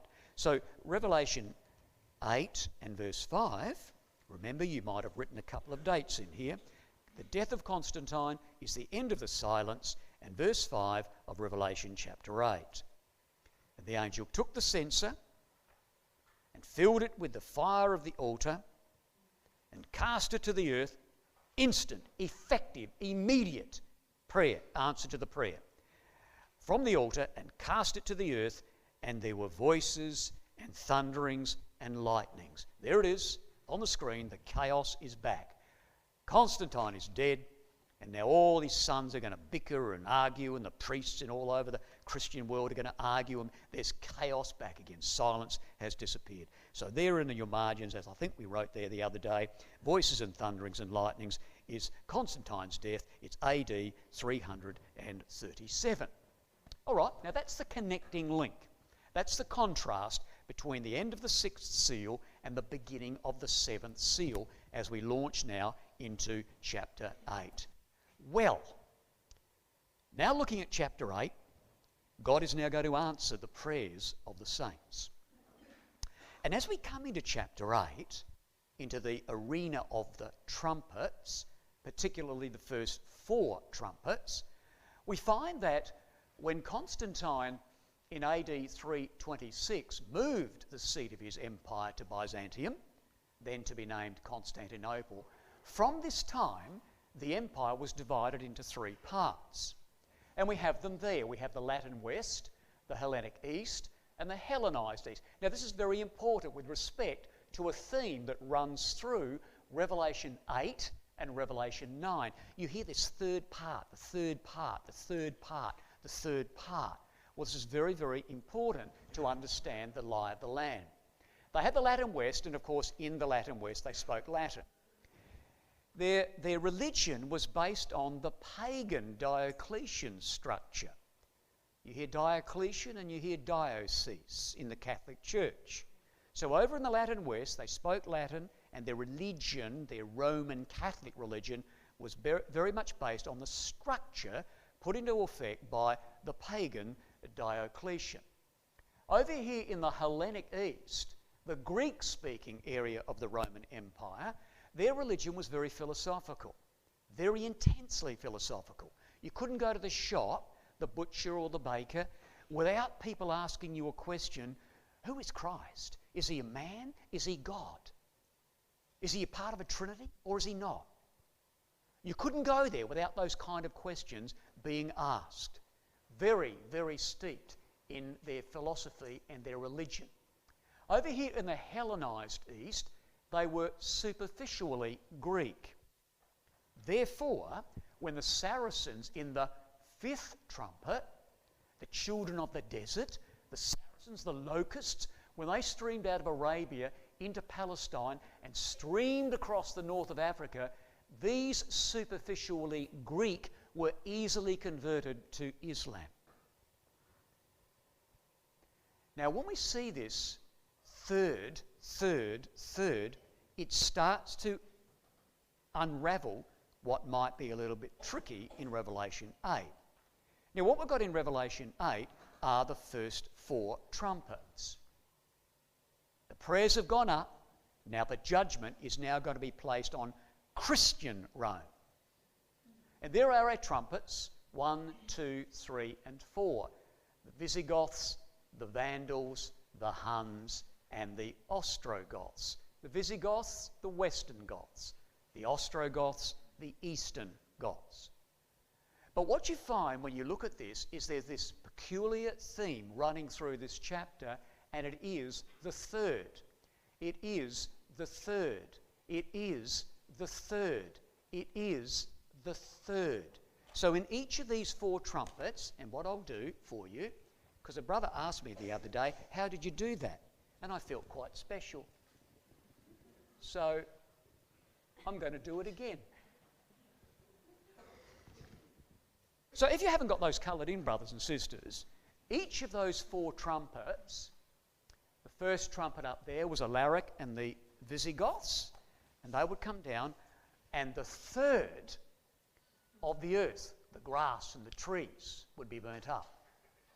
In our second trumpet, which will be Genseric and the Vandals, the third, the sea became blood, the third of the creatures in the sea, and the ships, that's all about the Vandals, 1/3. When you come to the third trumpet, this is Attila and the Huns, and the third, he came burning as a lamp and fell upon the third part of the rivers and the fountains of waters. And then in verse 11, the name of this Attila was wormwood, bitter, and the third part of the waters became bitter, wormwood. Now be very careful if you're just colouring that in, because I can now just scroll up here a little bit. Just be careful, brothers and sisters, if you're doing this little activity for these few seconds, be careful. You've got the third, the third, the third, and the third. Don't colour in that third there, because that is a time period, not a part of the Roman world like these thirds are. This is a time period in which this third part of the empire would be eclipsed. So don't get all enthusiastic with your colouring in pencil. Don't colour that 1/3 in. That is not part of the empire. That is a time period. Okay? As we said, you'll get the copy of these slides a little later on. Now, what are we talking about with the third? Well, that's what we're talking about. All through chapter 8, these judgments, God is going to use the 4 Germanic barbarians to lop off 1/3 of the Christian Roman world, the Latin West. So whenever you're reading through chapter 8, third of this, third of that, it's focusing on judgments on the Latin West, that 1/3. Then when you come into chapter 9, you are led into chapter 9 with the statement at the end of chapter 8. 4 wind trumpets have gone. If you think the wind trumpets and the barbarians were bad, the next 3 trumpets are woe. Woe. So at the end of chapter 8, there's another sounding of the trumpets. 4 have passed. If you think the depredations that the barbarians brought upon the Latin West was bad, well, look at the 5th trumpet, look at the 6th trumpet, and look at the 7th trumpet. It's going to be woe, woe, woe. And therefore, when you launch into chapter 9, you have this continuation of God lopping off the next third. And so the next third of the Christian empire or the Christian world would be lopped off. This would be the Hellenized East through the 5th trumpet, which would be the Saracens, as they sweep across northern Africa out of Arabia. And then you hear the echo again of the third part as you spill into the 6th trumpet, or the second woe, and you see the third part, you see? And the third part of men were killed. The third part of men were killed by the smoke, by the fire and the brimstone. These are the Turks, and these are the cannons that they're going to use on Constantinople in 1453. So now, one more third is left to be lopped off, and that is the Hellenic third. And that would be accomplished through God's judgments, through the angels, through the Turks, as they would take that portion of the Christian empire. So when you're reading through that, if you haven't done that little exercise before, that just opens up as a structure with respect to Revelation 8 and Revelation 9. All right, brothers and sisters. And the 7 angels prepared themselves to sound. We're now gone back to Revelation chapter 8, and we're now going to be looking at the first of those first four wind trumpets. But we've got to have barbarians on the border. We've got to have Visigoths and Vandals and Huns and Ostrogoths. Sure, there were incursions before chapter 8 of barbarians that would come across, like the beasts. Do you remember in the 4th seal how they were killed by the sword and hunger and famine and the beasts of the earth? Remember how we said every now and then the barbarians would come down during the 4th seal and the Persians would come across to Antioch and other. Yes, there were incursions, but we need barbarians on the border, prepared, ready to inflict and lop off the Latin third of the Roman Empire. And so the preparation would be accomplished by the work of the angels as they assembled the Huns in the east. Now the Huns, historians tell us, either came from way across there in China or in the eastern parts of Siberia. They came from the non-forested, the non-mountainous grasslands. And the Huns would sweep from the east across the west, doing something that God demanded they do. Nobody liked the Huns. The Romans were frightened of the Huns, and other barbarians were frightened of the Huns. But as the Huns moved eastward, they took with them the terror of their reputation. And as they moved eastward, they were pressing the other barbarians further and further against the borders, the Rhine and the Danube of the empire. And as they swept across, they accomplished what has become known in the German language as the Völkerwanderung, the wanderings of the people. And as they pressed the barbarians, the other barbarians, they pressed them against the border. Now, this is what Fisher says in a history of Europe about the Huns. And the angels were preparing the rest of the barbarians to be ready to come across with the Hun, using the Huns. Fisher says they were a wild Mongolian people riding on stout ponies out of Central Asia in the latter part of the 4th century. And they made their way over the steppes into southeastern Europe. And as they went, they slew and they plundered as they rode. He says these ugly, merciless creatures known as the Huns. You know, you read some books and they don't call them humans. They call them dwarf-like creatures on frames with skinny legs. And what you read about the Huns is what the young boys used to do, you listen to this, fellas, try this out there in the fields. What they used to do is they used to get knives. No, don't try this. They used to get knives and they used to get stones and they used to, this is the fellas, and they used to scar and cut their faces so they wouldn't grow hair on their faces. And when they used to march into battle, they used to wear rat skin helmets. So you've got these skinny dwarf-like framed creatures on skinny legs with scarred faces and rat skin helmets. They were ferocious people, and they could ride horses like no one ever could ride horses. And they swept in, bringing terror with them, preparing for the four-wind trumpets to be blown. And here's the first.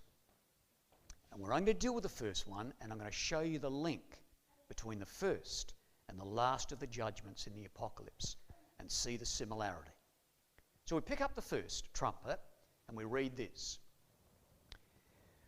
In Revelation chapter 8 and verse 7, this is Alaric and the Western Goths as they come to lop off or participate in the lopping off of the 1/3 of the Latin Empire.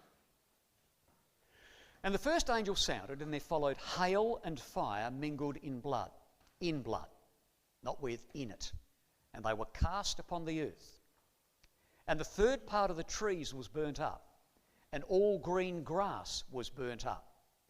Now, when you go back, brothers and sisters, to make sure that we're on rock-solid ground with our interpretation of this hail and fire mingled in blood, you could do no better than to go back to Isaiah 28 and verse 2. But when you turn back, I just want you to note this.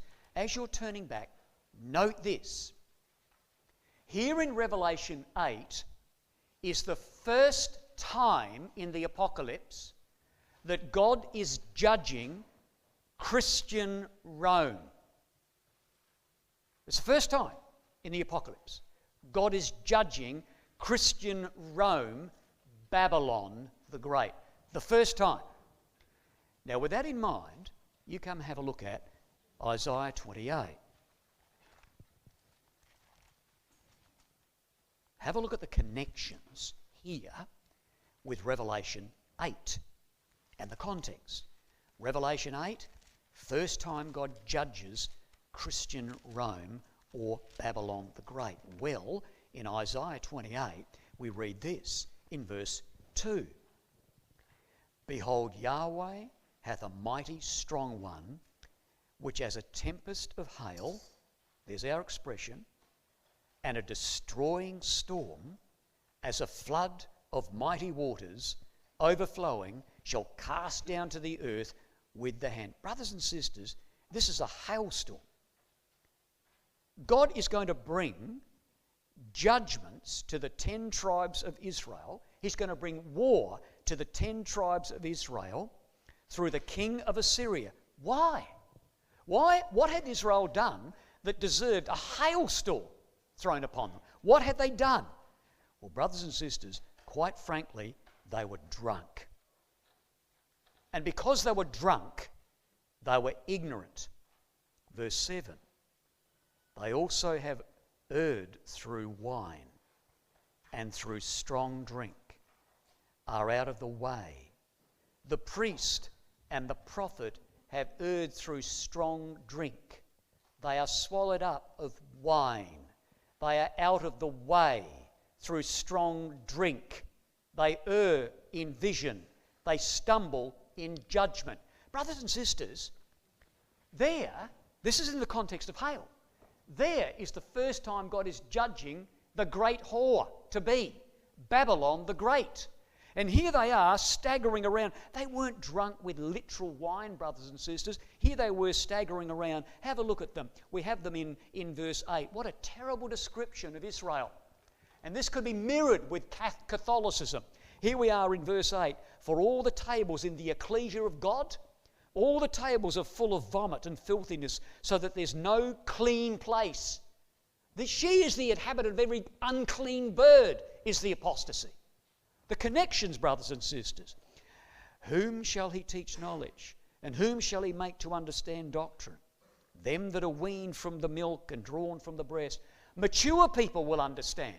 Those who feed on strong meat, not the milk, And here they were, the description of them are in verse 10. For precept must be upon precept, precept upon precept, line upon line, line upon line, here a little, there a little, for with stammering lips and another tongue will he speak to this people. And here we have a description of God's people, brothers and sisters, God's people who were staggering around, tables full of vomit, and they're going, oh, who's going to teach us the Bible? Who's going to do it? Don't give us too much. Don't give us a Bible school, please. Don't give us Zechariah. Don't give us Ezekiel. Don't give us Revelation. No way, not interested. Just give me the simple stuff in life so I can enjoy the pleasure. Little bit of God, lot of world.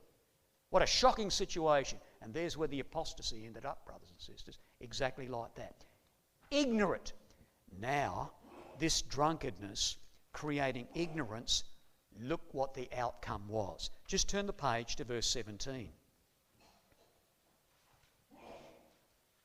Verse 17 of Isaiah 28.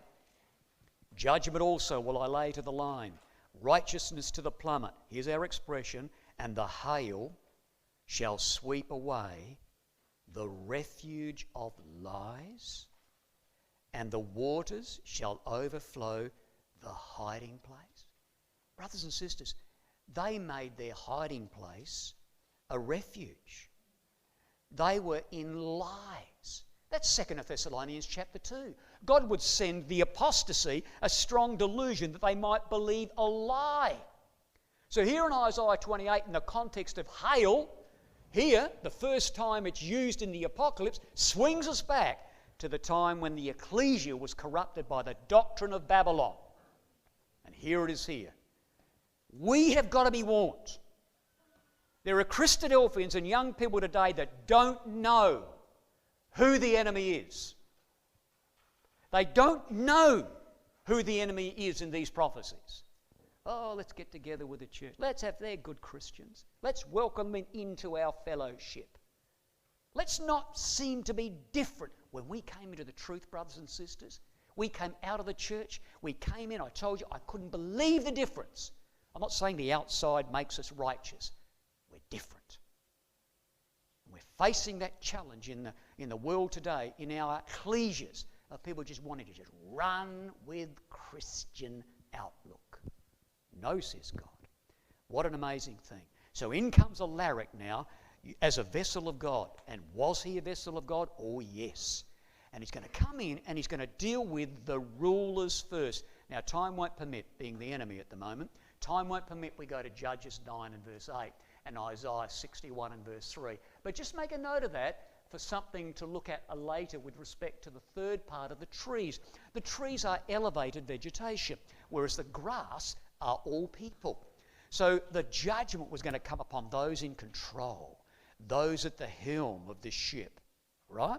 And if you went back to Judges, you would see in chapter 8, the men of Millo and the men of Shechem were called trees. You trees, you've got the responsibility to elect a king. You're trees. You're responsible for this. And God is going to hit first those who were responsible, leading all those people astray. Now, brothers and sisters, just for a minute or two, share the wonder of the angels at work and see how we bring this to the end time and our work. This is Alaric's work. We're going to do a similar thing in the age to come. So here we have the Visigoths, the first trumpet, as it comes in, hail and fire mingled in blood. Now look, you look at that photo there, or that picture there, and you may not be able to see that very clearly, but you see this great big brute of a bloke on this horse with like a big Viking helmet with big horns coming out. And you kind of imagine the Visigoths as being these ferocious, really hardcore soldiers, rotten people like the Huns. No. When the Visigoths came, they came down here and settled in this area north of the Black Sea. They were farmers. They were agriculturalists. They had families. They had wives and children. They just wanted to come down here north of the Black Sea and just grow their carrots and their lettuces. They just wanted to be left alone. But the Huns were behind them. And the Huns would come down and kill them and take others away as slaves. So they were pushing and pushing the Visigoths away from their lettuces and their carrots and their beetroots and all that kind. And they moved them closer, and they were pushed against the border of the Danube, against the border of the Christian Roman world, trying to get away from the Huns. They had to make a decision. Do they stay there and face the ravages of the Huns, death and slavery, or do they come across the border into the Roman world and be subservient to the Roman God, the Christian God, and to be subservient to the Roman rulers, and to have to work in the Roman army? What's the choice? Stay on the other side of the Danube and cop it from the Huns, or come across and have to be servants to the Romans? Well, the choice was pretty straightforward. We need to come across. And so they appealed to the Emperor Valens in Constantinople, can we come across? And Valens said, sure. You,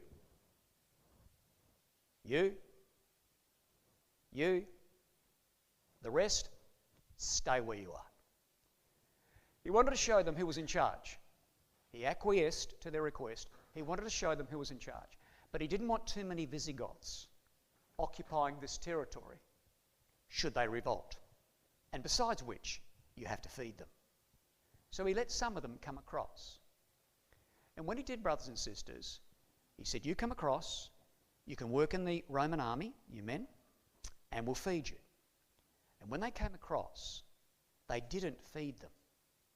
What the Roman captains and generals did on the border was they used to go and round up stray dogs. And they'd kill the stray dogs and give the Visigoths dog meat to eat in exchange for their children to work as slaves. You do not do that to a barbarian tribe. And they revolted. And when they revolted, Valens had to go to war. And Valens was defeated in the worst Roman defeat in 400 years. And Valens was killed. And then the great general Theodosius came to the throne. He knew he had to do something about the Visigoths. And so he let them come in here. He said, listen, I'll let you come across the border. You're refugees. You're asylum seekers. I get that. Come into this area of Thrace. Stay there. Don't move around the empire, and everything will be fine. Okay. But then Theodosius died, and his two sons took the two capitals of the empire, Arcadius in the east and Honorius in the west. And Arcadius hated the Visigoths. He wanted, through attrition, to get rid of them. So he said to the Visigoths, all right, there's going to be a pay cut in the Visigoths' service in the army. And there's no promotion for Visigoths in the army. And he reduced their pay and their food intake, trying to, by attrition, rid the Roman world of the Visigoths. Well, of course, they revolted. And they grabbed Alaric, they whacked him on top of their shield, and they marched in. They were absolutely incensed by the treachery of the Romans. And therefore they marched on Constantinople to the Visigoths in 395. But God said, no, you will not take Constantinople. Constantinople is reserved for the Turks in the 6th trumpet. You will not touch them. And so, pumped full of adrenaline, I mean, what do you do with all that energy? Well, you just turn around and go 180 degrees. And they said, all right, we'll take Macedonia.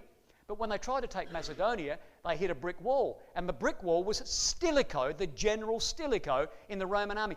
But he was a barbarian. He was a vandal. He was a barbarian who knew how barbarians thought. He was the key in the Roman world. He was the key to deal with the barbarians. And Stilicho turfed them out. And so Alaric went out. And then, brothers and sisters, years later, they came back. And the Visigoths swarmed down into Milan in 402. But they bumped into another brick wall. Stilicho, he's everywhere. He's here. And he pushed them back. Brothers and sisters, here's the angels working. Stilicho was moving them back. God says, no, they're coming in. And therefore, his own men because of envy, because of his skill, because of his ability. They murdered him. They murdered the man in the Roman world that could deal with the barbarians. And when he was murdered, streams of barbarians came down here. Alaric's over here watching. And when he saw the gates open, in he came. And down he came into Milan, and down he came into Rome. And in 408, brothers and sisters, Alaric and the Visigoths surrounded the city of Rome. And they waited. And the people in Rome starved. And then they began to eat their children. That is AD 70 revisited. What the Romans did to Jerusalem, Alaric is now doing to Rome. And the Romans said, what are you doing? For the first time in 800 years, the first time in 800 years, Rome had barbarians banging on the gate. And the Romans said, what are you doing here? He said, you're treacherous. I want money, I want land, and I want recognition. And then I'll go. So they threw a pile of money at him, and he went. A year later, he was back. I said, what are you doing back here? He said, you're treacherous. I didn't get the land, and I didn't get the recognition, and I want more money. So they threw some more money at him, and he went away. Next year, he was back. I said, what are you doing back here again? He said, you're treacherous. I want more money. And they said, we've got none. He said, well, I'll stay. Have a look at this, brothers and sisters. Look at the angels. This is given with respect to Alaric. Alaric marched to the gates of Rome, and at the hour of midnight, someone opened the Salarian gate. Someone opened the gate. There was an angel opening that gate. And the inhabitants of Rome were awakened by the tremendous sound of the Gothic trumpet. This is the first wind trumpet. And an historian just writes, the gates were opened and they were awakened by the trumpet. What an amazing thing. Do you know Alaric was an Arian Christian? He wasn't a Trinitarian. He was an Arian Christian. He hated the Trinitarians. And God used him to bring judgment. This is what he said about himself. It is not of mine own will that I do this. There is one who forces me on and will not let me rest, bidding me spoil Rome. What an amazing thing. And all the record says, brothers and sisters, is hail and fire. Look at this as we draw our... We're finished.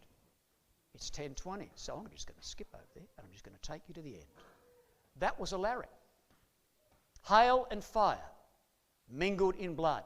The first time God judges in the apocalypse Catholic Rome. Let's take ourselves into the future after Armageddon, brothers and sisters, and there's you and me here in Revelation 16 and verse 21.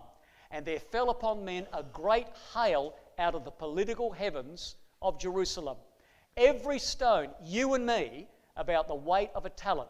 And men blasphemed God because of the plague of the hail, for the plague thereof was exceedingly great. Why did I go there?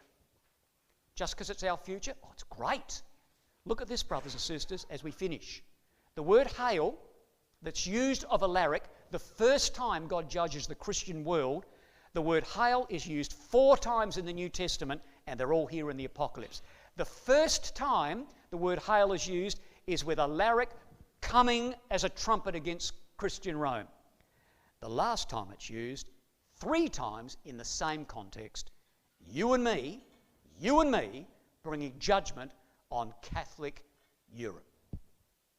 God, with all those seals, God has a judgment to inflict, and we will have the privilege of removing from this world a system that has polluted and blasphemed Almighty God. What a wondrous thing. We pray, brothers and sisters and young people, that the kingdoms of this world will soon become the kingdoms of our Lord and of his Christ.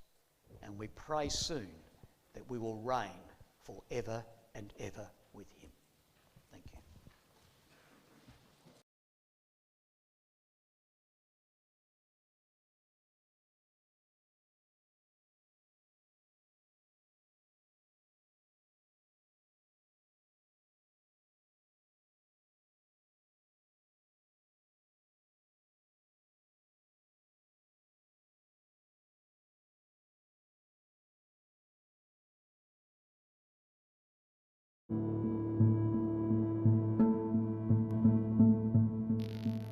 Thank you for joining us. We hope you found the episode helpful. Don't forget, most of these episodes are also available as videos on our video channel, cdvideo.org. So head over and take a look. If you have any comments or questions or suggestions, please get in touch or leave us a voice message. We love to hear your feedback. You can email us at btf@cdvideo.org. If you enjoyed the episode, then please share it with others.